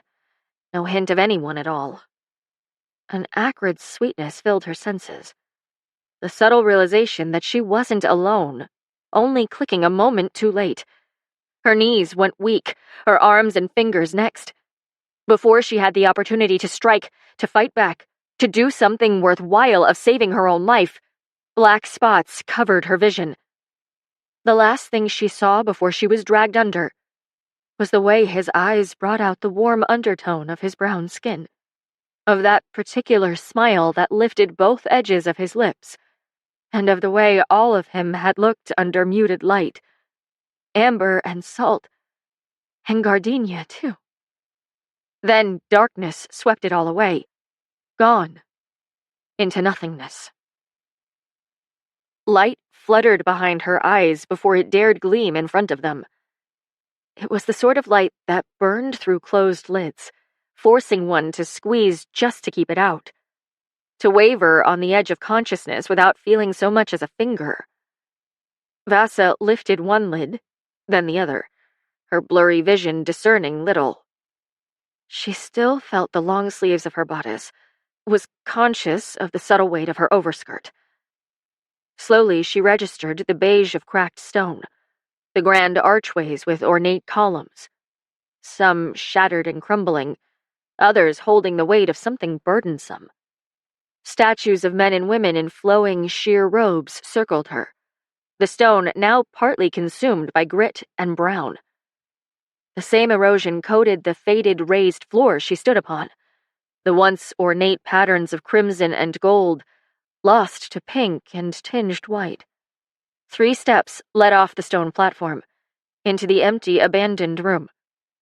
This was a catacomb, Vasa realized with a pound of alarm. And through the cracks she recognized the stone as that of the Colosseum. The breaks in the ceiling let sunlight drench the floor. Sunlight. It was daytime. She was standing, feet barely holding her weight, but her bound arms weren't sore. She hadn't been here for long. Where else had she been? She started to move, but it caused her wrists to burn, the subtle hum falling down her forearm.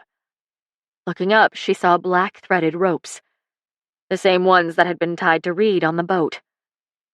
Nowhere inside of her could she feel the snake. Could she feel any trace of the magic at all? Heart pounding in her chest, she whipped her head around until her gaze landed on something far worse. Something that immediately brought bile into her throat. Amelie. The young witch was tied up opposite her, dress torn at the long hem and along her arms, blood in her hair. She'd been hit with something. The same ropes were tied around her torso and held her firmly against a wooden chair. The witch hung her head, and Vasa didn't know if she was conscious or not. Amelie, she croaked. Amelie lifted her exhausted, tear-stained face. Vasa choked. A bruise coated the left side of her cheek, and white fabric had been tied over her mouth and fastened around her head. Terror painted her brown eyes as they darted around. Vasa tugged against her ropes, her eyes filling with tears. As she tried to form words, footsteps along stone cut her off. The steps echoed through the catacomb, bouncing off the elegant faces of the statues and stonework around them. Vasa went rigid. Silvering hair came into view from the corridor behind Amelie. Walking up those 3 steps, he joined them on the platform, hand on his sword. Mathchen. Vasa's throat started to close in panic, but she tried to calm her heavy breathing. Mathchen. He did not grin. There was only a stern neutrality in the subtle wrinkles around his eyes. Vasa watched as he came to the place right in front of her, gaze moving up to the ropes that secured her wrists. Ironic, don't you think? I couldn't find the ones you used at your wedding. But those aren't nearly as useful now, are they? Vasa wanted to gag. He shrugged one shoulder and looked to Amelie, irritation stealing over the features that Vasa had once perceived as wise. Of course, she finally did the trick. The young witch goes missing and everyone falls into a tizzy. What are you doing? Vasa asked. Mathchen, why? Why? He shook his head. I am not Reed. I am not Kasana. I am not so blind as to believe an Asterian could ever be worth the seat you have been offered. I would rather see my grave before I allow you to tarnish everything this country has worked for. Of all the people who had hated her, Mathchen had seemed the lesser. He'd shown her kindness, acceptance in these months.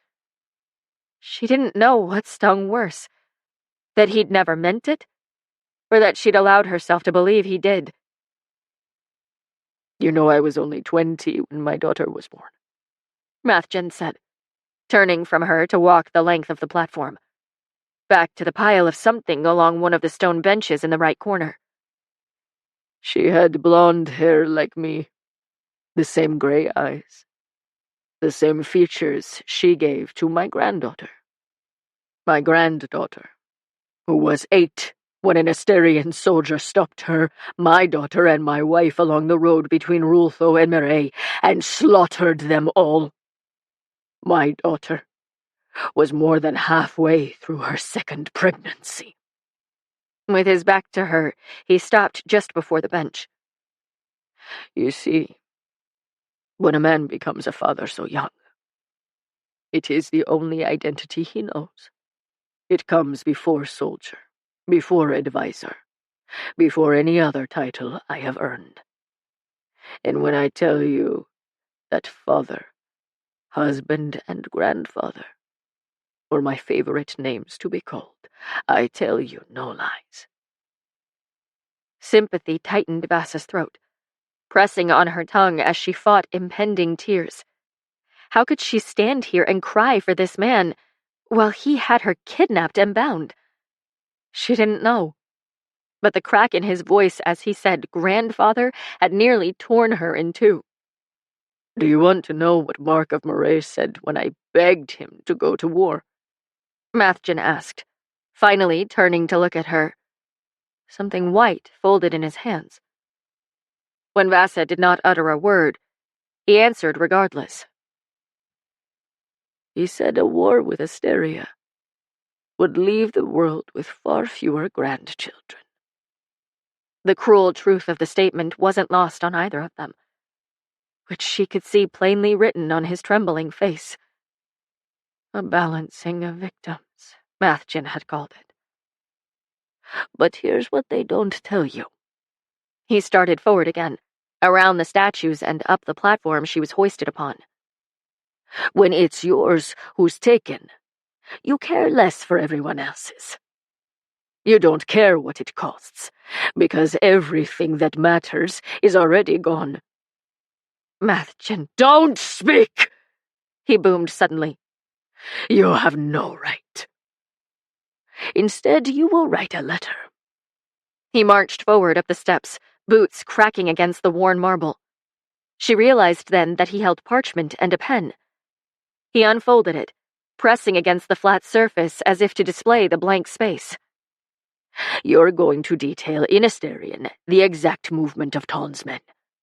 The route you and I discussed. The one he and Reed agreed to yesterday. You'll address it to your brother, and you're going to sign it. Vassa stopped breathing. No. Yes. Why are you doing this? You will sacrifice your own countrymen and start a greater war than I want to start a war! He screamed. Parchment pointed at her as he waved it in his hand. This letter will be intercepted by Ton's men, who will take it to the foreman this morning. Reed will lose, and still have no choice but to agree to war. Ton's men. That's why there were so many here. She'd thought she'd spoken smoothly enough, thought she had outsmarted Ton in front of those paintings, but the entire thing must have been an act, a fabrication put together by Mathgen and Ton himself. They'd exchanged information about Roltho and his soldiers that Vassa had been privy to. Enough that she could betray them all if she were exactly the person Ton claimed her to be. Her heart constricted. The details of Mathgen's plan took shape in her mind, as if she saw them playing out on one of her father's war tables. If she wrote this letter, he'd show it to all of the counselors, to Reed, who knew her handwriting, her signature. His losing the election would be only the start of the consequences for this. It would ruin him. No, she gasped. I won't write that letter. You will. Another voice came from the darkness, a raw inflection of smooth Asterion that shot down her spine and demanded an instant reflexive panic. No. Her eyes widened. He emerged from the right, raven hair delicately in place, twin ocean eyes setting into snow-pale skin. Even the shadows seemed to flee as sunlight passed over his hard, angled features, made of sharp bone and malice. His black and blood-red cloak with gold-threaded edging billowed to the floor. He looked sick and brimming with malicious intent, sharp eyes trailing to where the ropes bound her. Dominic smiled. Chapter 24. Reed waited with hands gripping the wooden chair beneath him, hoping something had changed and that Amelie and Vassa would join the members of the coven on stage by the end. Some spectacular display of their growth in numbers. His wife had always been a fan of dramatic entrances and exits. Each second that ticked by was a testament to his composure. The crimson curtains closed, and the Varaji witches disappeared upon the enormous theater stage. Legs pulling him to stand, Reed turned to Mathjan. The advisor furrowed his brow as if he had the same question. Kasana, who stood at the entrance of their box, stepped forward with a familiar look in her eye. At her side, Esoti was all rigid muscle and concern. "Where is she?" "She went with my mother," Reed said as he stormed into the hallway and whipped his head around. Panic began to rise in him, but he denied it space, instead focusing on the more logical possibilities. Maybe she was waiting down the stairs. Maybe they'd changed their mind about having his consort display such power. Maybe Amelie could not face Ton or the rest of Rultho, and Vasa had stayed with her. His mother would know. Kasana and Esoti trailed him closely as they descended the stairs and walked around the back of the theater, not a guard flinching at their presence or their intrusion. Melusina shuffled out the back door, Romana and the rest of the coven close behind like a flock of birds. Panic started to bubble again as he watched his mother scan the gardens. "Where is she?" Reed asked the moment they were in earshot. "She went to find Amelie." Her mother plunged into the gardens. "Something is wrong. They should have been back by now." If she thought something was wrong, Reed knew better than to question it. His mother's instincts had always been far better than his own. He'd learned to listen closely to them, even when he didn't want to. "Scour the property and the sodality. Find her," he said, voice cracking as he turned to Kasana and Esoti. The latter was already in a sprint, having not waited for an instruction before going after Marae's consort. After his consort. "Reed, you may not want to hear this, but is it safe for you to be anywhere unguarded?" Mathjan asked as he walked up to Reed's side, having emerged from the theater at the same time. "If something has happened to the consort and the heir of Varaji, perhaps it is best I did not ask for your input," Reed snapped at him. Normally, Mathjan's level-headed frankness was something Reed depended on, but tonight he was in no mood for it. Mathjan bowed his head and took a step back. "Fuck," Reed snarled beneath his breath as he trailed after his mother's long robes. He knew more of the dangers Vasa faced than anyone else. Fear curled in his muscles. "Fuck!" This terror was different from anything he had ever known. Something was wrong. He didn't know how he knew that, but he did.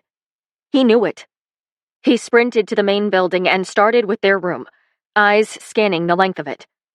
He noted the untouched dressers and armoire, the wooden door leading to the bathroom, still closed as he'd left it. Then he looked to the glass-enclosed patio and the white gardenias creating walls of their own. The starlight sprinkled upon the couch where he'd finally had her, where he wasn't such a fool that he'd missed her little omission. She'd never promised him a lifetime. He'd intended to change her mind. "It seems you know something I do not," his mother said from behind him. Reed turned, meeting her stern eyes and feeling for a moment like a child. That same power that surrounded her and had made it impossible not to fear her at times threaded the air. He gritted his teeth. "Dominic, he will kill her. He plans to kill her. Why? Because Asterian tradition proclaims that if he is dead, her husband is next in line for his throne. As long as we are married, she and I are the greatest threat to Dominic's reign." Melusina Letourneau was impossible to catch off guard. She had always held her composure better than any person Reed had known. Every movement, every feeling was controlled. Even in the wake of his father's death, he had not seen her crumble. He'd resented her for it then, before he had known Vasa and seen how her emotions ruled her, how they could destroy her.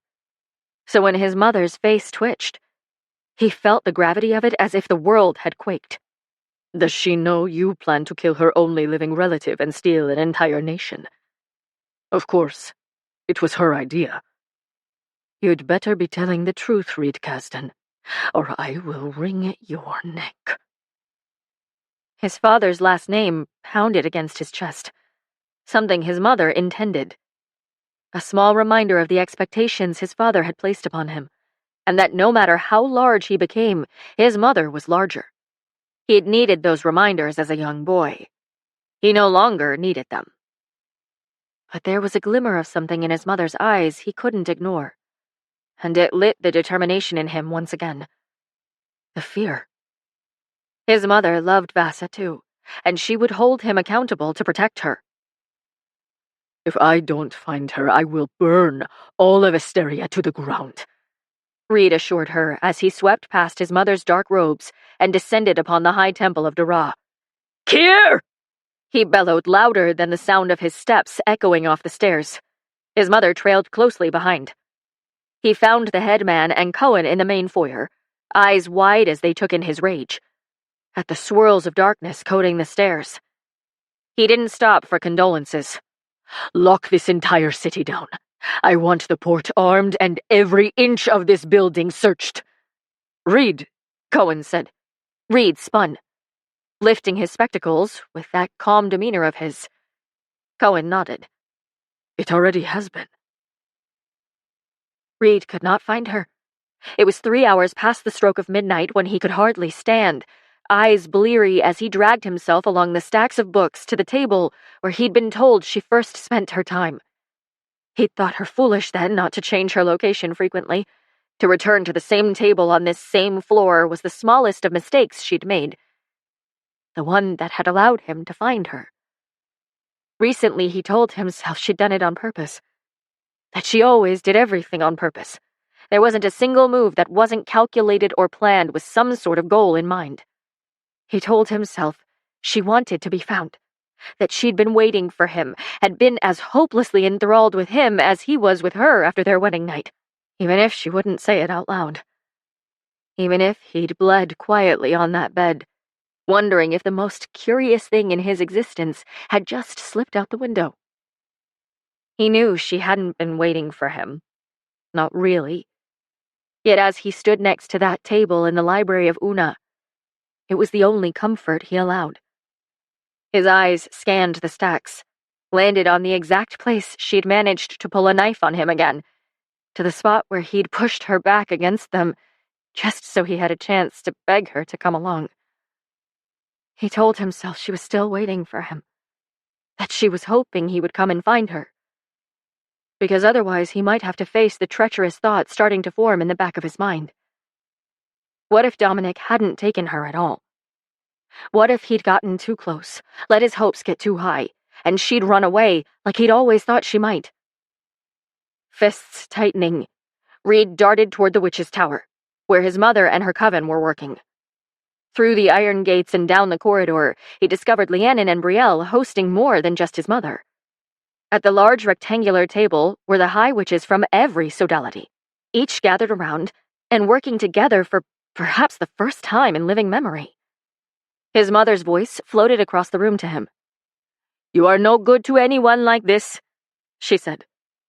"Go back to the High Temple. Get a few hours of sleep." Suddenly his knees felt weak.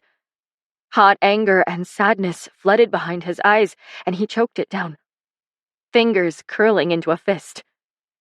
His mother eyed his movements. She separated herself from the rest of the witches and grabbed his elbow, leading him down the stairs. "Zuhia magic takes time," his mother told him.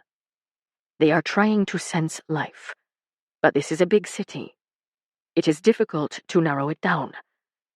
Reed met her eyes, an unspoken concern lingering between them.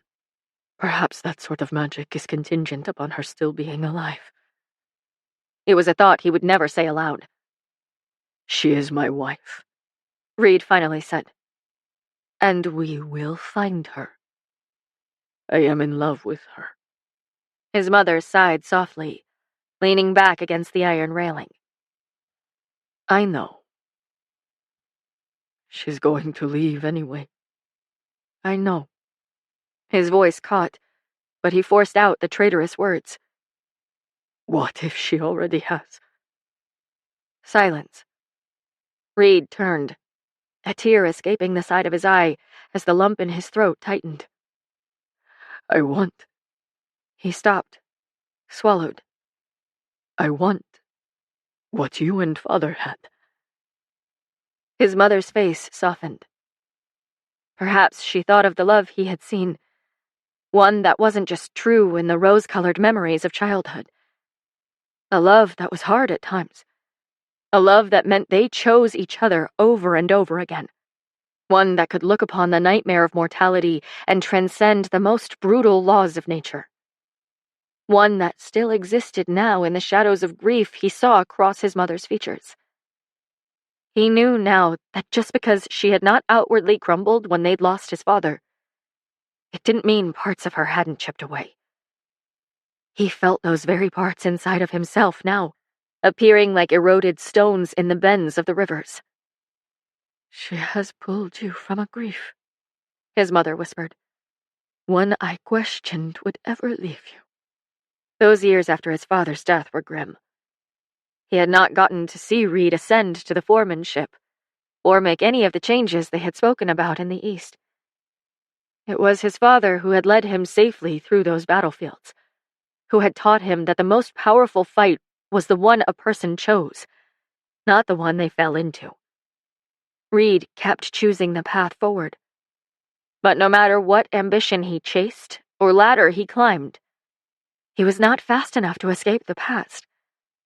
He was not fast enough to avoid his grief. He'd dedicated every waking moment to his new dream, and Vasa had come along and changed that. He saw past the headmanship, saw past those 10 years, and now he could not see past the hour. Eyes closing as if she might crack, his mother took a deep breath. She went for Amelie, and neither of them can be found. I have learned a lot about Vasilisa, and one is her affection for that girl. She never, and I mean never, would have put Amelie in danger. If she is gone, it is not by choice, my son. Her words made his heartbeat quicken. Vasa wasn't the only one afraid of Hope. You believe they are together? I believe it would take a force of nature to rip them apart. His mother lay a nurturing hand upon his shoulder.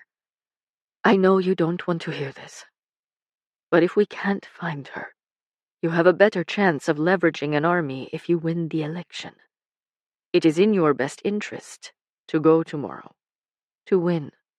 That is what you can do for her. Reed tapped his finger along the wooden shelf. You mean to tell me that the counselors haven't already gotten word that my wife is gone? He shook his head. I don't know if I stand a chance at winning without her. You knew weeks ago that you would win, regardless of her presence. After Mark had spontaneously arrived with Kennan and Gallon, Reed had known then that he'd all but clinched the election. But that was the night she had established herself as necessary. Perhaps not for the election, but for him. Somewhere along the way, I decided I didn't want to, he whispered. Sadness coated his mother's brown eyes, but she swallowed and nodded. A fierceness washed over her wise features. While he had inherited his father's brown and gold coloring, it was his mother's determination that he'd spent a lifetime developing. Shuffling forward with her robes dragging along the floor, she stopped on the staircase just long enough to look over her shoulder. There is still one more thing I haven't tried. It was both a promise and a threat. One Reed wasn't sure he could believe in. But he had begged Vasa to hope. So it was only right he do the same. Chapter 25. Mathgen, what did you do? Vasa barked in Icurian. What did you do? I did what I had to, Mathgen said in Asterian, eyeing each step Dominic took and using Asterian to ensure Dominic could understand the words between them. 6 other people stood at the perimeter, Asterian guards. Vasa's breath started to quicken. Were the Asterian forces in the city? He made a deal, not so unlike our own, Dominic said simply, with his hands clasped behind his back as he stepped up the stairs. If he gave me you, I would kill the general who murdered his family. Tell me, Mathjan, did Inyat Khazar suffer to your liking? Mathjan moved away from him and didn't deign a response. The gift, Vasa realized. That letter had never been for her. Dominic had known she'd show it to Mathjan. He'd communicated with the advisor through Vasa and she hadn't even noticed. Had she ever had the advantage, or had Dominic outplayed her at every turn? Dominic stepped closer to Amelie, and fear flooded into Vasa's trembling hands. It was a simple deal, really, Dominic said, running his knuckle along Amelie's cheek, his silver-clawed ring pressed into her skin, black stone stark against the pale of it. And Amelie tried to move, but he swiped the ring up to her hairline. Amelie clenched her teeth to hold back any sound. Blood trickled off her skin in a small thread of droplets, pooling at the white fabric still covering her mouth. Vasa knew better than to speak. Knew better than to beg for a life Dominic was more likely to take if he knew it mattered. Instead, she waited with bated breath to see what he would do next. It was the most powerless she'd ever felt. You should have just let the magic kill you. Dominic looked squarely at Vasa. You knew you would die regardless. In that moment, she had a hard time disagreeing. You despise Asteria, so you invite its emperor into your capital? Into your election? Vasa asked Mathjan, falling back into Icarian, watching as the duplicitous advisor kept a healthy distance from her brother, disgust painting his features. He gave you one general, delivered on one promise, and that was worth betraying Reed. Amelie cried out, and Vasa whipped her head to where her brother stood, ring dripping with Amelie's blood. The cut was a twin to the first one, dragging down her cheek directly next to it. Dominic straightened. Every time someone speaks in Icarian, I cut her. Out of the side of his eye, Mathjan watched the guards. Faint questioning coursed over his features, as if he suddenly debated the deal he had made. He's agreed to leave peacefully if he's allowed to take you with him, Mathjan responded. He and I will see each other on the battlefield, and there will be no deal between us then. So you will write this letter, and then you both will go, and whatever war he starts is a war he will lose. You are a fool, she spat. But it answered her question. Mathjan wouldn't have let an entire army cross the border, even if he wanted war. There was no way they could have gotten past the scouts along the Satara, unless they'd donned the colors and sigil of Rultho. Mathjan had made a fool's bargain, so blinded by grief and revenge that he couldn't see the danger he dealt with. The worst part was that he bargained with the wrong sibling. If he'd told Vasa of the revenge he sought, she would have done everything in her power to bring him Inyat Khazar. I have his advisor.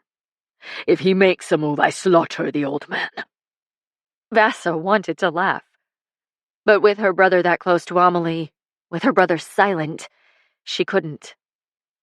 You think he cares one moment for Ozik's life? There wasn't a loyal bone in Dominic's body. You've gotten into bed with a viper and you don't know it yet. But you have already been bitten. Write the fucking letter, Mathjan growled. No! I won't kill her, Dominic said from the side, knuckle delicately placed along Amelie's throat. Not at first. But for every moment you don't write that letter, I will carve another slice into her lovely, delicate skin. And he did, just below her jawline, as if to make a mockery of the way this had all started for Vasa.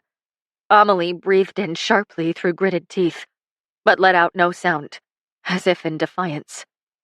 Mathjan must have told him every intimate detail. Nausea rolled through her. It was her worst nightmare. For Dominic to know of any moment she'd smiled, of any moment she'd dared allowed herself close enough to these people for them to matter. For him to have a hold on the memories that had etched themselves into her skin and her heart. That vulnerability cut deeper than any blade she'd ever known. Dominic waited one breath, then dragged a large cut along Amelie's chest, in exactly the same place Kasana had cut Vasa. Amusement glittered in his eyes. "Stop! You don't have to harm anyone else here," Vasa said. Dominic slid his ring down Amelie's inner arm, and this time she choked out a sob. "Stop!" "Write the damn letter," Mathjen screamed. Amelie wouldn't raise her eyes, would never ask Vasa to give in. She wouldn't start a war, not even if the cost was her very life. Dominic raised his knuckle back to Amelie's other cheek. "Stop!" Vasa said. "I'll write it. I'll write the letter." Dominic cut Amelie anyway. Amelie let out a whimper and then choked on the gag, holding back tears of terror, no doubt, and anger swelled in Vasa. "I told you I would write it!" "Enough," Mathjen said to Dominic, who raised a brow at the advisor's audacity.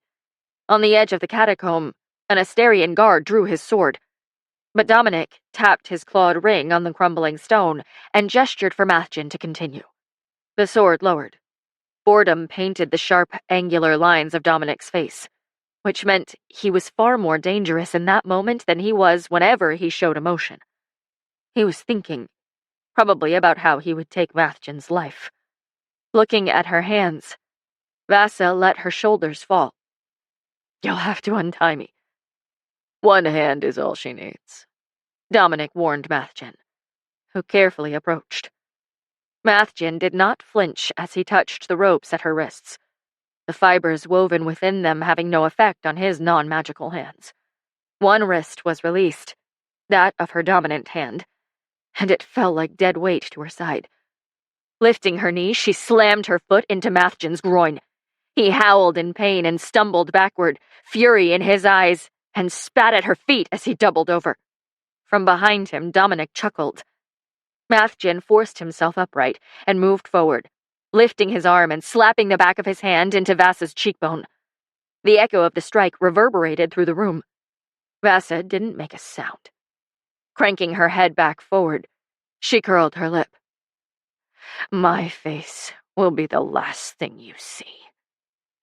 You won't live long enough." "You've underestimated me." "No, I haven't." Mathjen limped back to retrieve the paper and pen on the ground. "I've rightfully estimated him." Dominic grinned, running the claw of his ring along Amelie's cheek again. She flinched away from him, but he only stepped behind her, leaning to whisper something in her ear, his hands trailing along her throat. Amelie went utterly still. Fury swept through Vasa, and her mind screamed for her to try something, anything to get Dominic to let Amelie go. Yet she knew the outcome of asking her brother to stop, knew that Dominic would simply drag it out for longer, make it that much worse. Keeping his distance, Mathjen slid the paper and pen across the bench directly next to her, gesturing harshly with his hand. "Right. And don't forget I've seen your letters. I know the way you speak. Write it well." Her arm stretched with the motion, the rope tightening on her wrist and causing her to wince as she reached for the pen. It was cold in her hand, but she took one small breath and began to scribble words that sounded like her own. She accurately described the route they'd all agreed on, from the dips in the canyons to the curves in the Sanguine River. Mathjen would know if even a single detail was out of place. He was, after all, the one who'd come up with it. Tears welled in her eyes as she wrote the final line. Trying not to let out a shaky breath, she signed her name at the bottom of the parchment and dropped the pen. Mathjen pounced, digging his knee into her stomach and shoving her back so she slammed into the wooden stake she'd been tied to. A yelp slipped through her lips, and her knee buckled. Her shoulder screamed. She caught herself with her free hand upon the bench, leaning against it to try and relieve the weight on her stretched shoulder. "Fuck you. Kill her soon, please," was all Mathjen said as he folded the parchment and put it into his coat. He left her with one hand untied, probably to mock Dominic. "And then get the fuck out of my country. A deal is a deal." Dominic purred. Without looking at her or Amelie, Mathjen disappeared into the shadows of the catacomb, the Asterian guards parting for him to leave. Dominic tapped his foot. Vassa lifted her eyes, meeting his through the slivers of light filtering through the cracks in the stone around them. She didn't dare make a sound, didn't dare beg for a quick death or for mercy. A part of her had always known the two of them would end up here, that they would someday be across from each other, her death imminent, his grin exactly like this. It only grieved her that the last face she would ever see would be Dominic's. Reed, back in the theater with his easy gaze and casual grin, flashed behind her eyelids. And if she hadn't already been on the floor, the thoughts would have brought her there. But in it all, there was a small thread of gratitude. She had this memory, the one of him last night, and all the ones before it, too. Her chest ached with gratitude for knowing what it had felt like to have him, even for only a short time. Do you intend to die like that? Dominic asked, looking at her shameful stance. Where I die makes no difference to me. You know, he drawled from behind Amelie, there is a part of me that's sorry it's come to this between us. No, there isn't. She looked to the guards. He'd even brought witnesses. How had he possibly persuaded them all not to speak of what happened here? Believe what you will, but you do understand I have no choice in this, right? I thought through the alternatives, you know. I could have simply killed the foreman. But what if you were fool enough to marry again?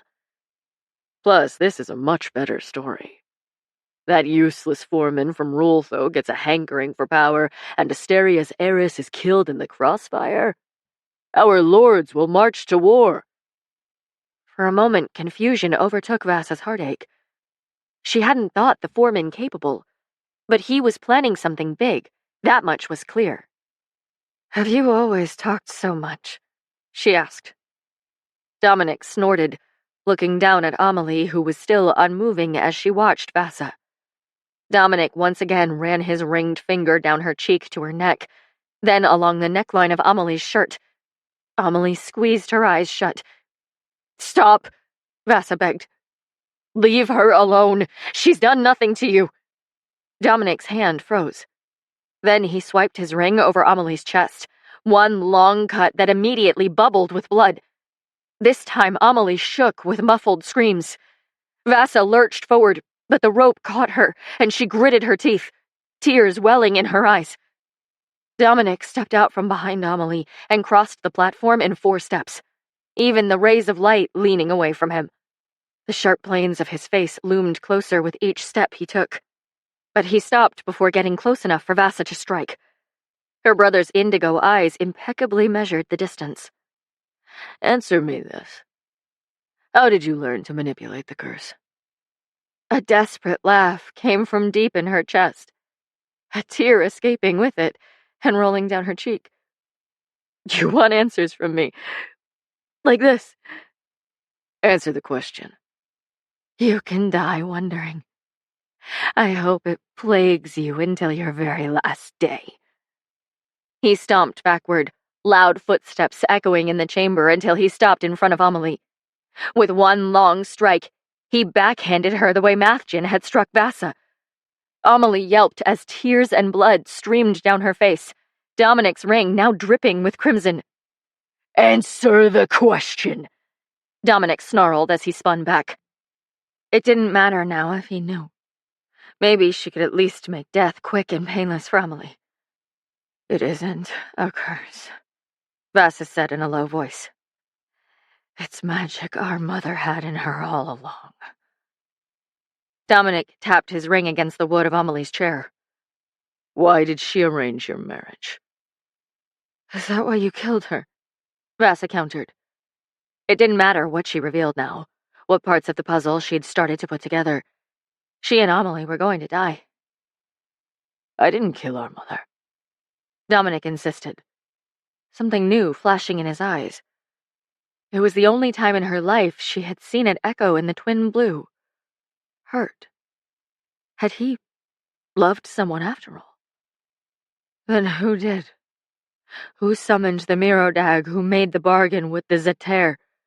She asked. I have no clue what you're talking about. Was that sincerity in his tone? In the curl of his lip? She'd never known what it looked like on him. He narrowed his eyes. You aren't the one asking the questions. It stunned her to see the flash of youth on his face, the impetuous, affronted nature of someone too young not to be susceptible to pain.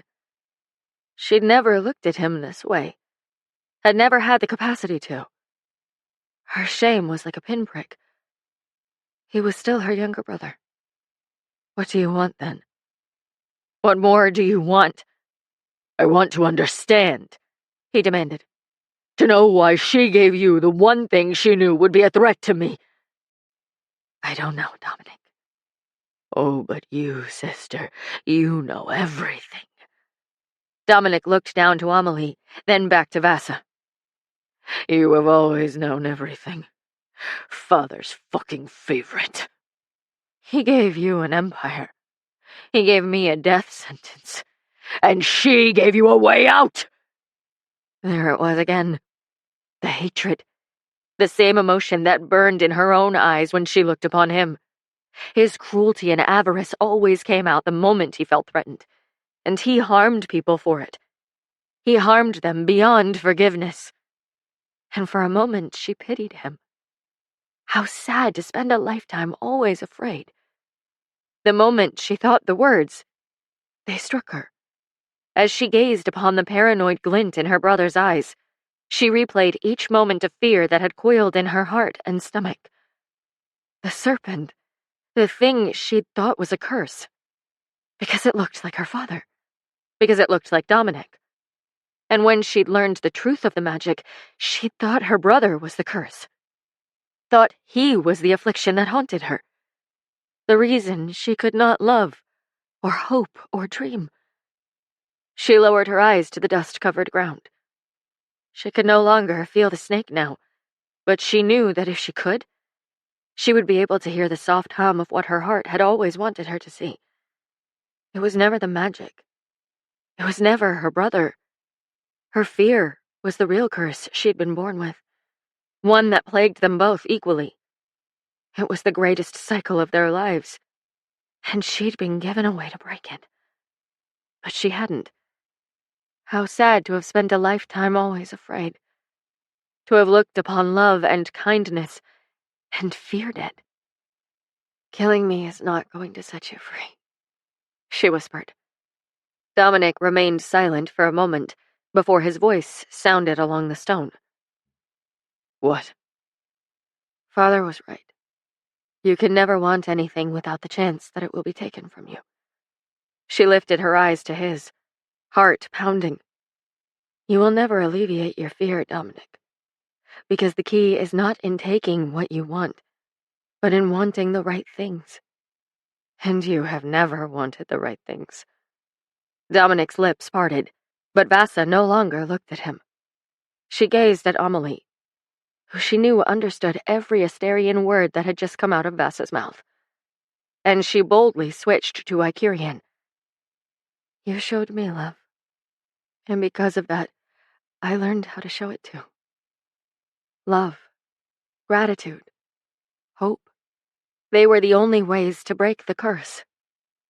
Close your eyes, she said to Amelie. Don't watch any of this. Tears gathered in Amelie's eyes, and then they ran down her cheeks, mixing with the blood. She shook her head in defiance. When he kills me, I need you to fight like hell. Your strength is my strength. Vassa choked. It was perhaps the only kindness she had left to offer Amelie. Final moments that were not shrouded in the gruesome image of Vassa's death, but rather in hope. And tell Reed that I would have stayed. Amelie still couldn't speak, but after a moment of hesitation, she nodded, as if it was the promise of fulfilling Vassa's request, the promise of offering her this one last thing that truly gave Amelie strength. Wetness shone in her dough-brown eyes, but Amelie swallowed her cries. She lifted her chin in bravery, in what Vasa could have sworn was, "I love you too." And the only relief Vasa felt was when Amelie closed her eyes. "Kill me, Dominic," Vasa said, returning her gaze upward. "Kill me and prove me right." Rage threaded in the coldness of his gaze, and he dragged the gleaming knife from his belt. As Vasa watched him stalking forward, lip curling, she decided his would not be the last face she saw. Even though she would die here, she would not look at the fear any longer. She looked to Amelie, and just then her eyes flew open. Vasa could have sworn they flashed white. And then magic flooded the room, slamming into Dominic and cutting off every inch of light and sound. And there was nothing, until the world hummed. The darkness coating them dissipated in a snap, the sort of control only a trained Varaji witch could accomplish. Mist surrounded the platform. It snaked up the columns and crawled along the fractured ceiling. Through the black mist emerged a stalking, cloaked figure, bathed in swirling black, shadows bowing with their steps. Silvery blonde hair lifting with the mist. Amber eyes glowing in the dark. Melusina. Vasa choked on a sob of relief and railed against the ropes that bound her. Her wrist burned, eyes immediately scanning for Dominic. She found him sprawled on the floor, blood trickling from his head, trying to pull himself up on his arms. His knife had been dropped in front of him, closer to her. Dominic snapped his head up, ocean eyes locking on hers as he threatened something Vasa couldn't hear. He sprang toward the blade. Vasa threw her body away from the wooden post, her bound arm holding her back, and kicked with every ounce of strength she could still muster. Bone cracked. Blood spurted from Dominic's nose as he recoiled, hands gripping his face. His angry scream pierced the air, and he leapt for the weapon. Using her outstretched foot, she kicked the knife into her hands and could have howled in relief as the blade met her fingers. Quickly, she sawed at the rope tied around her other hand. Dominic began crawling across the floor toward her. Behind him, Melusina was taking on all 6 guards, black Varaji magic streaming down their throats and noses. Dominic's fingers wrapped around Vasa's wrist and slammed it against the wood. The knife clattered to the ground, and Vasa tried to move her body, tried to kick and get out of his way, but Dominic caught her foot and tugged until she lost her balance. Grabbing the frayed rope above her, Vasa took one large breath, and then let the weight of her body fall. A tearing sensation lanced up her arm. The fringed rope snapped. Her bound arm fell, and she choked as blood flowed into her fingers, a tingling sensation burning all the way to the tips. She clawed at the tendril of rope still tied to her wrist. If she could get to her magic, if she could... She rolled as Dominic swung the knife down, iron blade etching into the stone floor. She kicked his side again, causing him to lose his balance. Tossing her weight to the left, she rolled away from him as many times as she could. She hit the hard stone wall. Sharp pieces of granite littered the floor around her. Vasa dragged one of those stones across the rope, still tied to her wrist, as she heard Dominic stand, his footsteps echoing on the floor. She sobbed despite the murder in his eyes, despite the blood now streaming down her wrist. Curled on the ground, she had moments before Dominic killed her. Amelie let out a high-pitched wail. Her hair was strewn along the floor. The chair she'd been in shattered on the floor. The witch was curled on the marble, screaming through the gag. She'd never in her life wanted to picture Amelie broken. And now Vasa saw it. The way her friend's entire being seemed to fracture at what had been done. Like a well refilling, like a fire sparking, rage poured into her. No, not rage. Magic. Her nails cut through the last of the rope, and it fell to the floor as darkness shot out of Vasa, slamming into Dominic and sending him flying backward. Coiled and angrier than it had ever been, the magic slithered in Vasa's belly and through her veins, rushing to her limbs and out of her fingertips. It swirled up her arms and neck, hissing, mist growing as she got to her feet. Dominic's eyes went wide. "Sister, don't you dare beg." He started to shake. Vasa took a slow step forward, black mist coating the floor with her fury. Dominic's eyes grew wider. The mist around her shifted. It no longer coiled around her limbs. It writhed on the ground toward him, a collection of serpents with forked tongues spewing, until they reared and piled in on themselves.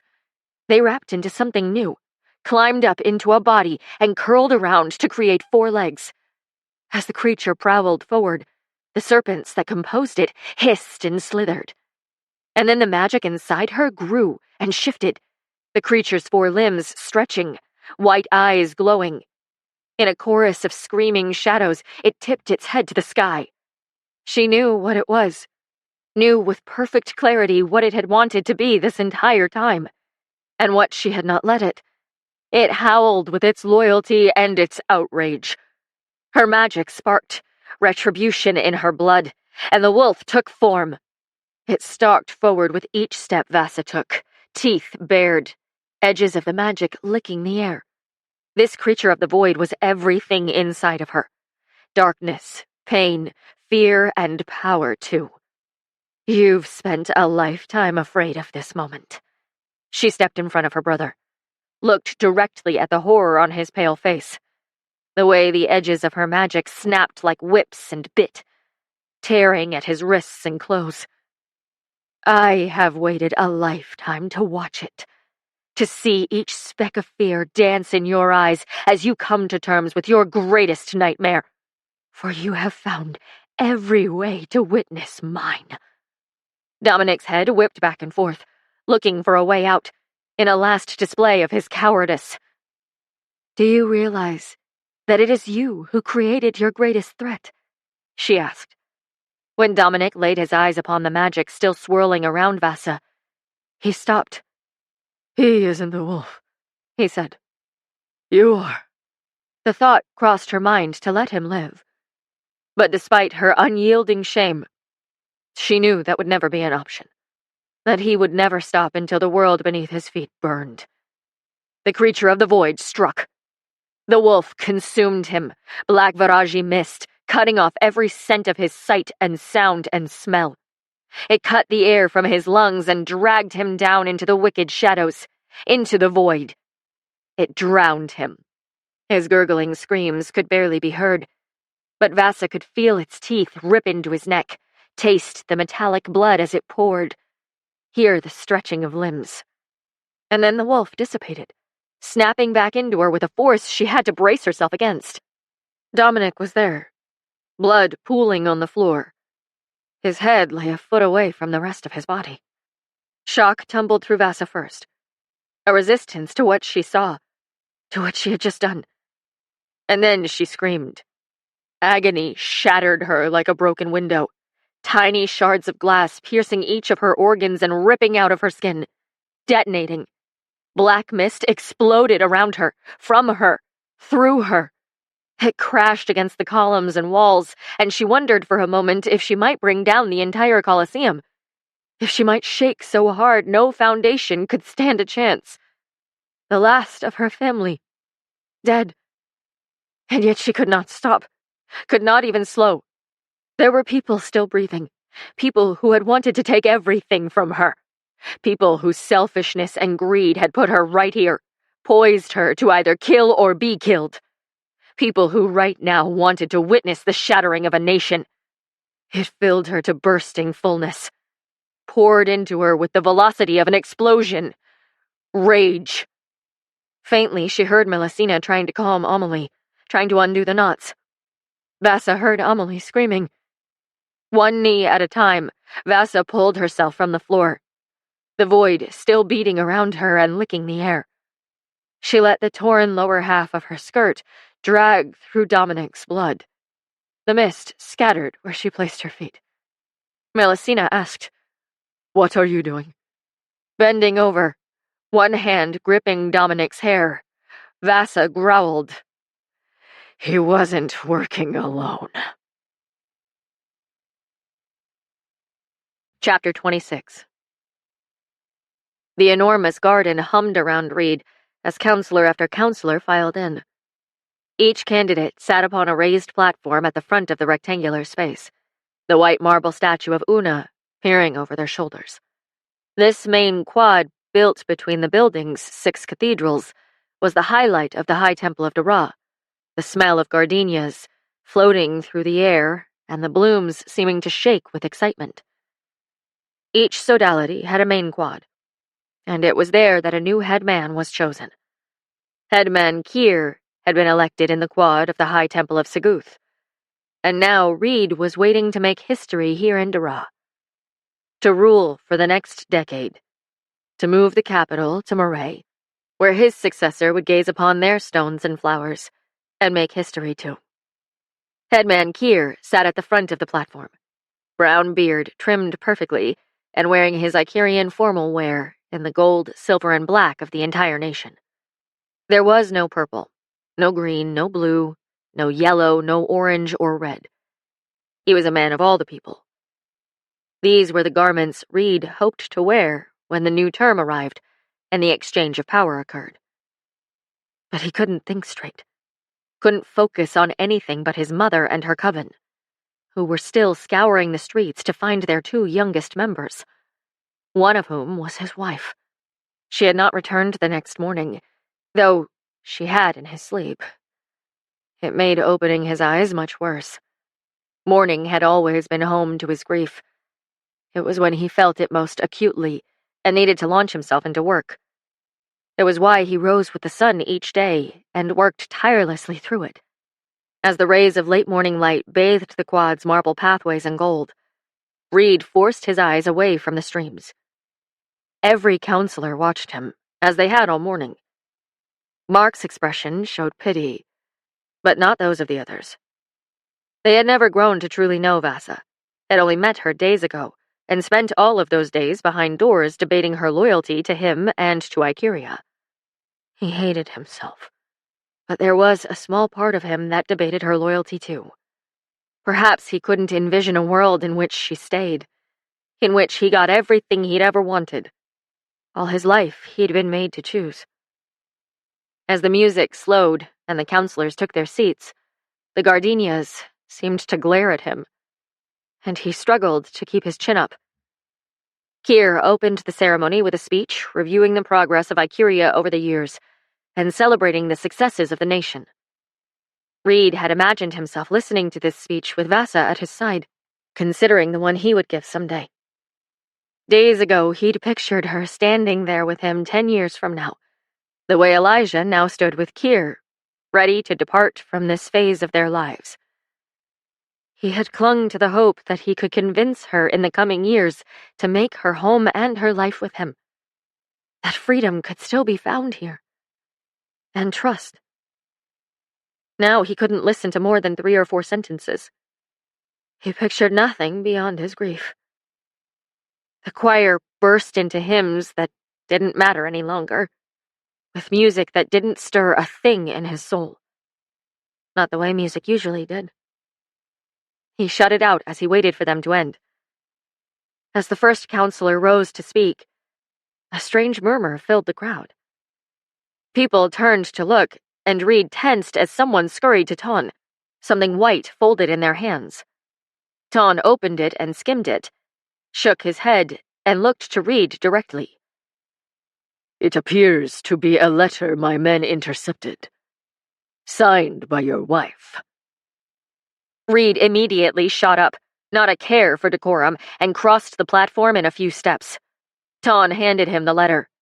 Reed instantly recognized Asterion, recognized Vasa's script, though it seemed a bit shaken or hurried. But he couldn't read it. He turned to Mathgen, who sat with the same neutral expression he always wore, and gestured for his advisor to come forward. It took moments for the advisor to arrive, and Reed handed him the letter, pointing. Can you translate this? Mathgen read it carefully, then looked pityingly to Reed and nodded.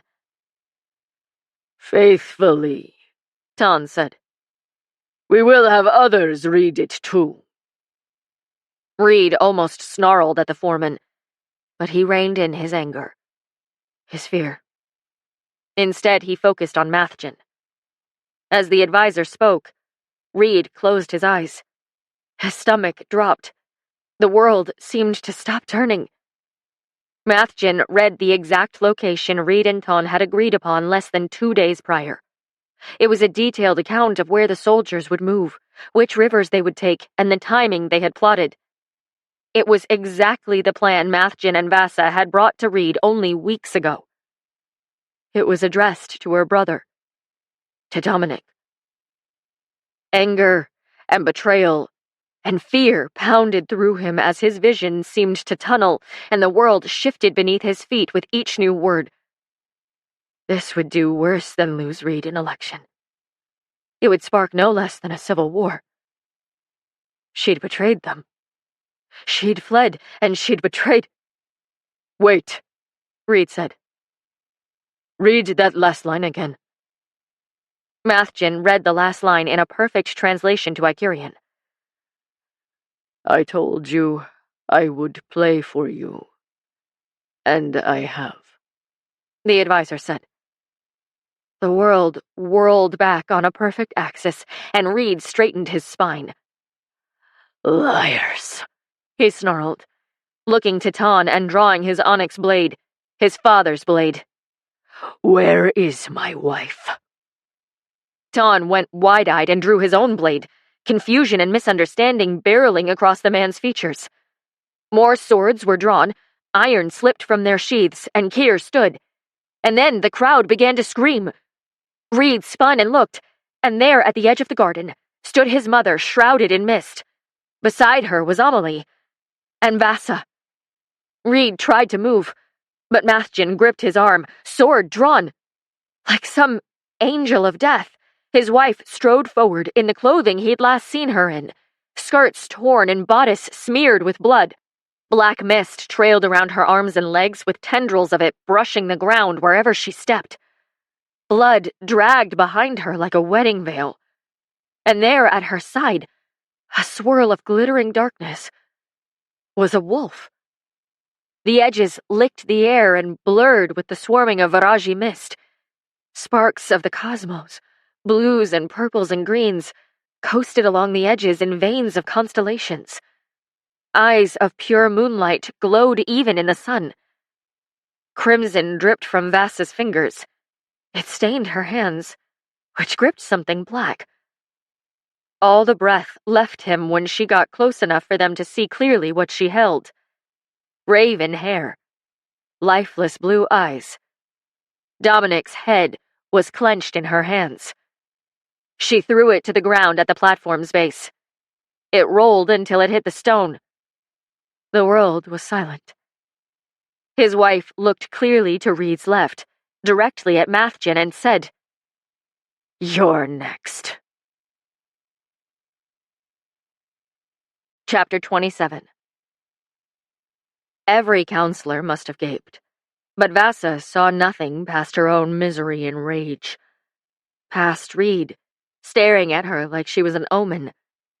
She stared right at Mathjen, and the wolf at her side growled. Mathjen, sword in hand, flicked his eyes to Reed. Vasa bared her teeth. Darkness burst from her. Tendrils of magic whipped along the platform, and Mathjen grabbed Reed and spun. Cohen moved from the left and dove, slamming into Mathjen, and the two went tumbling to the floor. Reed thrown off balance and rolling on the platform. Mathjen's body clapped against the stone pavement, and he struck down with his blade. But Cohen had drawn his sword and deflected the movement. Steel clashed against steel, and the garden erupted. Men in Rultho green flooded from all sides, swinging swords, burying into bodies, heads tipping back and screaming, and Ton made a move for the platform. He slaughtered a guard on his way, eyes glued to where Keir balked, likely realizing he was the target. "It's a coup!" someone yelled, just as another man lunged at Vasa. Asoti and Kasana were suddenly there. Kasana moved to cover Vasa's back, while Asoti leapt in front of her, stumbling back from the wolf that collided with the oncoming enemy. His screams filled the air, and magic lurched from Vasa, more powerful than she'd felt it before, as if this new manifestation of her magic had unlocked something in her. Asoti slid a knife into the sheath at Vasa's thigh. With a stern nod, Asoti released her and wrapped her forearm around Kasana's. The two locked gazes, and then Kasana plunged into the madness. "Go," Vasa said. "I will not let you out of my sight again," Asoti said, then grabbed her arm. Now let's go take off someone else's head. Darkness ripped forth from Vasa, and she barreled forward with Dominic's knife still in her hand, just as Reed turned around and struck his sword against Tons. Keir covered Elijah, pushing his husband off the platform and into the waiting mass of their own trusted guards. The men fled with the High Consort, and Keir turned, wicked anger gnarling his features. Vasa's wolf plunged forward. It struck Ton, teeth bared, and Vasa tasted the metallic blood, the screams echoing in her ears as she leapt onto the platform. Reed didn't waste a single breath, burying his sword in Ton's gut and slicing down to his groin. Gore splattered as Ton's large body sank to the ground, no life left in him, and his face cracked on the stone platform. Red bloomed in a pool beneath him. Vasa turned as the gardens shook. The edges of the courtyard were blacked out with mist. Melusina and Amelie stood at the back, fighting against the inpouring of soldiers in Rultho green, their magic creating a circular boundary around the gardens. Keir bellowed orders, the other counselors following suit, instructing the guards to fight Ton's men. Soldiers charged through the void of Viraji magic without sight or sound or smell. Kasana covered both witches, barking orders at her own core, striking down a man in green as he broke through. Scanning the enormous border, Vasa saw Romana, Mariana, and Suma, who formed a triangle behind the platform, mist pouring from their hands to enclose the other half of the gardens. It mingled with Melusina's and Amelie's magic, completing a circle enclosing them all. The mist hissed and swirled. Reed barked at Keir's men to defend the witches, leaving the soldiers a choice. Side with him, and therefore Ikuria, or hesitate and be marked a traitor. Vasa recognized the faces of the witches of Una, whose light flashed to blind those in green who poured through the magical boundary, and with their display of loyalty, the Ikurian soldiers rallied behind the Viraji coven too. But the courtyard was enormous, big enough for 500 people at least, and there was no way they could stop each person who came out of the mist. Those in Ikurian silver and gold descended upon the interlopers, the screams of runners and fighters echoing off the vines and glass walls of concealed patios, like the one Vasa had slept beneath. Vasa spun again, finding herself facing Reed. He reached for the bruise on her cheek, but she knew if she felt anything else, she would crumble. So she gently pushed his hand away, searching once more for her next victim, and finding Mathgen still fighting with Cohen. And she moved. Reed called after her as she stalked forward, the shadow of her wolf whipping at her feet. Mathgen looked up. Terror resided in the blue of his eyes, and she realized that even if she hated herself for it, that terror sustained her. She fed on it. Perhaps she was more like her brother than she thought. Cohen landed a blow to Mathgen's side, slicing through his clothing and summoning a line of red. Mathgen stumbled, and Vasa snapped her head to the foreman, causing Cohen to sink backward and lower his sword. Mathgen dropped the hand gripping his side, his hands tightening around the hilt of his sword, leveling himself in preparation. "You estimated wrong," Vasa said. The magic inside her coiled tightly. Only months ago the tug of her power had been unbearable, but now the sensation was familiar, working with her instead of against her. Mathgen raised his sword. The wolf struck. Vasa felt each of its movements as if they were her own, like it was her feet that pounded on the blood-soaked pavement, her teeth that bared, her muscles that coiled. Mathgen swung his sword at the void, and the magic flickered, losing some shape as it slammed into the advisor and dragged him backward. "Vasa!" Reed yelled as he grabbed her forearm and pulled.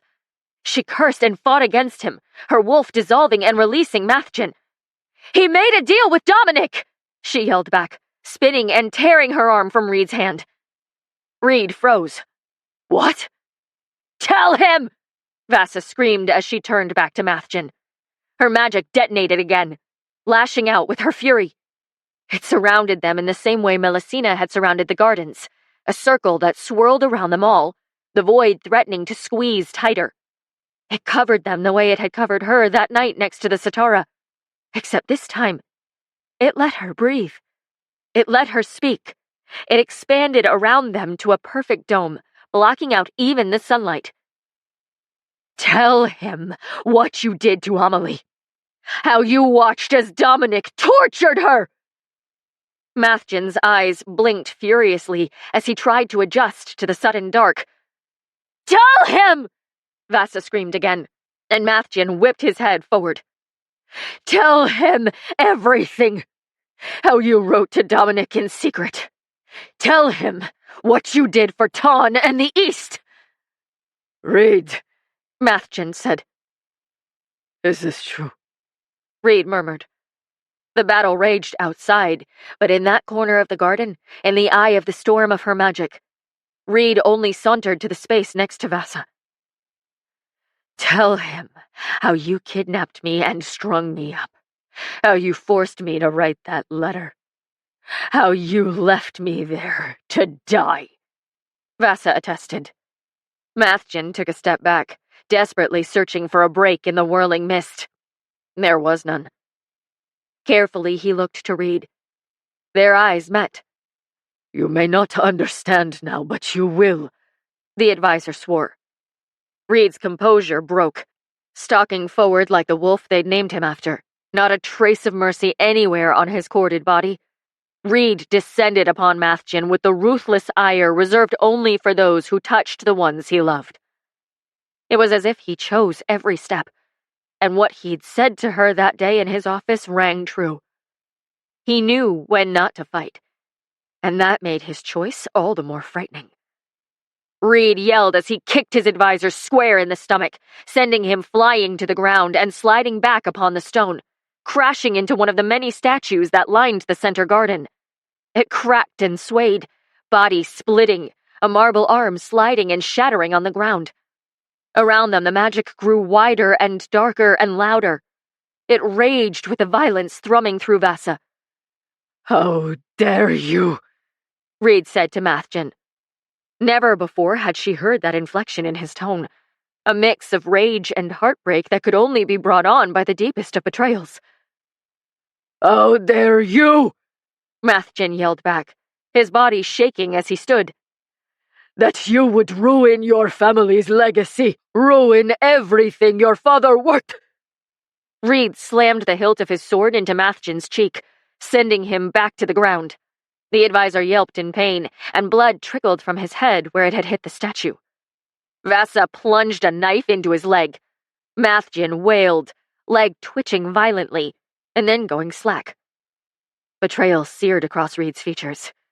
Insecurity, too. And then, a whisper of resolution as his jaw went taut.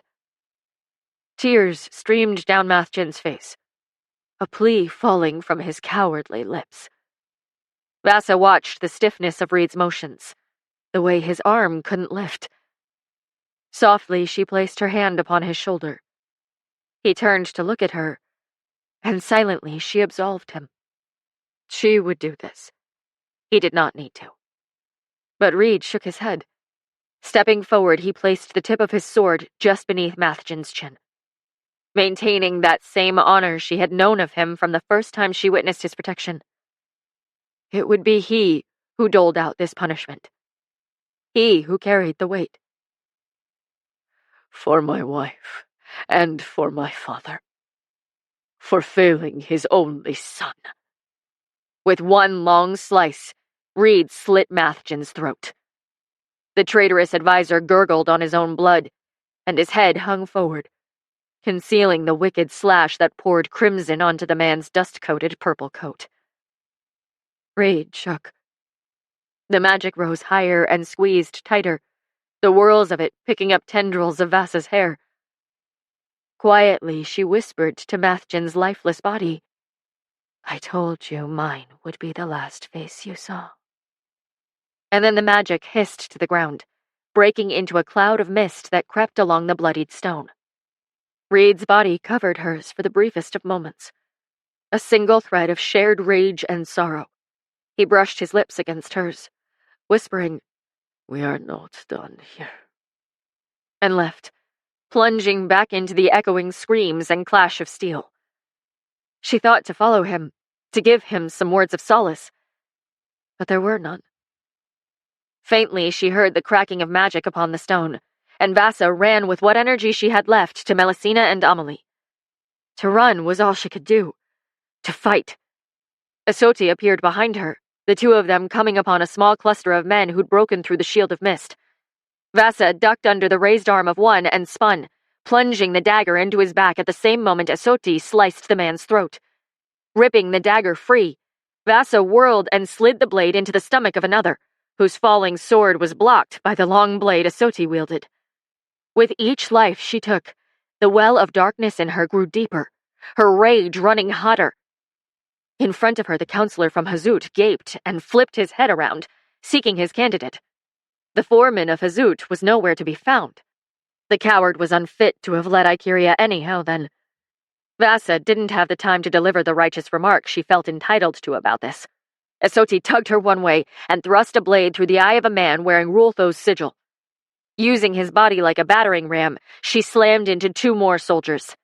Vasa leapt over a mess of tangled limbs upon the ground and plunged Dominic's dagger into a soldier's thigh.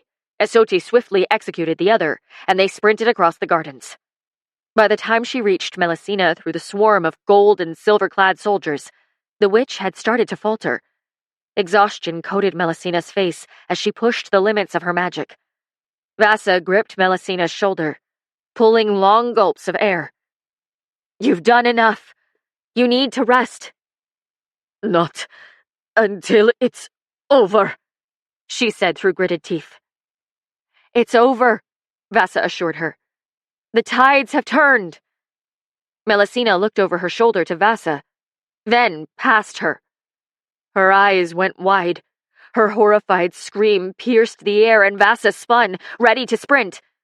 The gardens shook as a familiar, awful, nightmarish wail emanated through the grounds. The Mirodag broke through the mist, upon the platform, directly behind Reed. Shrieks of fear echoed around the gardens, and people fled, plunging into the void of mist and senselessness, taking their chances in the magic instead of here.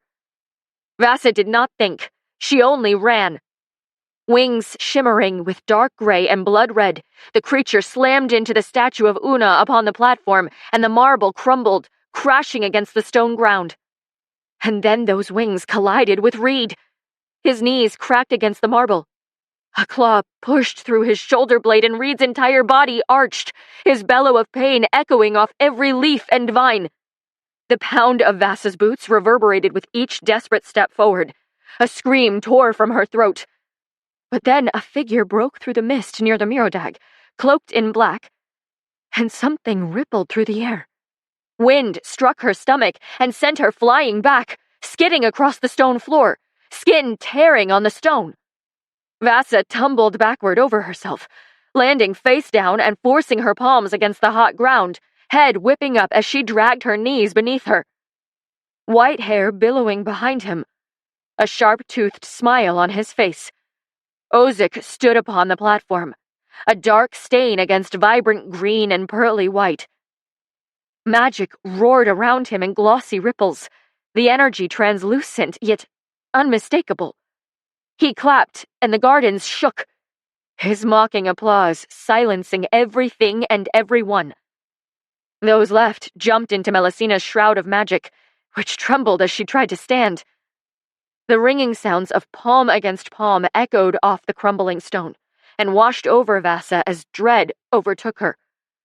Her father's oldest advisor stepped forward with the Mirodag, which pinned down a bleeding Reed at his back.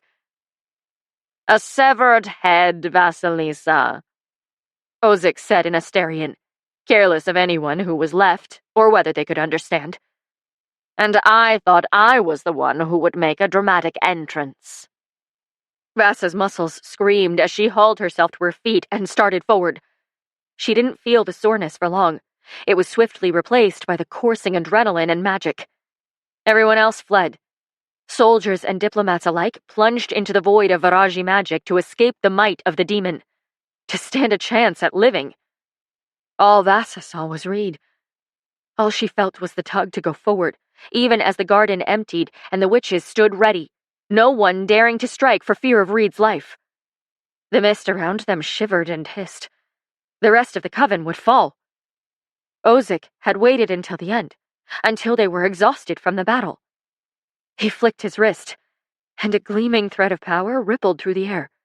It pressed against Vasa's chest until she was forced to a stop by some invisible wall. Yet it trembled as she pushed, and the air was thick, as if Ozic struggled to maintain it.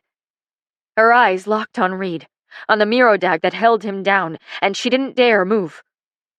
Golden eyes inspected her, staring out of an ancient face that strained against its own bones. Ozic did not look polished and smooth as he was in her memories. No, he was ragged and torn at the edges. She wasn't the only one who was tired. "What are you doing?" Vasa dared ask. "Start by dropping that pesky little knife." Ozic gestured with his head toward Dominic's severed one, which hadn't been buried beneath other bodies yet. His lifeless eyes faced the platform, raven hair still sticky with blood that now shimmered in a way it hadn't before. "I don't trust what you might do with it." "The blade at your thigh, too." Asoti growled from behind her, and Reed tried to speak, but his stifled cry was enough to fracture Vasa once more. The Mirodag dripped oily blood onto his shoulder. First Amelie, now him. On the verge of breaking, Vasa dropped her knives, which clanged as they hit the ground, one by one, Ozic watching each blade as it fell to Vasa's feet. "Kick them away!" Using the tip of her blood-soaked boot, she kicked the weapons to the left. Ozic merely chuckled. Adjusting his stance, he moved to the edge of the platform, his black cloak dragging behind him and through the blood of those fallen. He kicked a body over the edge of the stage. "Your brother and I made a deal, you see. A bargain. But now he is dead, and I am left with an empty promise." Of course. She had never even considered it. "You're the Zeter," Vasa croaked.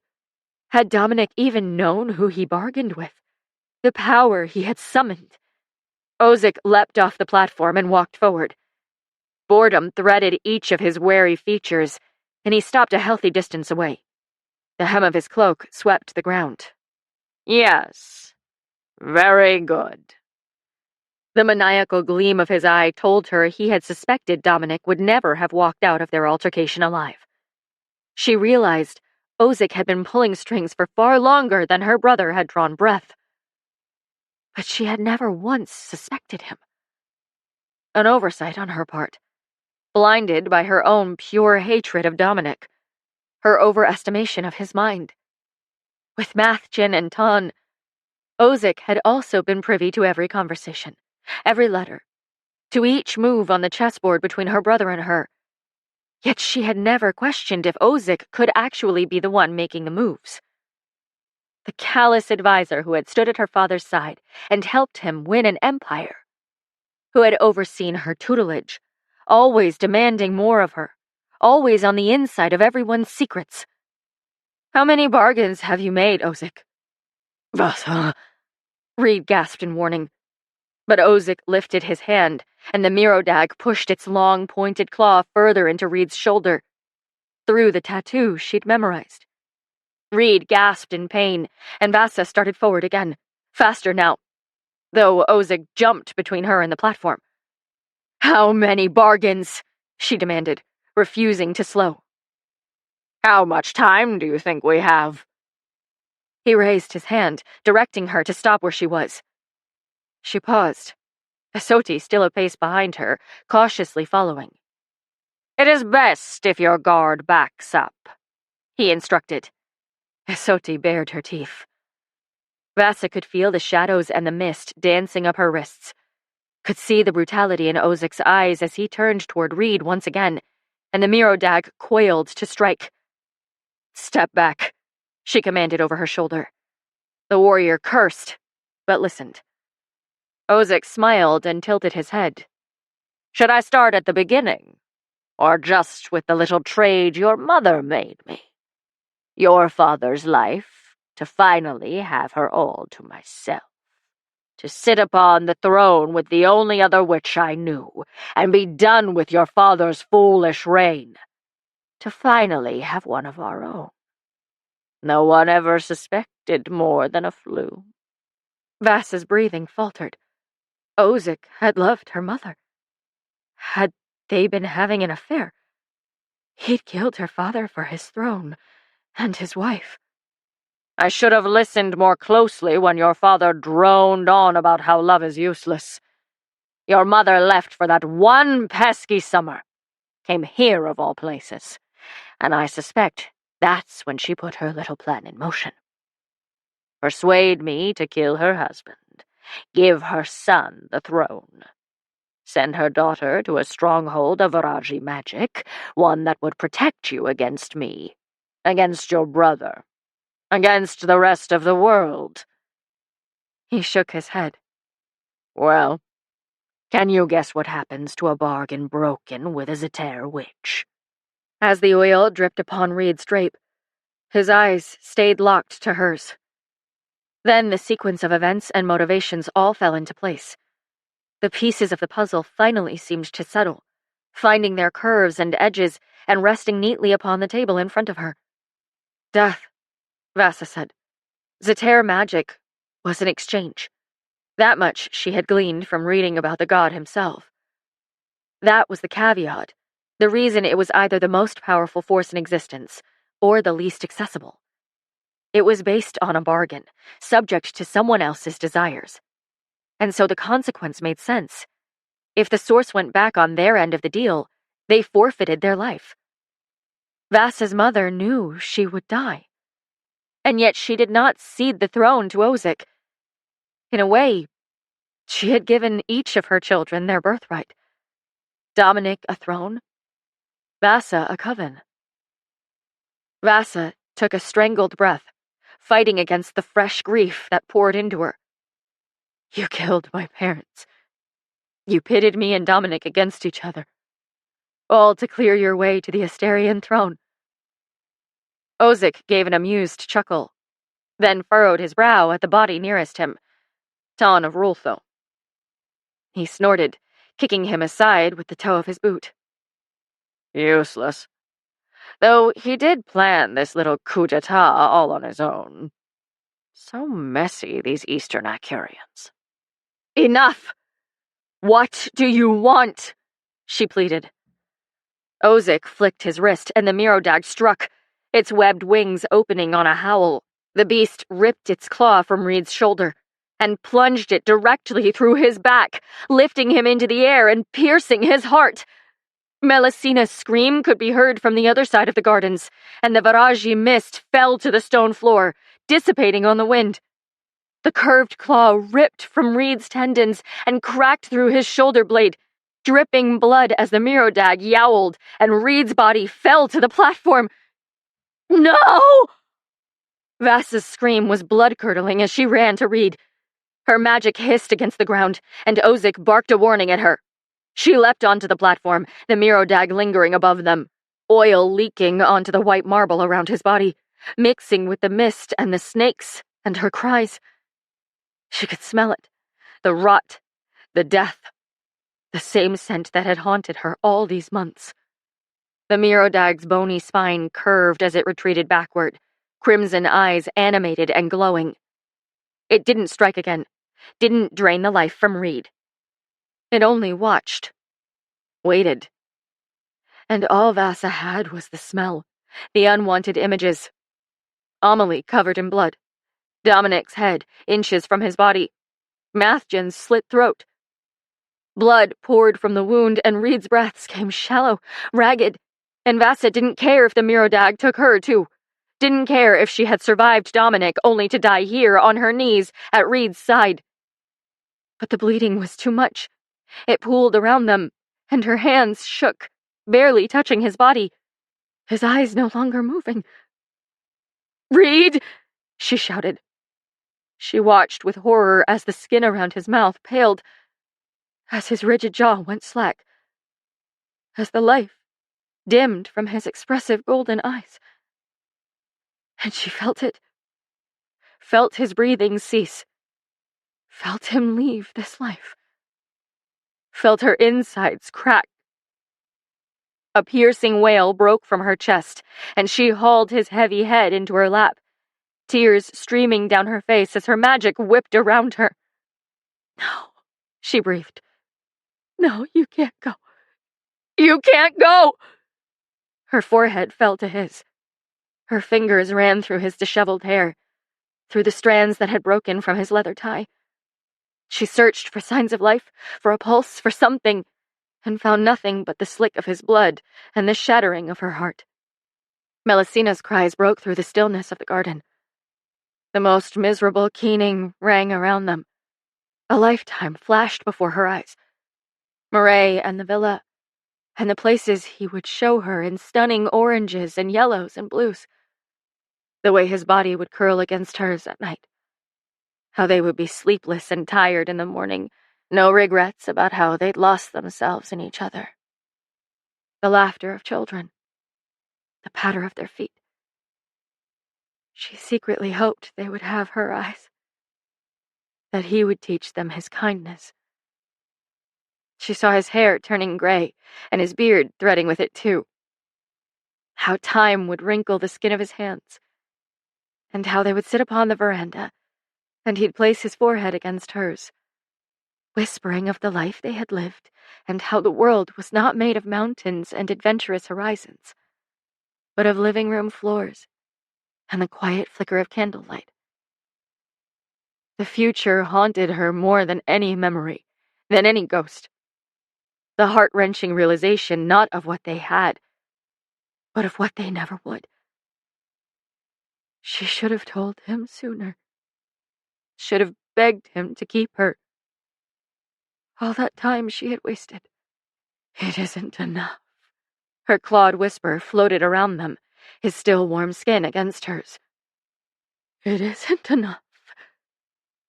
And through the elegy of her own heart, she heard Ozek's voice in the haze. Are you ready to make a deal? Slowly she lifted her head. Her magic jostled her insides and snapped from her, the wolf coming back to life, looming next to her as if prepared to strike. Ozek remained still. Kill me and he stays dead. The wolf paused. Fingers shaking, she looked down at Reed's lifeless body and realized exactly what Ozek had planned. The extent of what Zater magic could do when called upon. He wanted a bargain. And he'd found the one way to make her desperate enough to give him anything he asked for. Bring him back, she stammered. Whatever you want, it's yours. Just bring him back. They were supposed to have time. She had killed her brother. She had survived. But it didn't matter what she lost, what the world demanded of her now. The only thing that mattered was that Reed's lungs pulled breath, that goodness like his still lived. Ozek stepped onto the platform and approached slowly, inspecting the places she touched Reed. For only a moment, Ozek eyed the wolf. But with Reed dead in her arms, assurance played upon his smile. Vasa wouldn't strike. Not when he held the one thing she wanted most in his hands. Surrender your magic, he growled. A warning coiled within her, deep and low.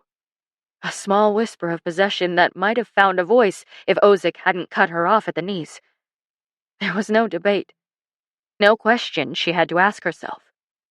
It's yours. Tell me you surrender your magic to me. Do that, and in exchange I will renew his life. Fine. Say it. Her heart leapt into her throat, but she choked down the magic and the rage and the fear.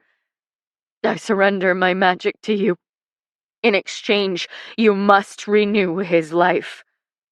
Ozek took a large breath, the air around them stirring with something wicked, and then the muscles inside Vasa's abdomen went taut.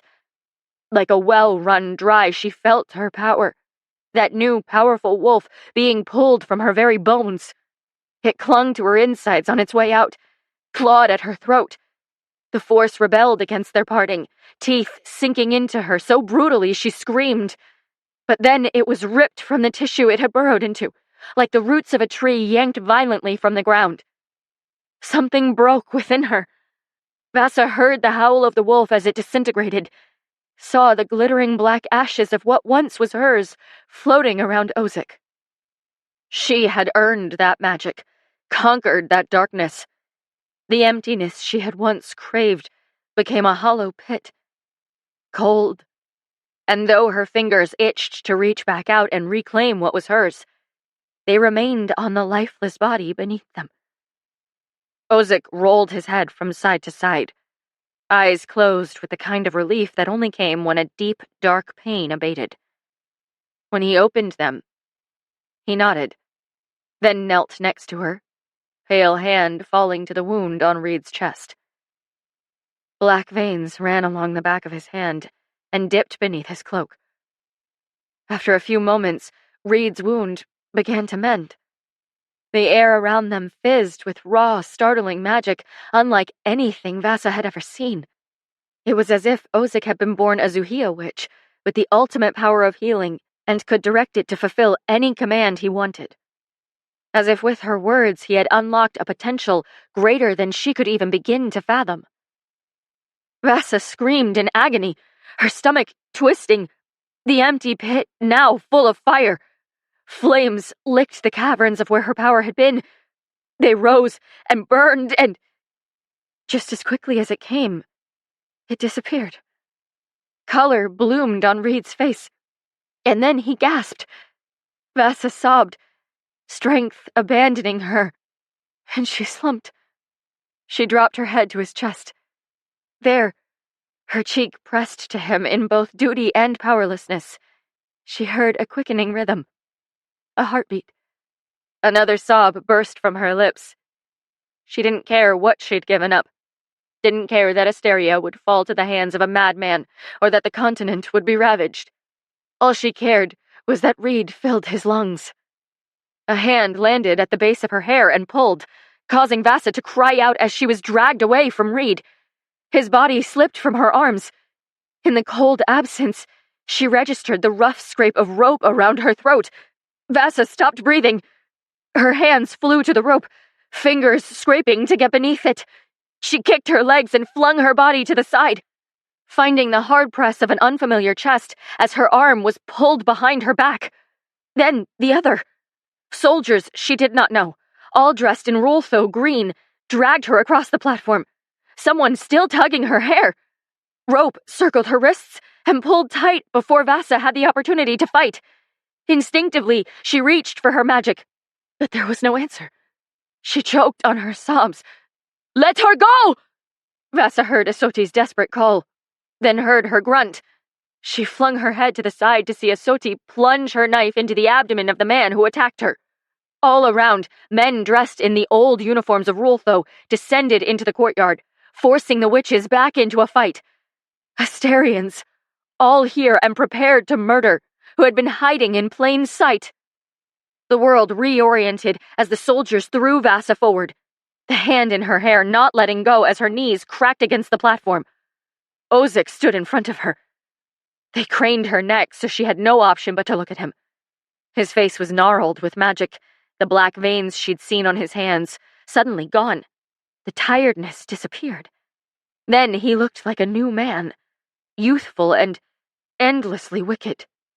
"Walk, or I'll kill every single person in this courtyard," he whispered in her ear. Vasa didn't need to calculate her odds. With their lives, she would no longer gamble. She stood as she'd been instructed, and the hand in her hair released. She walked. Soldiers flanked all sides of her, one holding firmly to the rope tied like a noose around her neck, the others preventing her from being able to turn around. She tried. They blocked her view of the courtyard, of the witches, of Reed, of the pounding footsteps she swore echoed behind them. She saw nothing, no one, not as they led her off the platform and dove straight through the circle of Viraji mist that rose like a border around the bloodshed. For a moment the familiarity of it brushed her, but then it staggered, angry and betrayed. Something covered her mouth and nose, and inhaling the acrid scent of poison, Vasa fell into nothing. Chapter 28. Fire burned in Reed's chest. He tried to sit up, and suddenly there was a hand on his shoulder. Above him, his mother loomed. Don't, she warned him, pressing lightly to push him back down. Around him were faces. His mother's, carved with misery and exhaustion, dirt-caked and tear-stained. The other Varaji witches, the High Witch of Zuhia, people he did not know. Their worried frowns floated in and out of his consciousness. Colors burst behind his eyes, black and white, red, purple, shades of yellow. The pain ebbed. Distantly, he heard voices, crying. This happened over and over, the waking and the subsequent sleep. Each time he looked, he listened, for a face and a voice he did not hear, until he heard nothing at all. Reed woke to a quiet room and an empty bed. A pillow seemed to swallow his head. He scanned the room, the reflection of broken glass beneath the doors at the edge of his quarters, the patio marred by petals and broken vines. Glass covered the left side of the room. The patio window had been blown to bits. He knew a few things in increasing order. If he was here, he was likely alive. The city still stood and the high temple remained Ikaria's. But it was his mother sitting beside his bed, not his wife. Tell me she is alive, Reed croaked. He held his breath. So much of the day came in flashes and blurs, but he remembered little. Like watching his life in still sketches and paintings. He could not grasp anything real. She is alive, his mother confirmed. He turned his head to look at her, and then tried to sit up. He could. His muscles worked for him as they had before. His mother shuffled forward and gripped his arm, but he brushed off her hands. He needed to know what he was capable of. Reed rose all the way, bringing his knees up to his chest and resting his arms upon them. He rolled his wrists, then his ankles, and wiggled his toes. Everything worked. Nothing hurt. Then he was up on his feet. Squeaking from his mother's chair emanated around him, but he moved with alarming speed right past her, making for the armoire. He started to pass the mirror, but then he stopped, stared. He no longer cared about the broken glass or the state of the high temple. He looked ragged and dirty, unkempt. His hair stuck to his cheeks, and he swiped it away, his beard overgrown. What happened? He demanded, enunciating both words, not at all like a question. You were... His mother paused. You were dead, Reed. I felt it. Vasa made a bargain to bring you back. Reed turned and finally looked at his mother, who seemed more tired than he was. Had she slept? He remembered the intensity of the fight, of what she had put herself and her magic through in order to hold the border around the gardens. All at once, Reed felt useless. How many days had it been since the election? Faintly, there was a part of him that cowered in terror at the words his mother had just spoken. Dead. He had been dead. He didn't remember what happened, but he didn't have the time to consider that. Not yet. Her magic.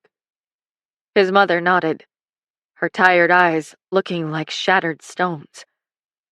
I cannot feel it. It is still there, but veiled in something entirely different. A shadow. Vasa had saved his life, had saved all of their lives, and yet it was still she who suffered the consequences. How did this happen? Dominic's advisor is the Zeter witch, and his demon is a manifestation of that power, much like my horse and Amelie's fox. His mother stopped, swallowing what Reed assumed was the urge to cry. The creature impaled you. It killed you almost instantly. Vasilisa struck a bargain with Ozik. Her magic for your life. Reed's head whirled, and though he knew he could stand, he feared his legs would fail to hold him. Surely he cannot simply take her magic. The Zuhir have written histories about his kind, about their traditions of human sacrifice, their twisted bargains.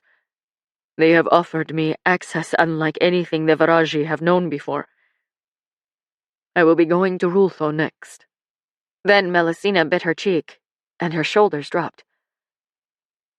But right now, I know nothing for certain, other than that there is something terrible at play. Reed took a careful account of his mother.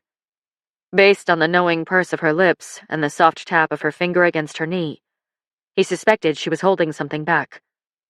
What do you know? Melusina looked down, and he wondered what she would not say.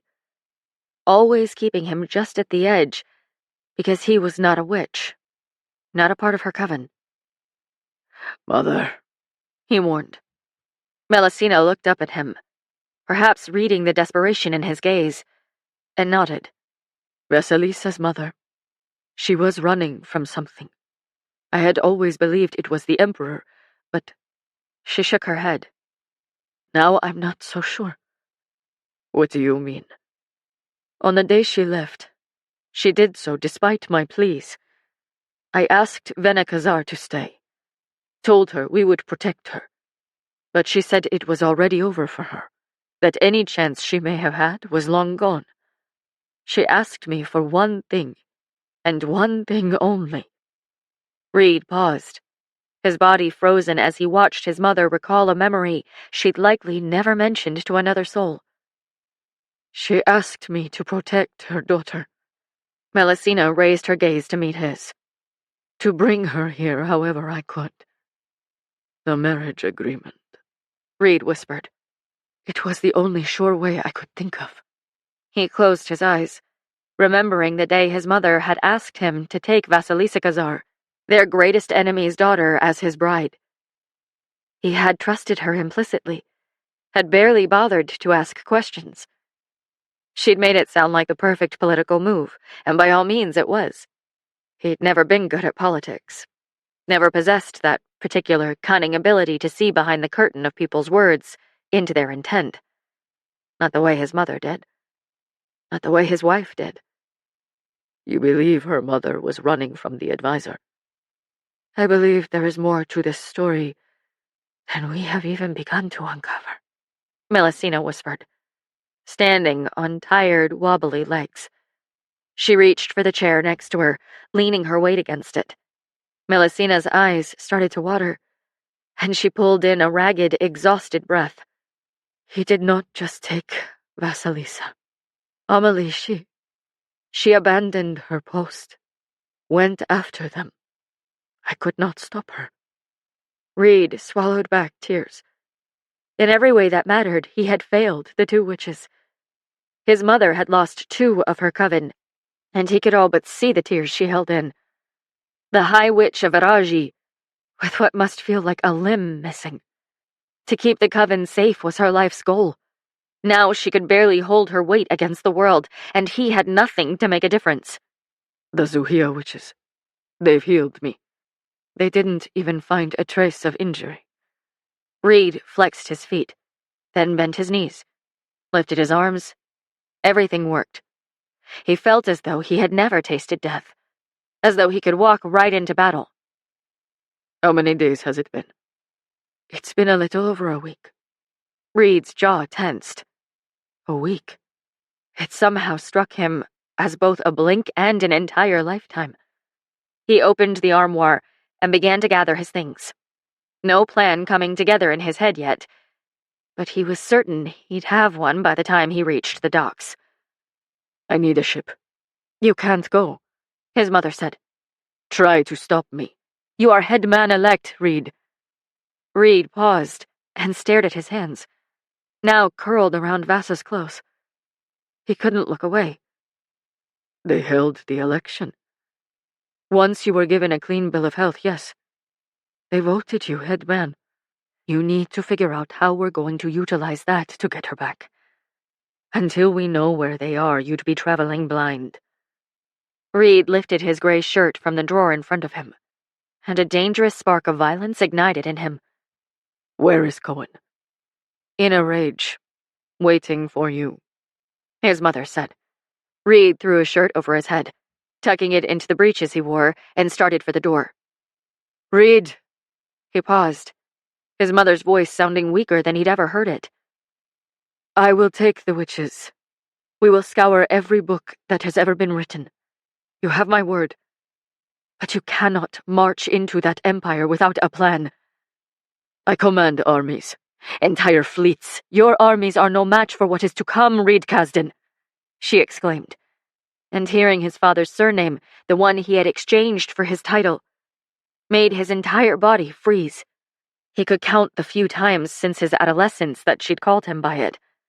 Melusina shook her head, as though Reed was missing an integral piece of information. And he always was. She sat, the chair groaning beneath her. For the second time, she looked fragile to Reed. She had always seemed so large, so otherworldly to him. She has spoken to me for the first time in years. For the first time since the day Venekazar walked into my sodality. Who? Reed asked. Viraji, Melusina murmured, raising her eyes to meet his with purpose. She told me where to find Vasilisa when she was down in the catacombs. But since the gardens, I cannot hear her. All I feel is pain. Immeasurable, insurmountable pain. Reed's heart beat faster, the pounding reaching his ears. This is beyond even us, Melusina told him. This is much more than a war between mortals. This is about a wrong committed many, many years ago. One I think the goddess intends to right. I don't understand, Reed said. There is one question we must ask ourselves. Something you must consider with every move you make. If we have a goddess on our side, my son, then who or what is on Ozek's? Reed grasped the handle of the door, every muscle telling him to go forward now, to tear apart the continent and cut down anyone in his path, to find Vasa and to finally set her free. There's something you're forgetting. Something even Ozek himself can't deny. His mother tilted her head. What? Dominic is dead. I am married to Vasilisa Khazar, the last remaining heiress to the Asterian throne. So though I am the head man-elect of Icuria... Reed opened the door, looking over his shoulder once more at where his mother sat. I am the Emperor of Asteria too. And I'm going to get my wife back. The Serpent and the Wolf was written by Rebecca Robinson and read by Jesse Valinsky. Editing and post-production by Annabelle Romanos. This has been a presentation of Simon & Schuster Audio. The Serpent and the Wolf is available in print from Saga Press. The following is an excerpt from Rebecca Robinson's The Wicked and the Damned, Book 2 of the Dark Inheritance trilogy, read by Jesse Valinsky. He'd come for her in the middle of the night. Footsteps sounded down the hallway of the eerily quiet prison, where Vasa could not hear even the waves. It had been like that for weeks. A veil of midnight draping every inch of space in front of her, the biting cold eating at her skin and muscles and soul. Nothing to hear, or see, or taste, or want. They had torn the wanting from her. Screams pierced the silence, the final wails of sentinels as one after the other fell to the dirty ground. Vasa pushed to her hands first, dragging her scraped knees beneath her as her bones ached from the cold. She couldn't stand upright. Reed, she choked out in a hoarse whisper. Reed! Weeks. She had been trapped here for weeks, listening to pleas and moans of other prisoners that she hadn't been certain were real. Echoes behind iron and stone, could have been people, or just figments of her isolated imagination. All she had were empty, disconnected details, no semblance of a schedule, the randomization of each day preventing her body from knowing the time. She was sure this prison had been constructed to bring her to the brink. The piercing chill, the silence, the darkness. The dark was not an unfamiliar sensation to Vasa. A long time ago she had made a home of it, had found a way to see shadow as a place to hide. But this dark was frigid, empty, infinite. The door to Vasa's cell screeched open, and a figure stood in the gray-washed glow. Broad shoulders, long mahogany hair, orange and black eyes that finally met her own. This moment was both salvation and dying, heartbreak and healing. It was everything. Everything. Reed. She choked once more, her elbows wobbling and then giving out beneath her. Her chin smacked against the ground as her weight toppled forward. Here! His deep voice boomed. She's here! Reed was alive. He had come for her. Tears washed down Vasa's face as he rushed forward to her. She lurched, using the last of her energy to throw her body against his, to let him take her in his arms and steal her away from this wretched place. His warmth enveloped her, his body feeling so much bigger than hers as his arms wound around her waist and lifted her to her feet. Her torn slippers caught traction beneath her, but it was he who held her up, who carried the weight of her broken body. I have you, he whispered against her blood-smeared cheek, his nose pressed to the spot just behind her ear. I'm never letting you go again. Hot tears slipped down her cheeks. I'm in love with you, she whispered back, her voice only capable of that much. I should have told you every day. Reed's arm hooked behind her back as he gently helped her to the door of her cell. You can, wild one. You will. They turned the corner and then Vasa was falling through the floor. She wrenched her eyes open and saw nothing but black.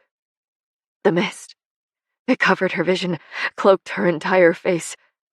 Spinning around her in a glittering black void, Viraji magic stuffed itself down her throat and up her nose, muffling her screams. Strings of it tangled within her body, wrapped around her organs and pulled. She tossed her body to the right with as much power as she could muster, but her wrists were bound to the table. Vasa screamed and pulled as hard as she could. Damn it! A familiar voice swore. The straps on her left wrist snapped with a hiss as her body spun off the side of the table. A hard, cold surface collided with her cheek, something slick coating her skin as the bone splintered in pain. The sensation exploded behind her right eye where she'd landed. Her shoulder felt as if it had been jerked right from its socket. The magic before her eyes extinguished, and her vision readjusted. Her right wrist was still bound to the table, and she hung from it, the rest of her body on the grimy floor while her cheek lay against the sturdy wooden leg of the table they'd bound her to. Blood trickled down her limbs in small streams from the thin hairline cuts, carved into her thighs and upper arms. Small inflictions of pain that, when added together, became excruciating, though never enough to kill. She opened her eyes and saw him, Lord Vlasic, staring down at her with his lip curled in disgust. Vasa struck. Magic shot from her hands toward his icy blonde head, a tendril of darkness flying forward like a thrown blade. Shit! He cursed as he leapt to the side. Chain her! Metal touched the skin of her neck, and she hissed in pain. Her magic winked out. Hands held her in place and forced an iron collar around her neck, clinking it closed. She bared her teeth and launched herself forward at the Lord, but the sharp metal collar dug into her neck, secured to the table by an iron chain. she cried out as her body ricocheted backward. "Get her back on the table," Vlasic commanded. Bile crawled up her throat, and she began to heave, hoisting herself on her side. There was nothing left in her, yet it came over and over. Slick black waste, just like what she'd vomited up in Dara before Reed found her. She'd been on the verge of death then, and as she expelled unused Viraji magic now, Vasa was certain she was closer to dying than she'd ever been. This metal collar, it extinguished every breath of magic within her, a smothering leash. Once they had it on her, there was no escape. She was chained to the table, powerless. "I said get her back on the table," Lord Vlasic's voice snapped. "And secure the straps tighter this time." Instinctual fear knotted in Vasa's stomach, as her vision spun from the floor to the wall to the ceiling. A blonde-haired man in a royal blue Asterian uniform stood beside the table that held her, and she was on her back again, too tired to fight, too confused. A door opened. Ozik's voice floated through the air. "Enough!" "Sir, I said enough!" Ozik repeated. Through the haze of her pain and adrenaline, Vasa realized where she was. Or more precisely, where she wasn't. She wasn't in Marae, or Dara. She wasn't in Ikuria at all, and Reed wasn't here. Tears welled in her eyes. He wasn't coming to find her. His footsteps had never sounded down this hall. It was just a place Vasa retreated to in her mind when she couldn't handle the reality around her. Vasa released the tension in her neck and let her head fall to the side, pounding cheek finding a semblance of relief on the cold iron table. Around her was a dimly lit chamber in the bowels of the prison, filled with exactly 5 other people. Ozik and 2 sentinels, whose names she didn't know, stood by the door, iron keys hanging off their hips. Lord Vlasic stood to the right next to a wrinkled clergyman who sat at a metal countertop, hunched over a notebook as he scribbled observations. On that countertop were sharp objects, thumbscrews, pronged forks, iron hoops with protruding spikes, all sat waiting for the Lord's terrible touch. They gleamed in the candlelight. Vasa's body recoiled at the memory of each of those tools against her flesh. They did this almost daily. It had taken only once for Vasa to realize that Lord Vlasic was working with the Asterian clergy to uncover the secrets of Viraji magic, seeking answers Vasa herself didn't know. Where did this magic come from? What caused it to manifest in a person? And Lord Vlasic's personal mission? How could it be weaponized? Vasa was a mouse, the sacrificial subject of their experiments. "Unless you want what we know," Lord Vlasic started, but Ozik cut him off. "Careful with your words, my lord, or you will find yourself as dead as your father." The room went silent. Vasa and Ozik's connection came and went like the tides since she had ceded her powers to him to save Reed. Some moments Ozik was silent to her. Others, his oily, slick magic was all she could feel in her veins. Whatever linked them was shaky and unpredictable. Each day Lord Vlasic did this to her. She lasted longer and felt more of Ozik's magic tangling with her own. There were moments she swore it fueled the manifestations of her magic that Vlasic pried out of her. Ozik never intervened until she was at the edge of her tolerance, tipping over the side of a cliff. As if, while the Lord tried to uncover what caused the magic to manifest, Ozik was building her endurance.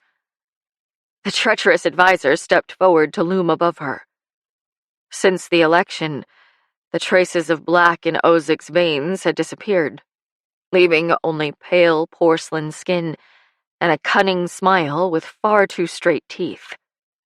His white hair brushed his shoulders, trimmed neatly and in direct contrast to the tangles of greasy black hair upon her own head. Ozick appeared stronger, healthier, perhaps even younger. His appearance was far closer to how she remembered it in her youth. By linking her magic to his, he had regained something that had been lost since her mother's death. His menacing gold eyes caught upon her cheek. Perhaps a bruise had already started to form. "She has lasted longer than any of the other witches," the Lord muttered to the clergyman, who nodded in agreement. "Of course she has," Ozick said. "She is her mother's daughter." Vassa closed her eyes again. It all weighed on her weary mind, that Ozick had loved her mother, and that they'd been having an affair when he'd served as their family's closest advisor, yet he'd killed her. Vina Kozar had made some kind of twisted bargain with Ozick to murder Vassa's father, but instead of then handing Ozick the throne, she sent Vassa into the safety of a betrothal abroad and helped Dominic become ruler of Asteria. And Ozick had murdered her for it. Every day Vassa spent in this prison, she wondered what her mother had been through, what she had faced alone while Vassa's resentment of her only grew. It was not lost on Vassa that her mother was a relative stranger to her. She knew little of the truth. "Did you do this to her, too?" Vassa croaked out. "To the woman you loved?" Ozick stared at her, lips drawn.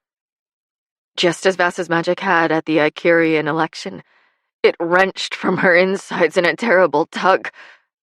Each time he returned her magic to her, it burrowed into her bones and muscles, as if hiding itself from him. Yet without even a flick of his hands or a shuddering of his eyes, Ozick took the power from her again in an instant. Vassa groaned in pain, throat hoarse from the screaming she had already done. "We're making progress," Lord Vlasic insisted. "Let me continue."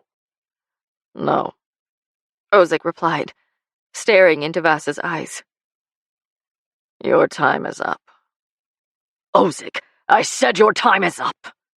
Ozick snarled, composure slipping. "I agreed to 6 weeks. No more, no less." 6 weeks. That was how long she had been in this prison, then. Vassa filed away the detail, wondering why Ozick had let such a thing slip.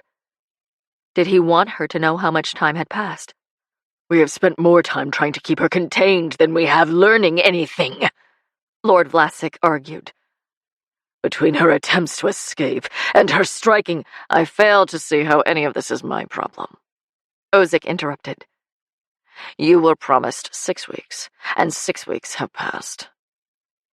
Vassa watched him as he walked to the door.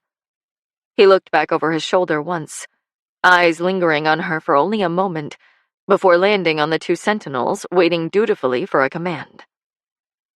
"Take her back to her cell." Lord Vlasic stormed out the door after Ozick, and Vassa was left with the 2 sentinels and quiet clergyman who continued to jot down notes without bothering to look at her again. The sentinels undid the collar around her neck. It didn't make a difference. Ozick had once again taken away her access to magic, leaving her empty and powerless. Vassa's wrist came free, and she let her arms sag against the table. Soon they hauled her up and out of the room, but each step she took was a strain, knees wobbling. She fought to keep upright, but lost, tripping over her own dragging feet, and the sentinels barely caught her. She came face to face with the iron keys at their belts, studying them, locking away every detail she could. Now wasn't the time to hatch an escape, but that time would come. They carried her into a dark, narrow stairwell and up 2 flights of stairs until they stopped in front of her cell's wooden door. She stared at the small window of iron bars upon it as one of the sentinels used his set of dangling keys to open it. "Witch," he sneered at her. He threw her in, and Vassa slammed into the dirty floor, When she looked up, both sentinels had disappeared into the unquiet tomb. Within this cell, all she could feel was the biting cold, the musty air, and the strange sense that, though she was by herself, she wasn't alone.